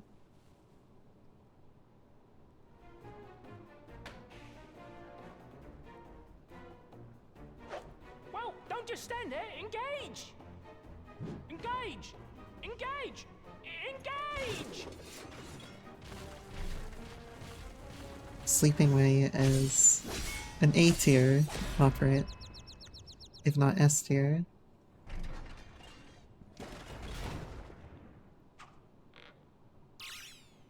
That'll do, that'll do!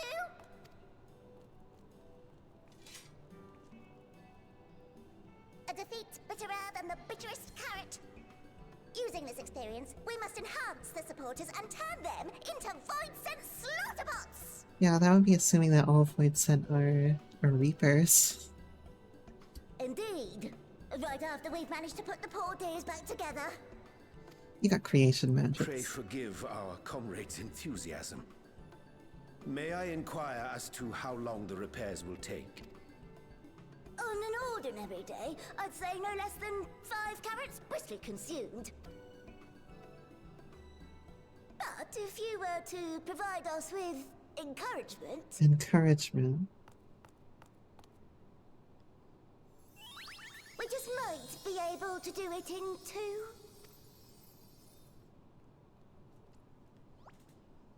My favorite thing about the tropes is that when you zoom away from the character, they don't have the particle effects.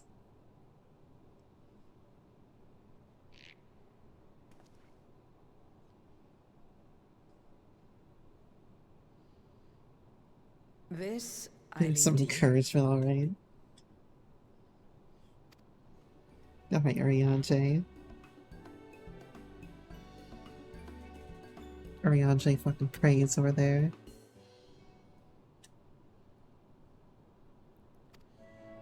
Yes, I'll rally the ropperish. Rally. Shake my fist at them. Encouragingly.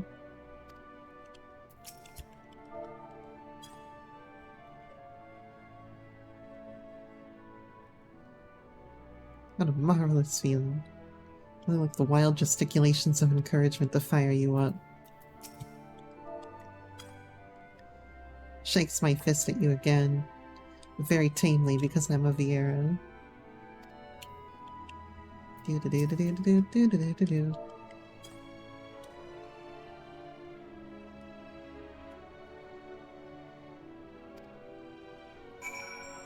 Right, look like everyone is in high spirits indeed. Thanks for all your encouragement. We'll have the supporters up and running in no time at all.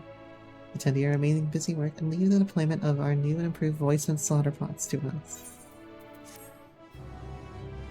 I think the Loperites are a little too happy to make weapons of war.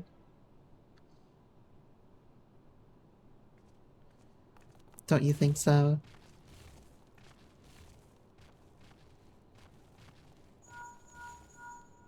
A little tiny pancake cat. It's like Can you hear hanging me? off my face. We've just finished restoring the brands. Let us reconvene once you've finished tending to matters there. The culmination of our efforts is nigh. Yeah, that's the part where I think there should have been a montage here.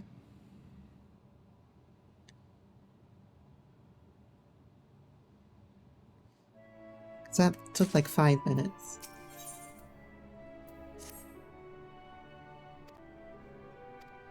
And there's a lot. They had to repair all 6 brands, man. We don't even know how they repaired them, really. Yeah, the little pancake cat here, it, like, hangs off of my face.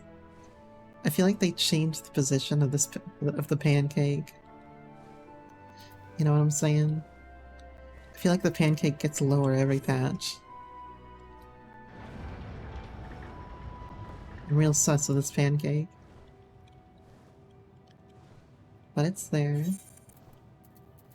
And she's a good looking sage. I'll tell you that much.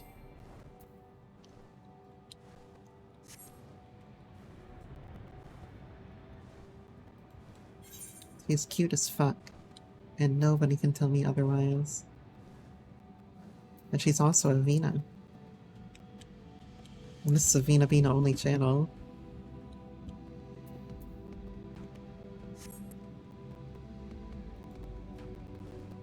You know, we were talking earlier about getting together an apartment or something to make the cat carrier. Maybe I could buy the apartment on this character.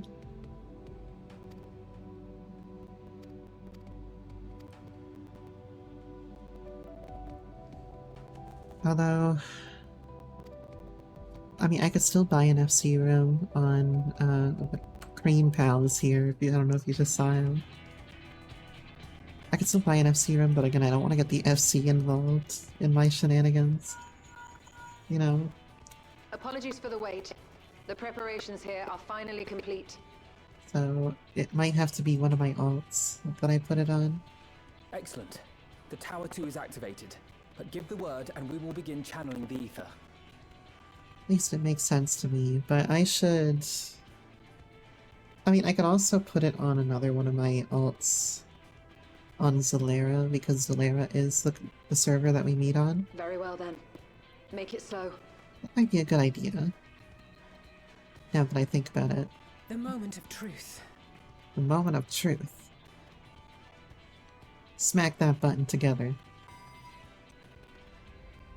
Smack it harder. More enthusiasm. Smack it like you're a fucking madman, inhabiting the corpse of, like, a sadistic, crazy young man.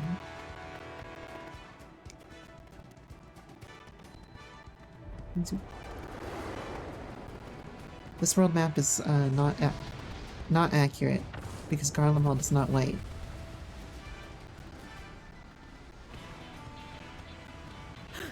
By the sisters!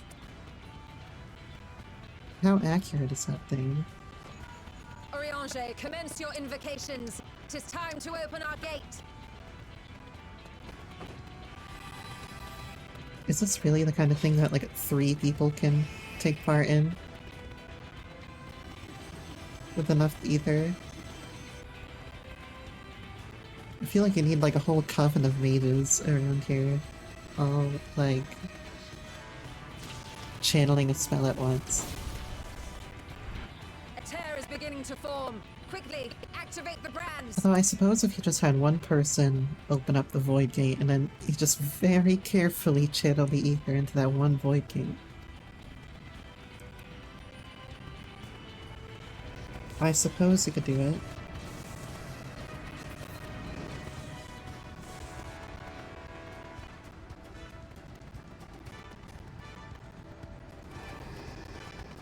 I guess it's like teetering on logical sense right now. It's most likely the case. I do like the brands. How the brands work.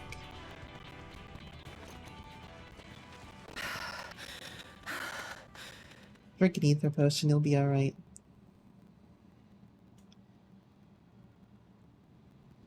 Success.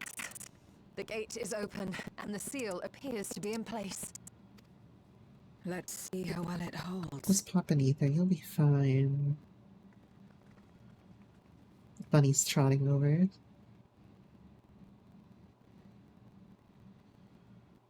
She has cute eyebrows. I guess she has cute everything, but still. As was said once, her big chuggy cheeks. Big chuggy cheeks.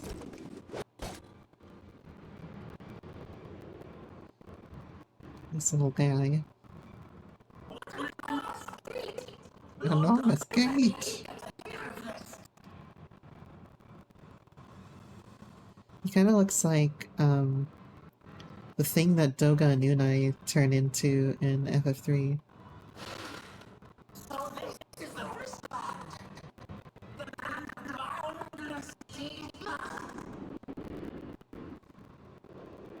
Plonk.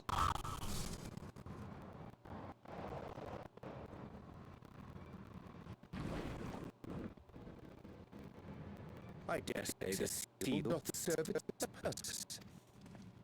Very good.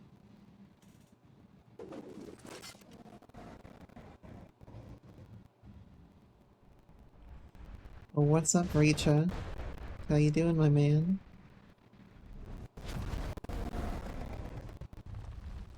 Traveling at like 16,000 miles per hour.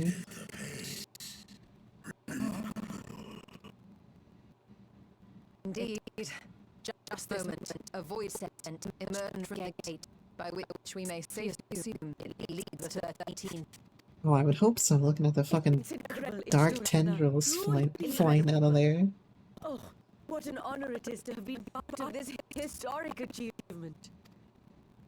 Hell yeah. A part is an understatement. None of this would have been possible without you and yours. Our success also serves to solidify an understanding of cross-rift travel. Mm-hmm. The Assyrians draw reflections to the source by instigating elemental imbalances. These imbalances weaken the barrier between realities, causing the ether reflection to flood the source. But why is it that reflections are predisposed to rejoin the source? Why have they never merged with one another? Obviously, there is a unique property inherent to the source, one responsible for such an outcome. I am. It is my conclusion that as the point of origin for the reflections, the source has gained pull over them. Heidelin, I believe, sought to suppress that pull, which is why she was created with the power of light, of stasis. Very smart. I would like the brands. Of activity SMH in my head. Hydalen's influence would naturally be weaker, Ew. and it's manifested in the form of plain dishes. Working this hypothesis, I set my sights on Heck, where the that's amazing, my hand. And through our combined efforts, we succeeded in opening the gate to the void. Now, I must stress, it was because we sought the void, we succeeded. Please, though I am to have my theory proven, the secrets of travel to other directions still elude us. Even so, A little shiny around the eyes there. There are those who found a way to reach there first. I will not rest until I do the same. One step closer to fulfilling your dream. Hey. Just a step. Many more remain to be taken, which further motivates the forestall of voids and invasion. So come, let us set forth to find out. I would hope that you're motivated to forestall a void sent invasion for more than just that reason. There's a lot of reasons why you shouldn't allow a void sent invasion to occur.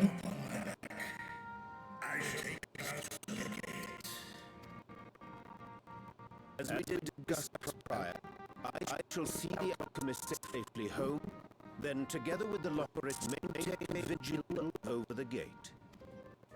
This is watch over. I keep you safe. I'm gonna take a look after this on one of my Solera characters and see if I can't, if I'm close to getting the rank for a house on one of them. Because I can't get multiple apartments on Vina, unfortunately. And this character is on Goblin. Even though this character can get a house.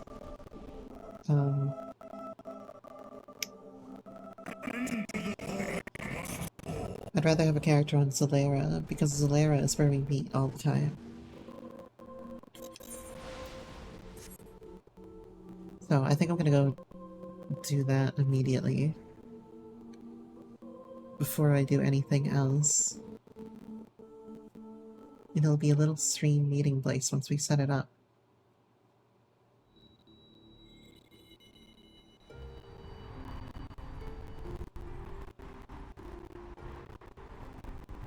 It's very charming that they keep this cutscene every single time when you're crossing reflections.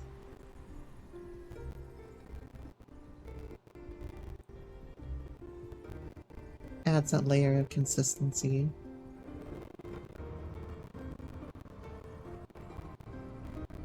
But why it's like this and why there are like memories and like events in time floating around, I'm not exactly sure. Unless like the rift is somehow connected to the ethereal sea or something. Or if it's just a phenomenon of the space between kind of thing.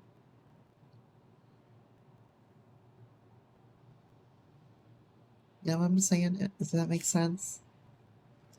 Oh yeah, show off those low textures. Those low poly textures.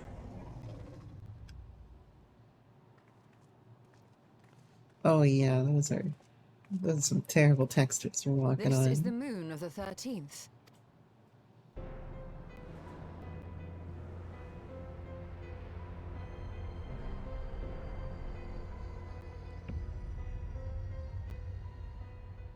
It is. Ever since the flood, it has been a sanguinary orb in the sky. I'm just going to unlock the trial more coming up. subdued reception than I had anticipated. But unsurprising, given how jealously Golbez conceals the location of his domain. Still, we must remain on guard. One of his minions came through the gate, after all, and more may lie in wait.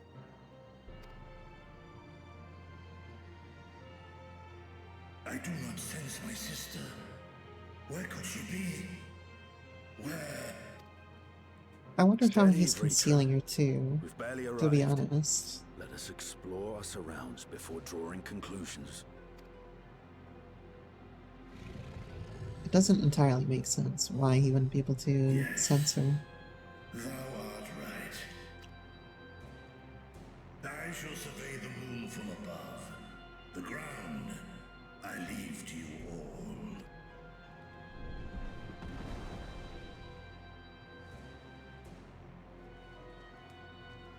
My character's just like still looking up at Vitra.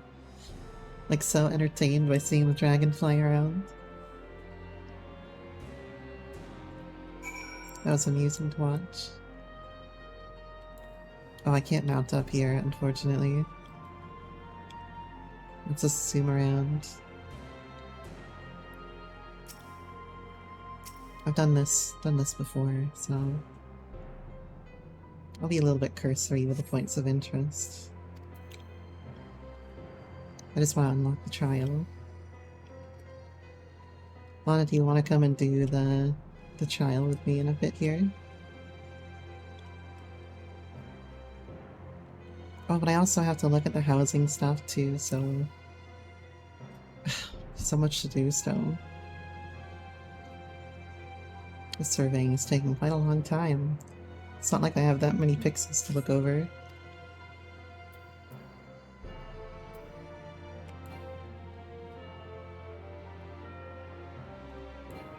This place is like so bright.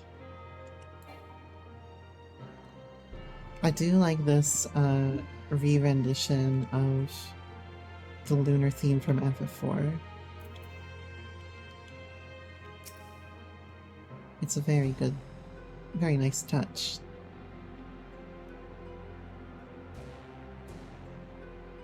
Yeah, it's got those like... it's got those little touches of like very early, like 1990s horror game in there. If you can hear that like twangy sound that in the background.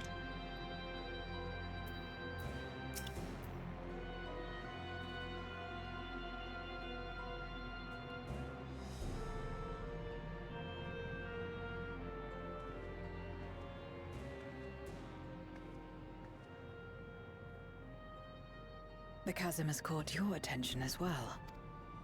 I mean, it's the only landmark here.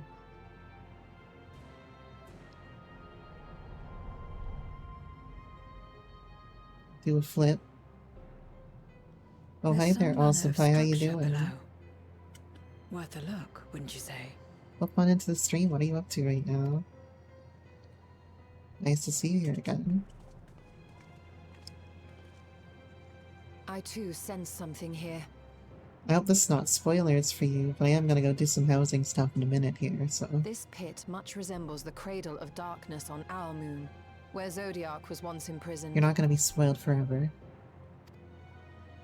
If this place serves the same function, then a fragment of his power must have been sealed in the depths. Strange, though. You're G-posting and suddenly it's 1:30. I presumed that every aspect of him was thus unmade, and his power This is scattered. 6.4. But it's unmistakable. The darkness We're that in permeates the very this end abyss. of 6.4 right Could a now. trace of him yet remain? Or is it something else? 6.5. Yeah, okay, we're good then. Yeah, this... if you've done Golbez, then this is... right before Golbez. No 6.5 shit yet. I hear thee, sister. I hear thee. Go diving on in, you idiot. President Dragon. Astaya is here, within this chasm.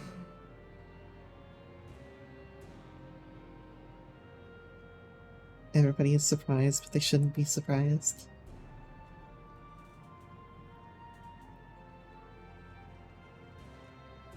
Clip clop, clip clop.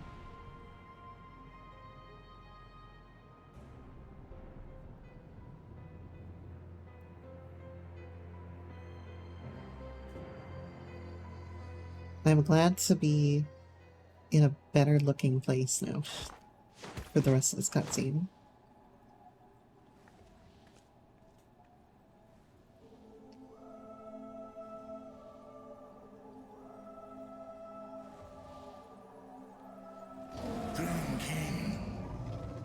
As I was saying how bad the surface of the moon looks.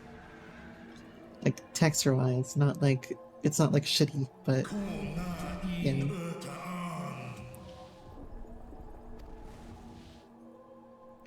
It's just bright and featureless and has bad textures. You were entrusted with Ajdaya's eye, were you not? Yeah, let me slap an eye into her real quick. Slap an eye into that bitch.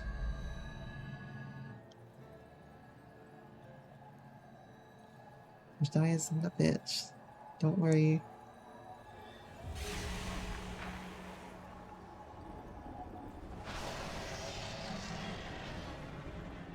I'm not gonna be making friends by saying that.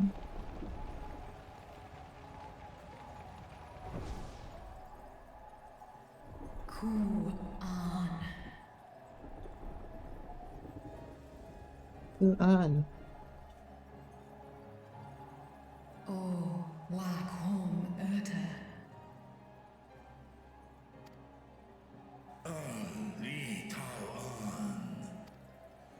An Kin Sis Dies Ishom Infest. You know, one might assume that she's a little bit more fucked up than she sounds.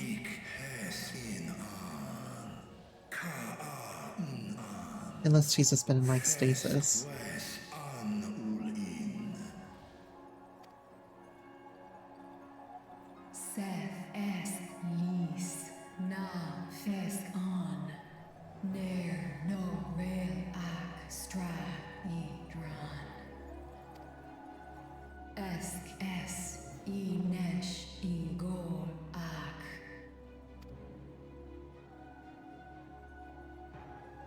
So this is indeed Golbez's domain. What do you think it is?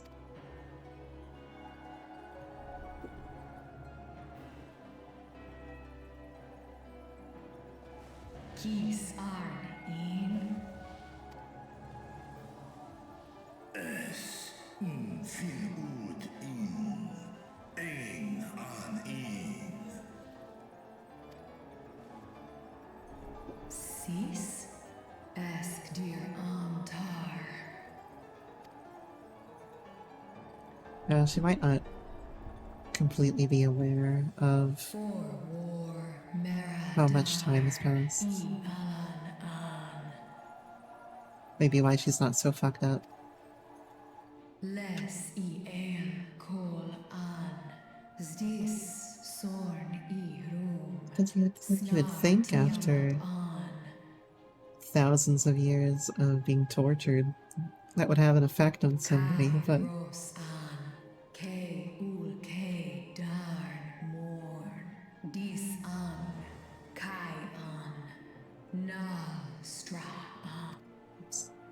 Sorry there, Ashley. I cut you off a little bit.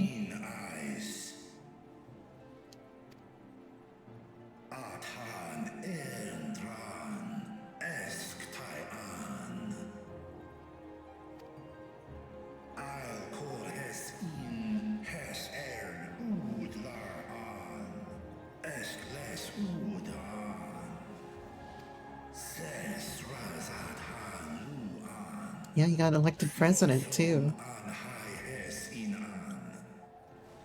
Never thought he'd be saying that. What did you?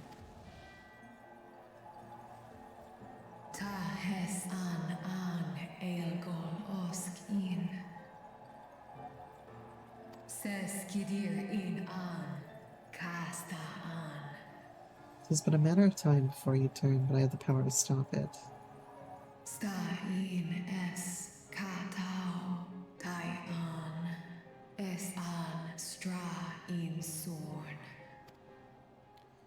Man's got a deal for everybody. What now then? Does this great worm intend to remain a captive meal for all eternity, not daring to test her chains? Sinian's really good at provoking dragons. Erd el, un i mis head Kis Targo, Asrael Dis Tar, Sma Osk In Sis An. Now there's a start. So, what can you tell us? Asif Tar Nokol In. Do es I Nesh Igor Sorn, Ka Som Mo Go. That probably implies that he picked up the four fiends before Ashdaya came. Skom Les Sam An, Som Went on a date with each of them. Sis.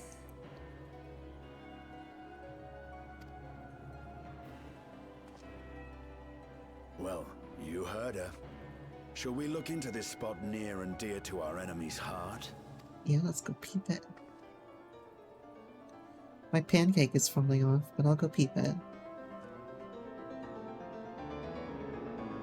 The piano man is fucking losing his mind right now. I don't know what's going on.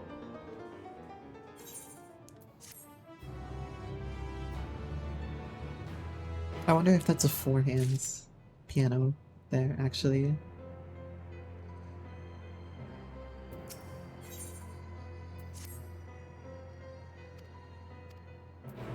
Da-da-da-da-da-da. Okay, now I'm gonna go get blinded by the redness here for another 5 minutes while I run all the way down.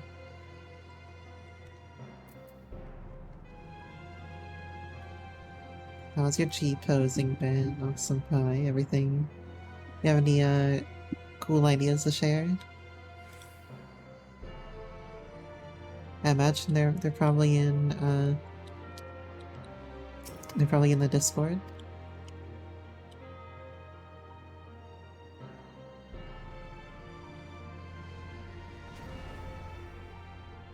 Did you find something?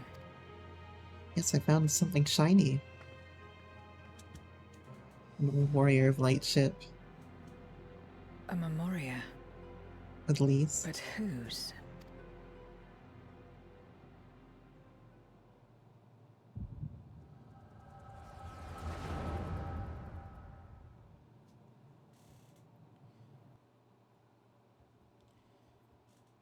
Show me that zero.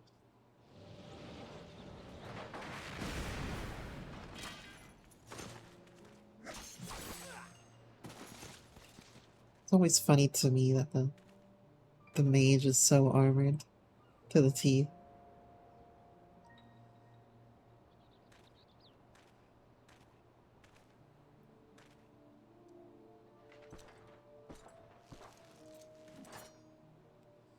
You have lied, pillaged, and murdered. Bandmates. Have you anything to say in your defense? No. Every one of them got what they deserved. Trusting fools. Like you would-be heroes. Aye. You do well to keep a close eye on each other.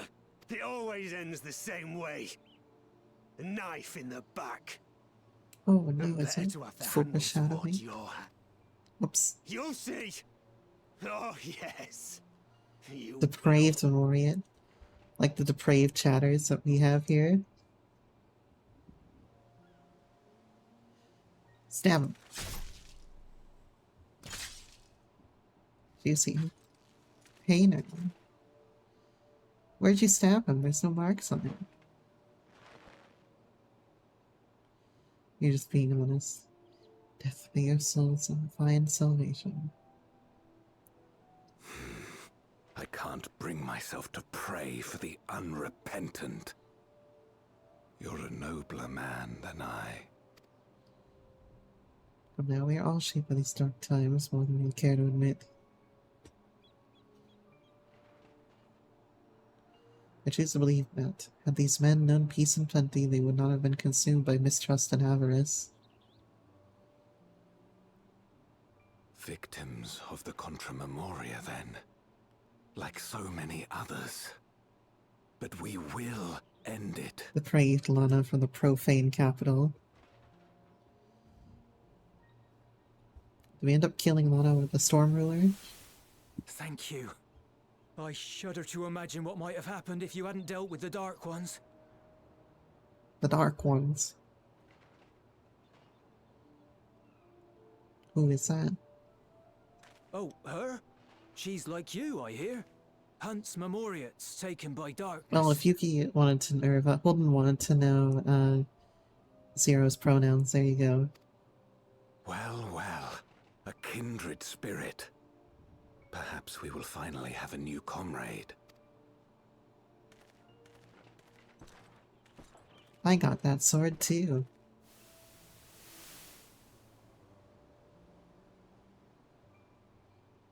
See, she's looking at the armor just the same. I've no interest in working with others. Much less someone who looks as suspicious as you. Is that so? If there's nothing else, I'll be on my way. I mean, he does wear pretty fucking dark, crazy, edgy, Even when we share the plate same armor. goal, we can't overcome the mistrust. Such is the way of things, the wisdom of our era. She doesn't want to interact with a nightclubber that has an edgy name and goes to clubs in black armor. Goal has to not pass a vibe check. If you Memoriates cling to the light with the beacon of honor ruler. We'll make do, old friend.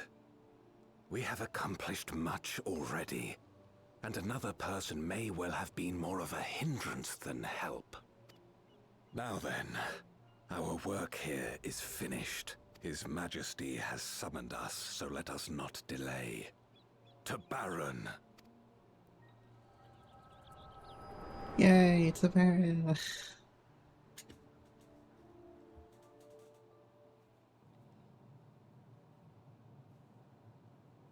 Had another vision of the past, did you? Yeah, you done fucked up, Zero. What? I was in it. I mean, gently fucked up. You didn't destroy the world or anything. It's them. But let's The just say pair I your met in that village. choice was worse than when Which I means the one sealed in this ordered a memoria pizza is... that I really didn't feel like the other day.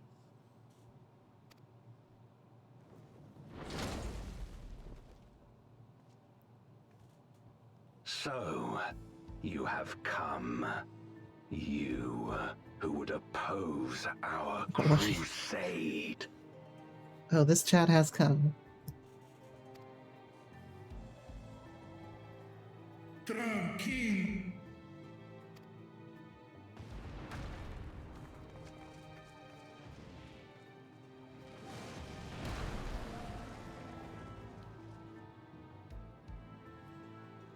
Oh, you just get auto-modded.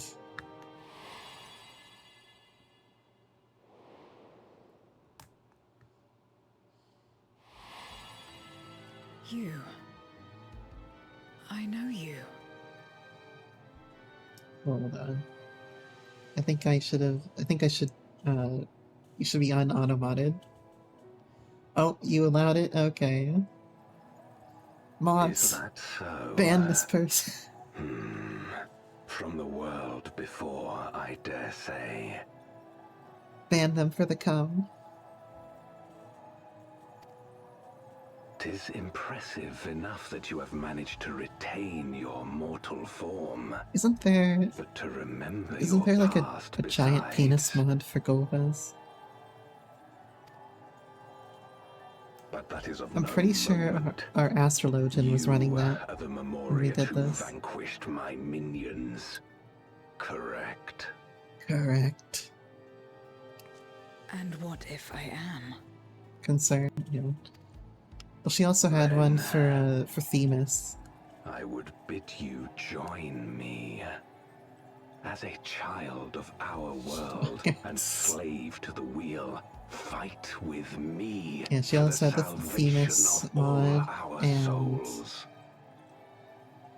what? There has to be another one somewhere that I'm forgetting. Ericthonios, maybe? Fight with you. Not your boy Themis. More like fight as your pawn. Defiled. It isn't me you want, but my power. Yeah, she had And the if I Thornton don't one obey, too, you'll yeah. bind me like you When we bound that did a little bit dragon. of DSR together, she had the Thornton one. But no more. I refuse to be bound ever again. I fight only for myself, and for those in whom I trust. This is like a important moment here. We're talking about the Yaoi portal, or Yaoi paddle on Thornton. I see. A pity. It is for the dragon that you have come, yes? I'm not gonna talk about breeding. I'm not gonna talk about breeding. When first you appeared, I thought simply to remove a threat to our plan. Never did I imagine that you would reach this place. Excuse me, what? A golden The opportunity. Yaoi portal to the Italian dimension. Speak plainly, jailer. Oh, the jailer's in WoW.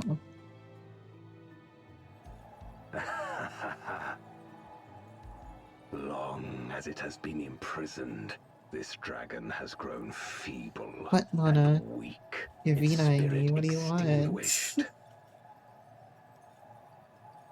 Yes, go on. Your coming has served to rekindle her forgotten hope. You? What? Her yearning to be free, to return home. Estimation in my Is head. the key to our deliverance.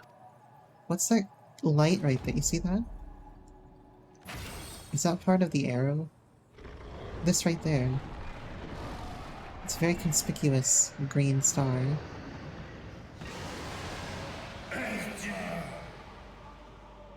The darkness is ravaging her. She's becoming a void scent. Urger! Smash! Well, it's okay.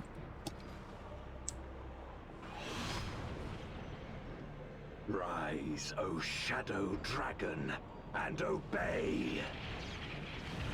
Hit him with that ball. You wish darkness would ravage you. We can make that happen.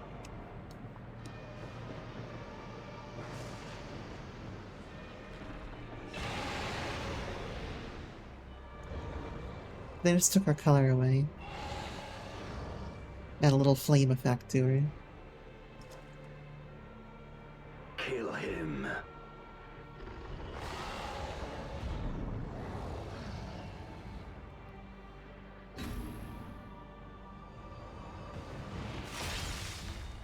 Oh, I was hoping for an Awkhorn.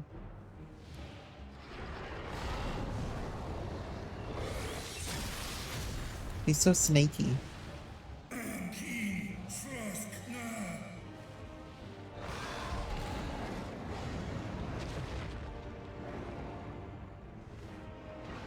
Damn you!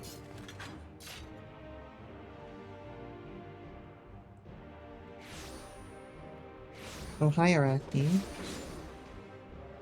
Keep our guests occupied.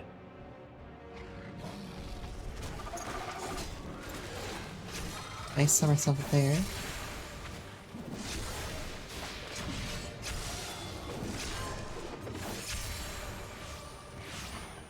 Well, what's that little Biblos guy doing there?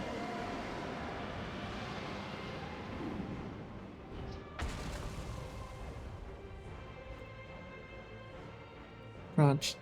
Save her. I beg thee. Save my sister.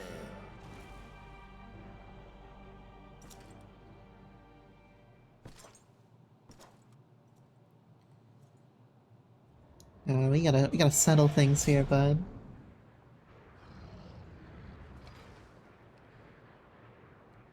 I was hoping he would slap her a little bit, like the FF10 cuddle and a slap. Before darkness You'll see it. You'll see the swallowed cuddle and the world, slap. I'll I show it on fought stream. tirelessly in a war without end. The experience taught me to discern the strong. That dragon, And you... It's been gaining experience.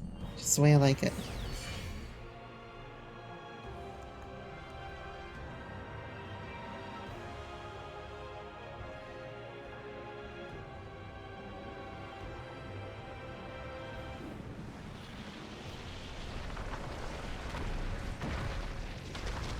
Okay, but we could have a cooler stage than this.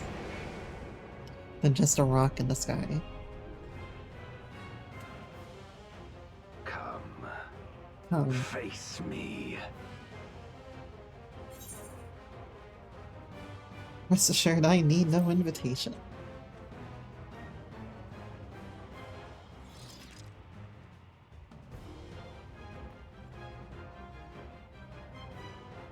Get him, bunny.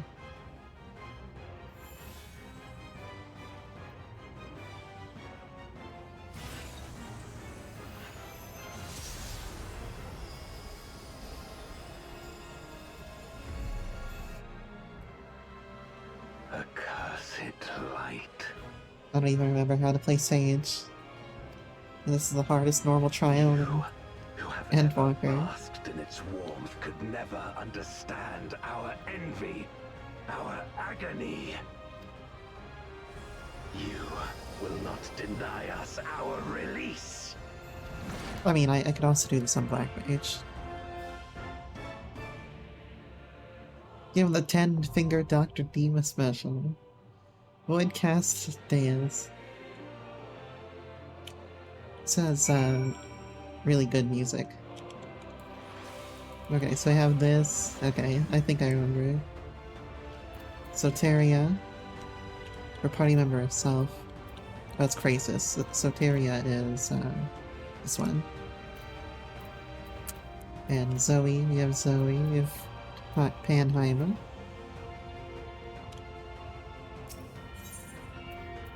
You know, we have some things. But this part of the song right here is such a genius use of the FF4 like overworld theme. Because all they do is like they change the tone very slightly. And it becomes a whole different feel.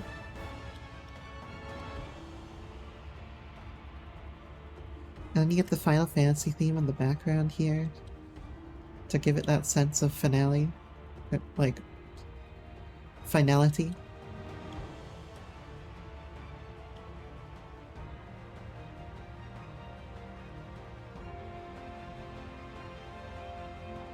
Although this is gonna be 13 minutes. Because it's fucking 2 AM.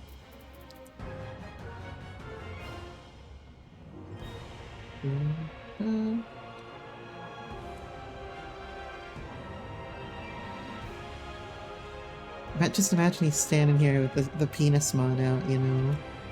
That thing just waggling over your head the whole time. That's what it's like to be an Astro in my raid group. Constantly in fear of the shadow of the penis.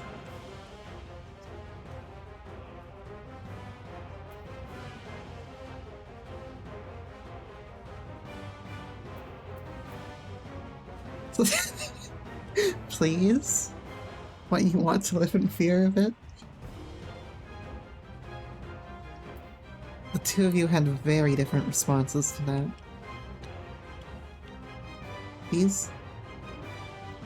What are these symbols on the ground even supposed to be? Because this looks phallic. Maybe it's just on my mind. But I feel like they just drew these without any idea what they actually were going to represent. They just wanted to make it... They just wanted to put that purple edge on it. It has no relation to the fight whatsoever. Yeah, I want to play Shadow of the Colossus sometime. I don't like that the center of this 7-pointed circle thing is not in the middle of the platform. Is that getting anybody else? It's like coming right off the side of the platform. But that whole problem would be fixed if they just put it in the middle right here.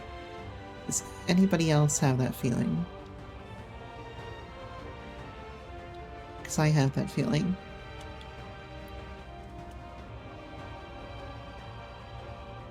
That's my biggest takeaway right here. Yeah, this arena is deceptively quite small. Now that I think about it.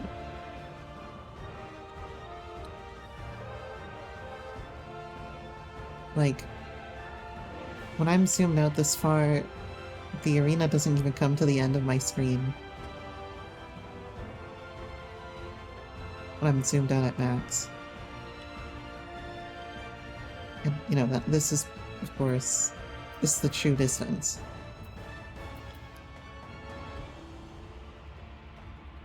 So it's quite a small arena. So you didn't notice that? Well, now you've noticed it. Now you've noticed that the symbol of Azim is a PNG over the top of... See, look at that. Look right there. It's a PNG. Azim is a PNG tuber. Look right here, because it has no depth to it. Azim's not using a 3D model. Azim's a PNG tuber.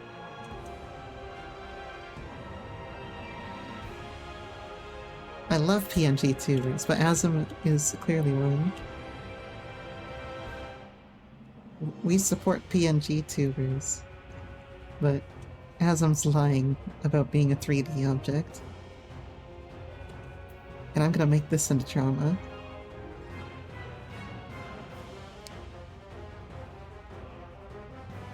Oh, it is a GIF. Yeah, okay, Azim is just a GIF. Not even a PNG tuber.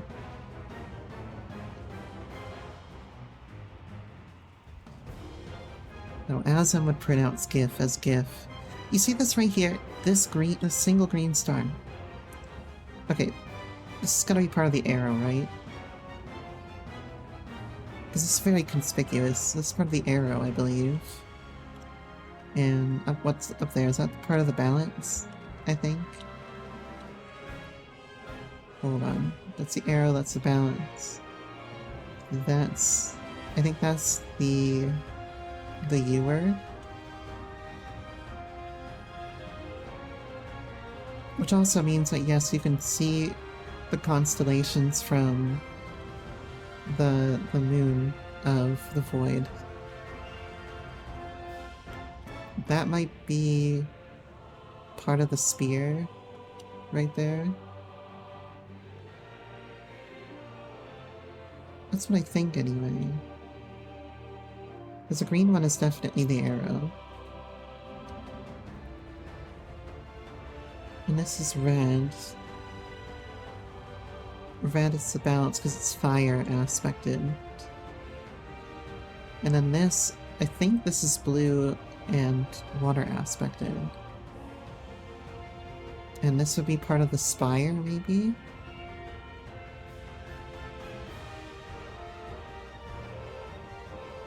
I don't know. I'm not really sure about that one. The spear is blue as well. The spear is like purple. Well, they clearly changed the skybox, but I'm pretty sure that the Void's constellations are the same constellations that you see on the source. Just looking at this right here.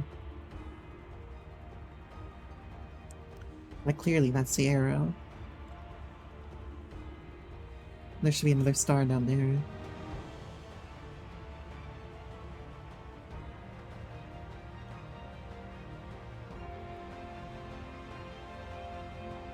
Important lore. I'm cooking. She's cooking. Do I keep doing the strike task or do you get Q? Do you want to come into my queue?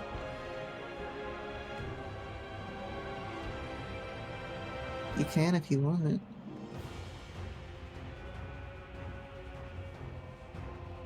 That's a loaded question. That's a double entendre.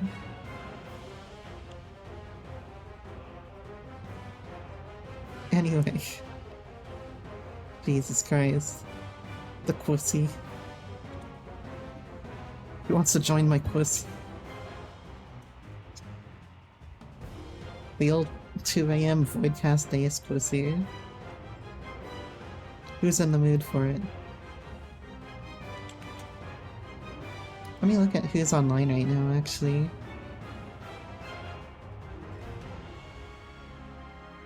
Who's online that I could raid later? Okay, Ishnai's online that I could raid in a moment. So I know who I'm raiding in a few minutes. Once we do this.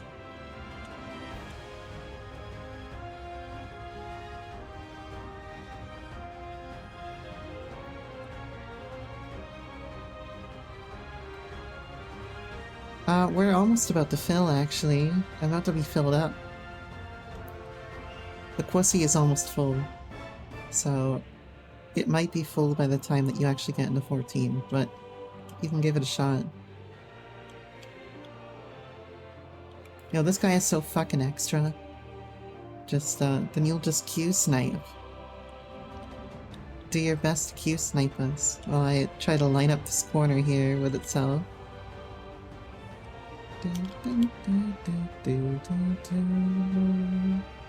There we go. The corner is lined up. Take a picture with Golbez real quick. I am at his knee height. What a mod. Estimating your head. I don't have any mods on here. I'm a good girl. Do you see Golbez's dick? I don't see his dick. I'm a good girl. Yep, we're in.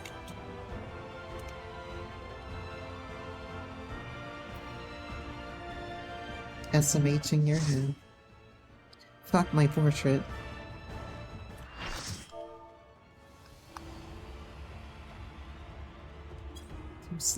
You're too slow. Different mod. What different mod?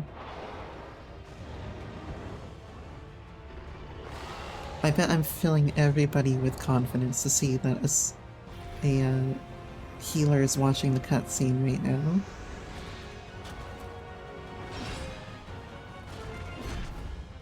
It's very cute that Golbez and Durante have matching armor and swords. Oh, moderator. Woman. Why you gotta treat me like this? Expect no mercy. To destroy you, I shall bring my all to bear. When he said this, I was like, warriors from beyond the rift. This is the same thing that Elidibus says. Okay. And I'll cook on that in a minute.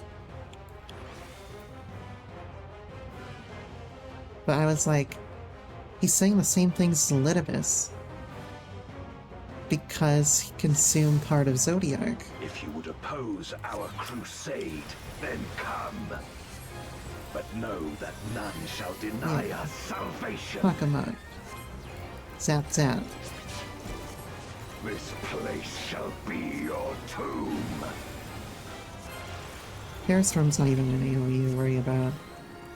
Back to the Drakes. Oh, good luck on your Drakes task. I will free us from the wheel. Even though you already have the thing that you need from the Drakes. Oh god. We're starting this off right. You don't even need to do Drake tasks. My Rhine-kissed blades. It's a good point, isn't it? I will Oh shit, I'm not even... obstacles. I'm not even, with somebody. God damn it. No matter the foe, I will stay the course.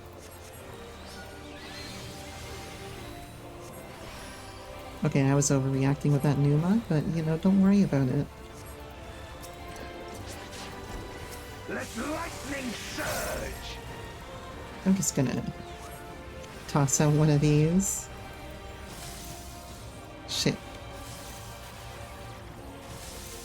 Oh no, don't hit me with the crescent blade.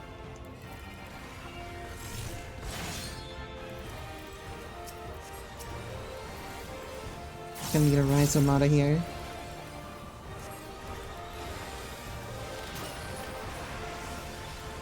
Such is your power. We're okay. Everything is fine. Come forth, my servant of shadow. All is fine. Abyssal dark and hero blade, I bring my people liberation. Don't you think that, it's kind of against the point of a sword to have a dragon wrapped around it?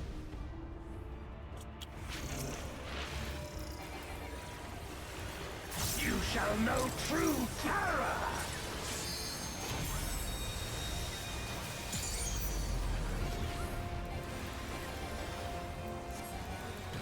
Or consider a dragon on a sword. Yeah. Dragon on a stick. Dragon these nuts. Dragon, hear me and obey. I think this one is around him. Crush them. Over your face, yeah.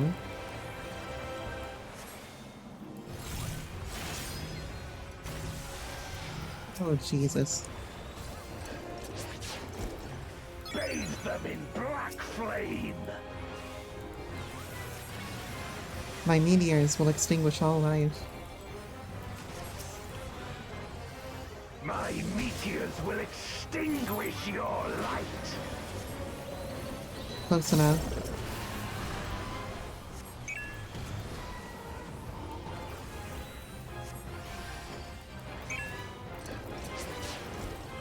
A raging gale to rend you asunder.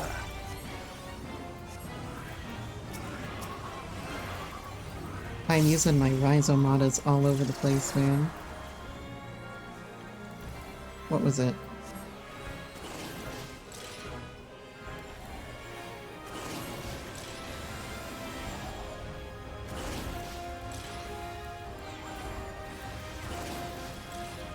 Look to the heavens for your doom.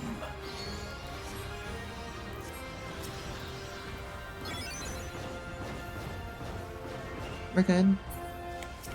You wretch.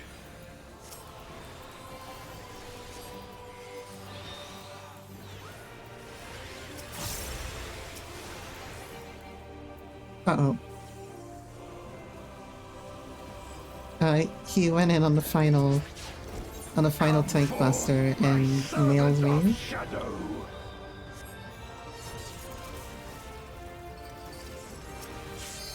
Let lightning surge.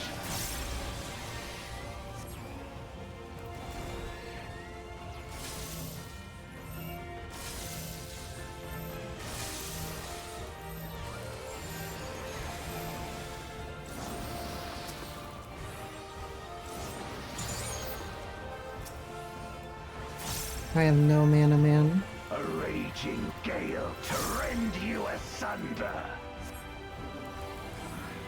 I got nothing. Alright, this guy, and go that way. Okay, so start here.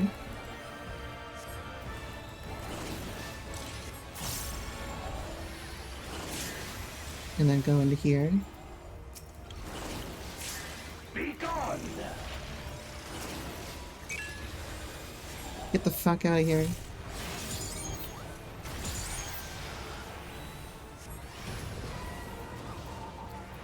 Okay, I'm gonna Pepsis this. A biting cold.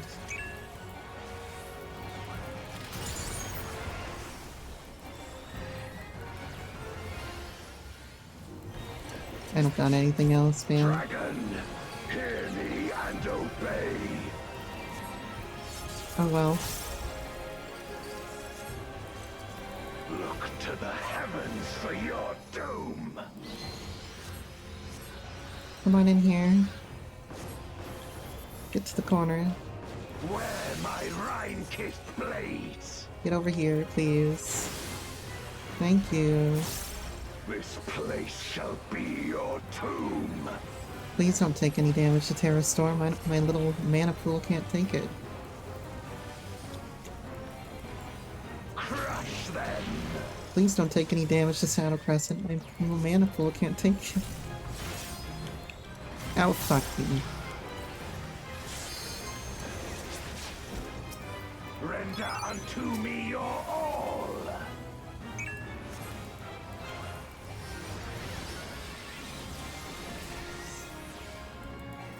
My meteors will extinguish your light!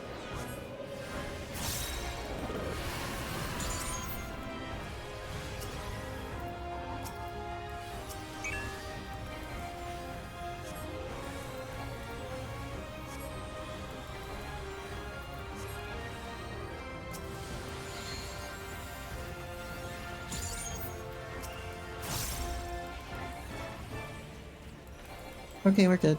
We're good. That was a very tightly puckered there. My servant of shadow!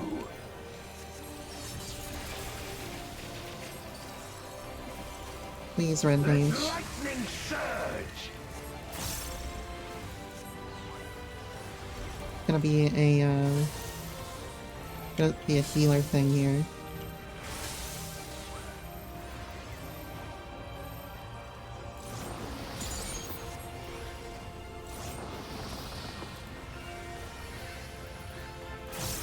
I'll get him. A raging gale to rend you asunder! There we go. Where are we going? There, and then to the left.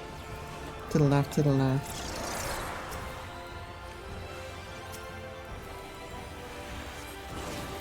Get in here.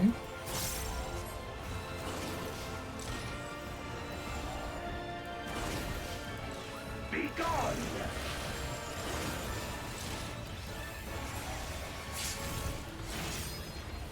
Stay out, please. Oh my fucking god.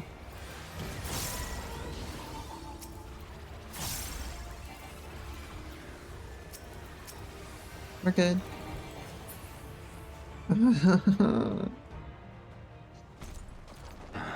My power. Juan, are you glad that I'm not healing this tier? Are you glad after seeing that? I haven't played a Sage in like 9 months or something. Even my blade. So, this is the limit of my defiance. I mean, I would have figured it out. He just got smaller.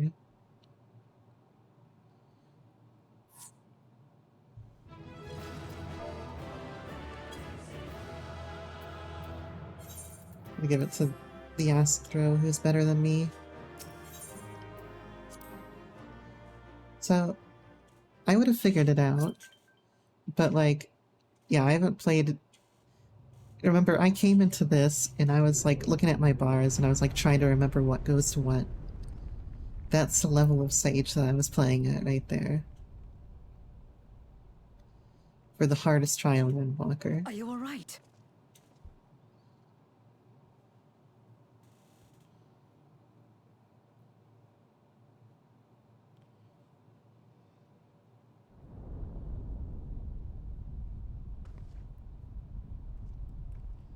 But I'm glad that you would have believed in me.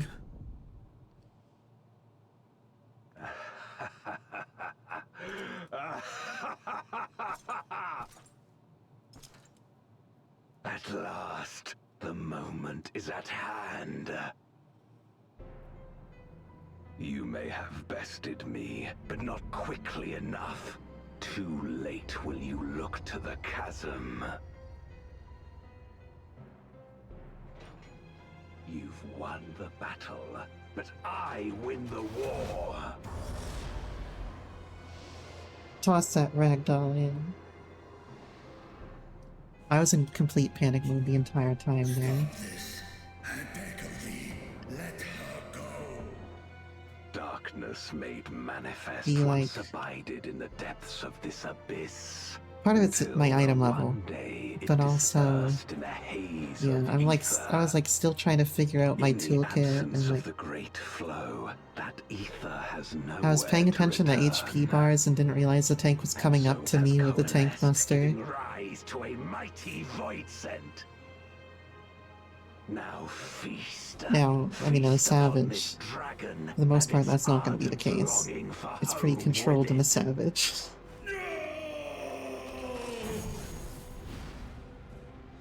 No.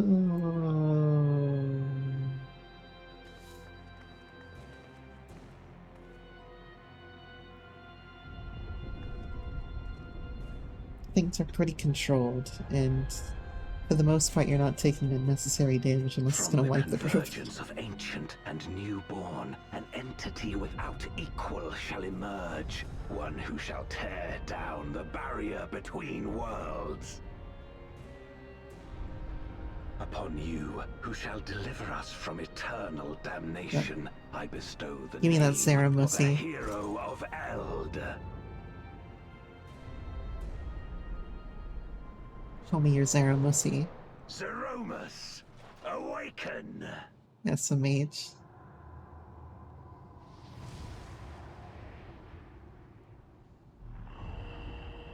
You know, I thought I did a good job there. Like, making sure to res people and everything. Paying attention to the health bars. While trying to do damage. He's just a big furry cloud of dark. No matter how powerful, a void scent can be sealed in Memoria.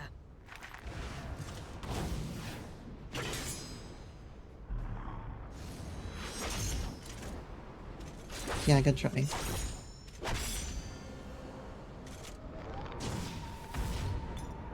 Clearly you haven't met a dragon before. Oh, rest in peace.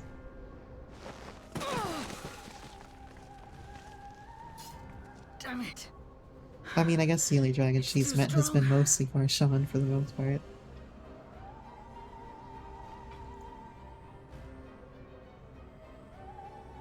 Our warding scales may not hold.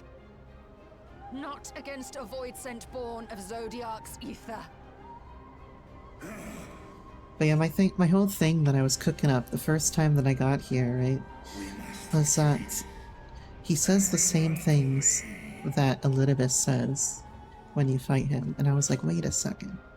So he killed the Watcher, and he's up here on the moon, so what are the chances that Golbez has absorbed some portion of Zodiac's ether? And if he has, he will have absorbed some portion of Zodiac's personality, which was Elidibus.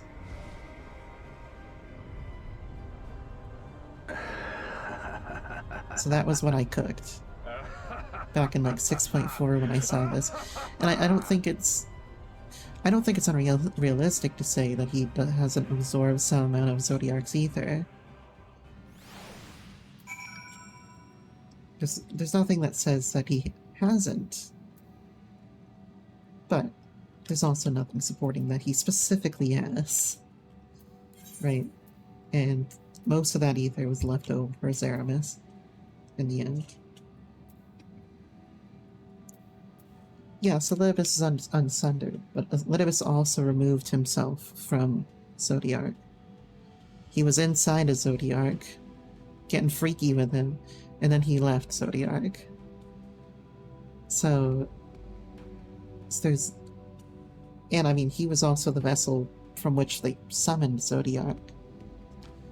So I don't see any reason why Zodiac wouldn't inherit qualities from Elidibus, and so Golbez and Elidibus inherits qualities from Zodiac. You get me? So that was what I was thinking when 6.4 came out. Certainly there would be some residual thing, and the fact that Zodiac is born of Elidibus's ether probably means that some portion of Zodiac has essentially the same personality as Elidibus. That was my tinfoil hat theory when 6.4 came out, was that Golbez was probably going a little cuckoo because, little cuckoo for Cocoa Puffs, partially because he took up some of Elidibeth's personality. And he was saying the same things as the dude. But anyway, I'm gonna leave you there. Is Ishnai still streaming here so we can go ahead and raid? It looks like she is. So I am going to leave you off there. We're gonna go ahead and raid Ishnai. Is there a Kobe in the house? Kobe logged off somewhere at some point when I was on the moon. I saw it in the chat. I don't think anybody else is online, unless Alex is online. Alex is. And Kate is still online right now. So, yeah, no Kobe in the house. Which sounds like the name of a 90s sitcom. Anyway, I'm gonna send you guys off to Ishnai. Thank you so much for coming today. Tomorrow, I might do FF10. I might do more FF14. We'll see. Sunday I might have a very small stream where I do some Starvale late at night. And then we'll be back on Monday for Maps Monday. So make sure to be there. So thank you so much for watching today. I'm going to send you over to Ishnai. And I hope you have a lovely rest of your night. See ya. Oh, that's to be right back. See ya.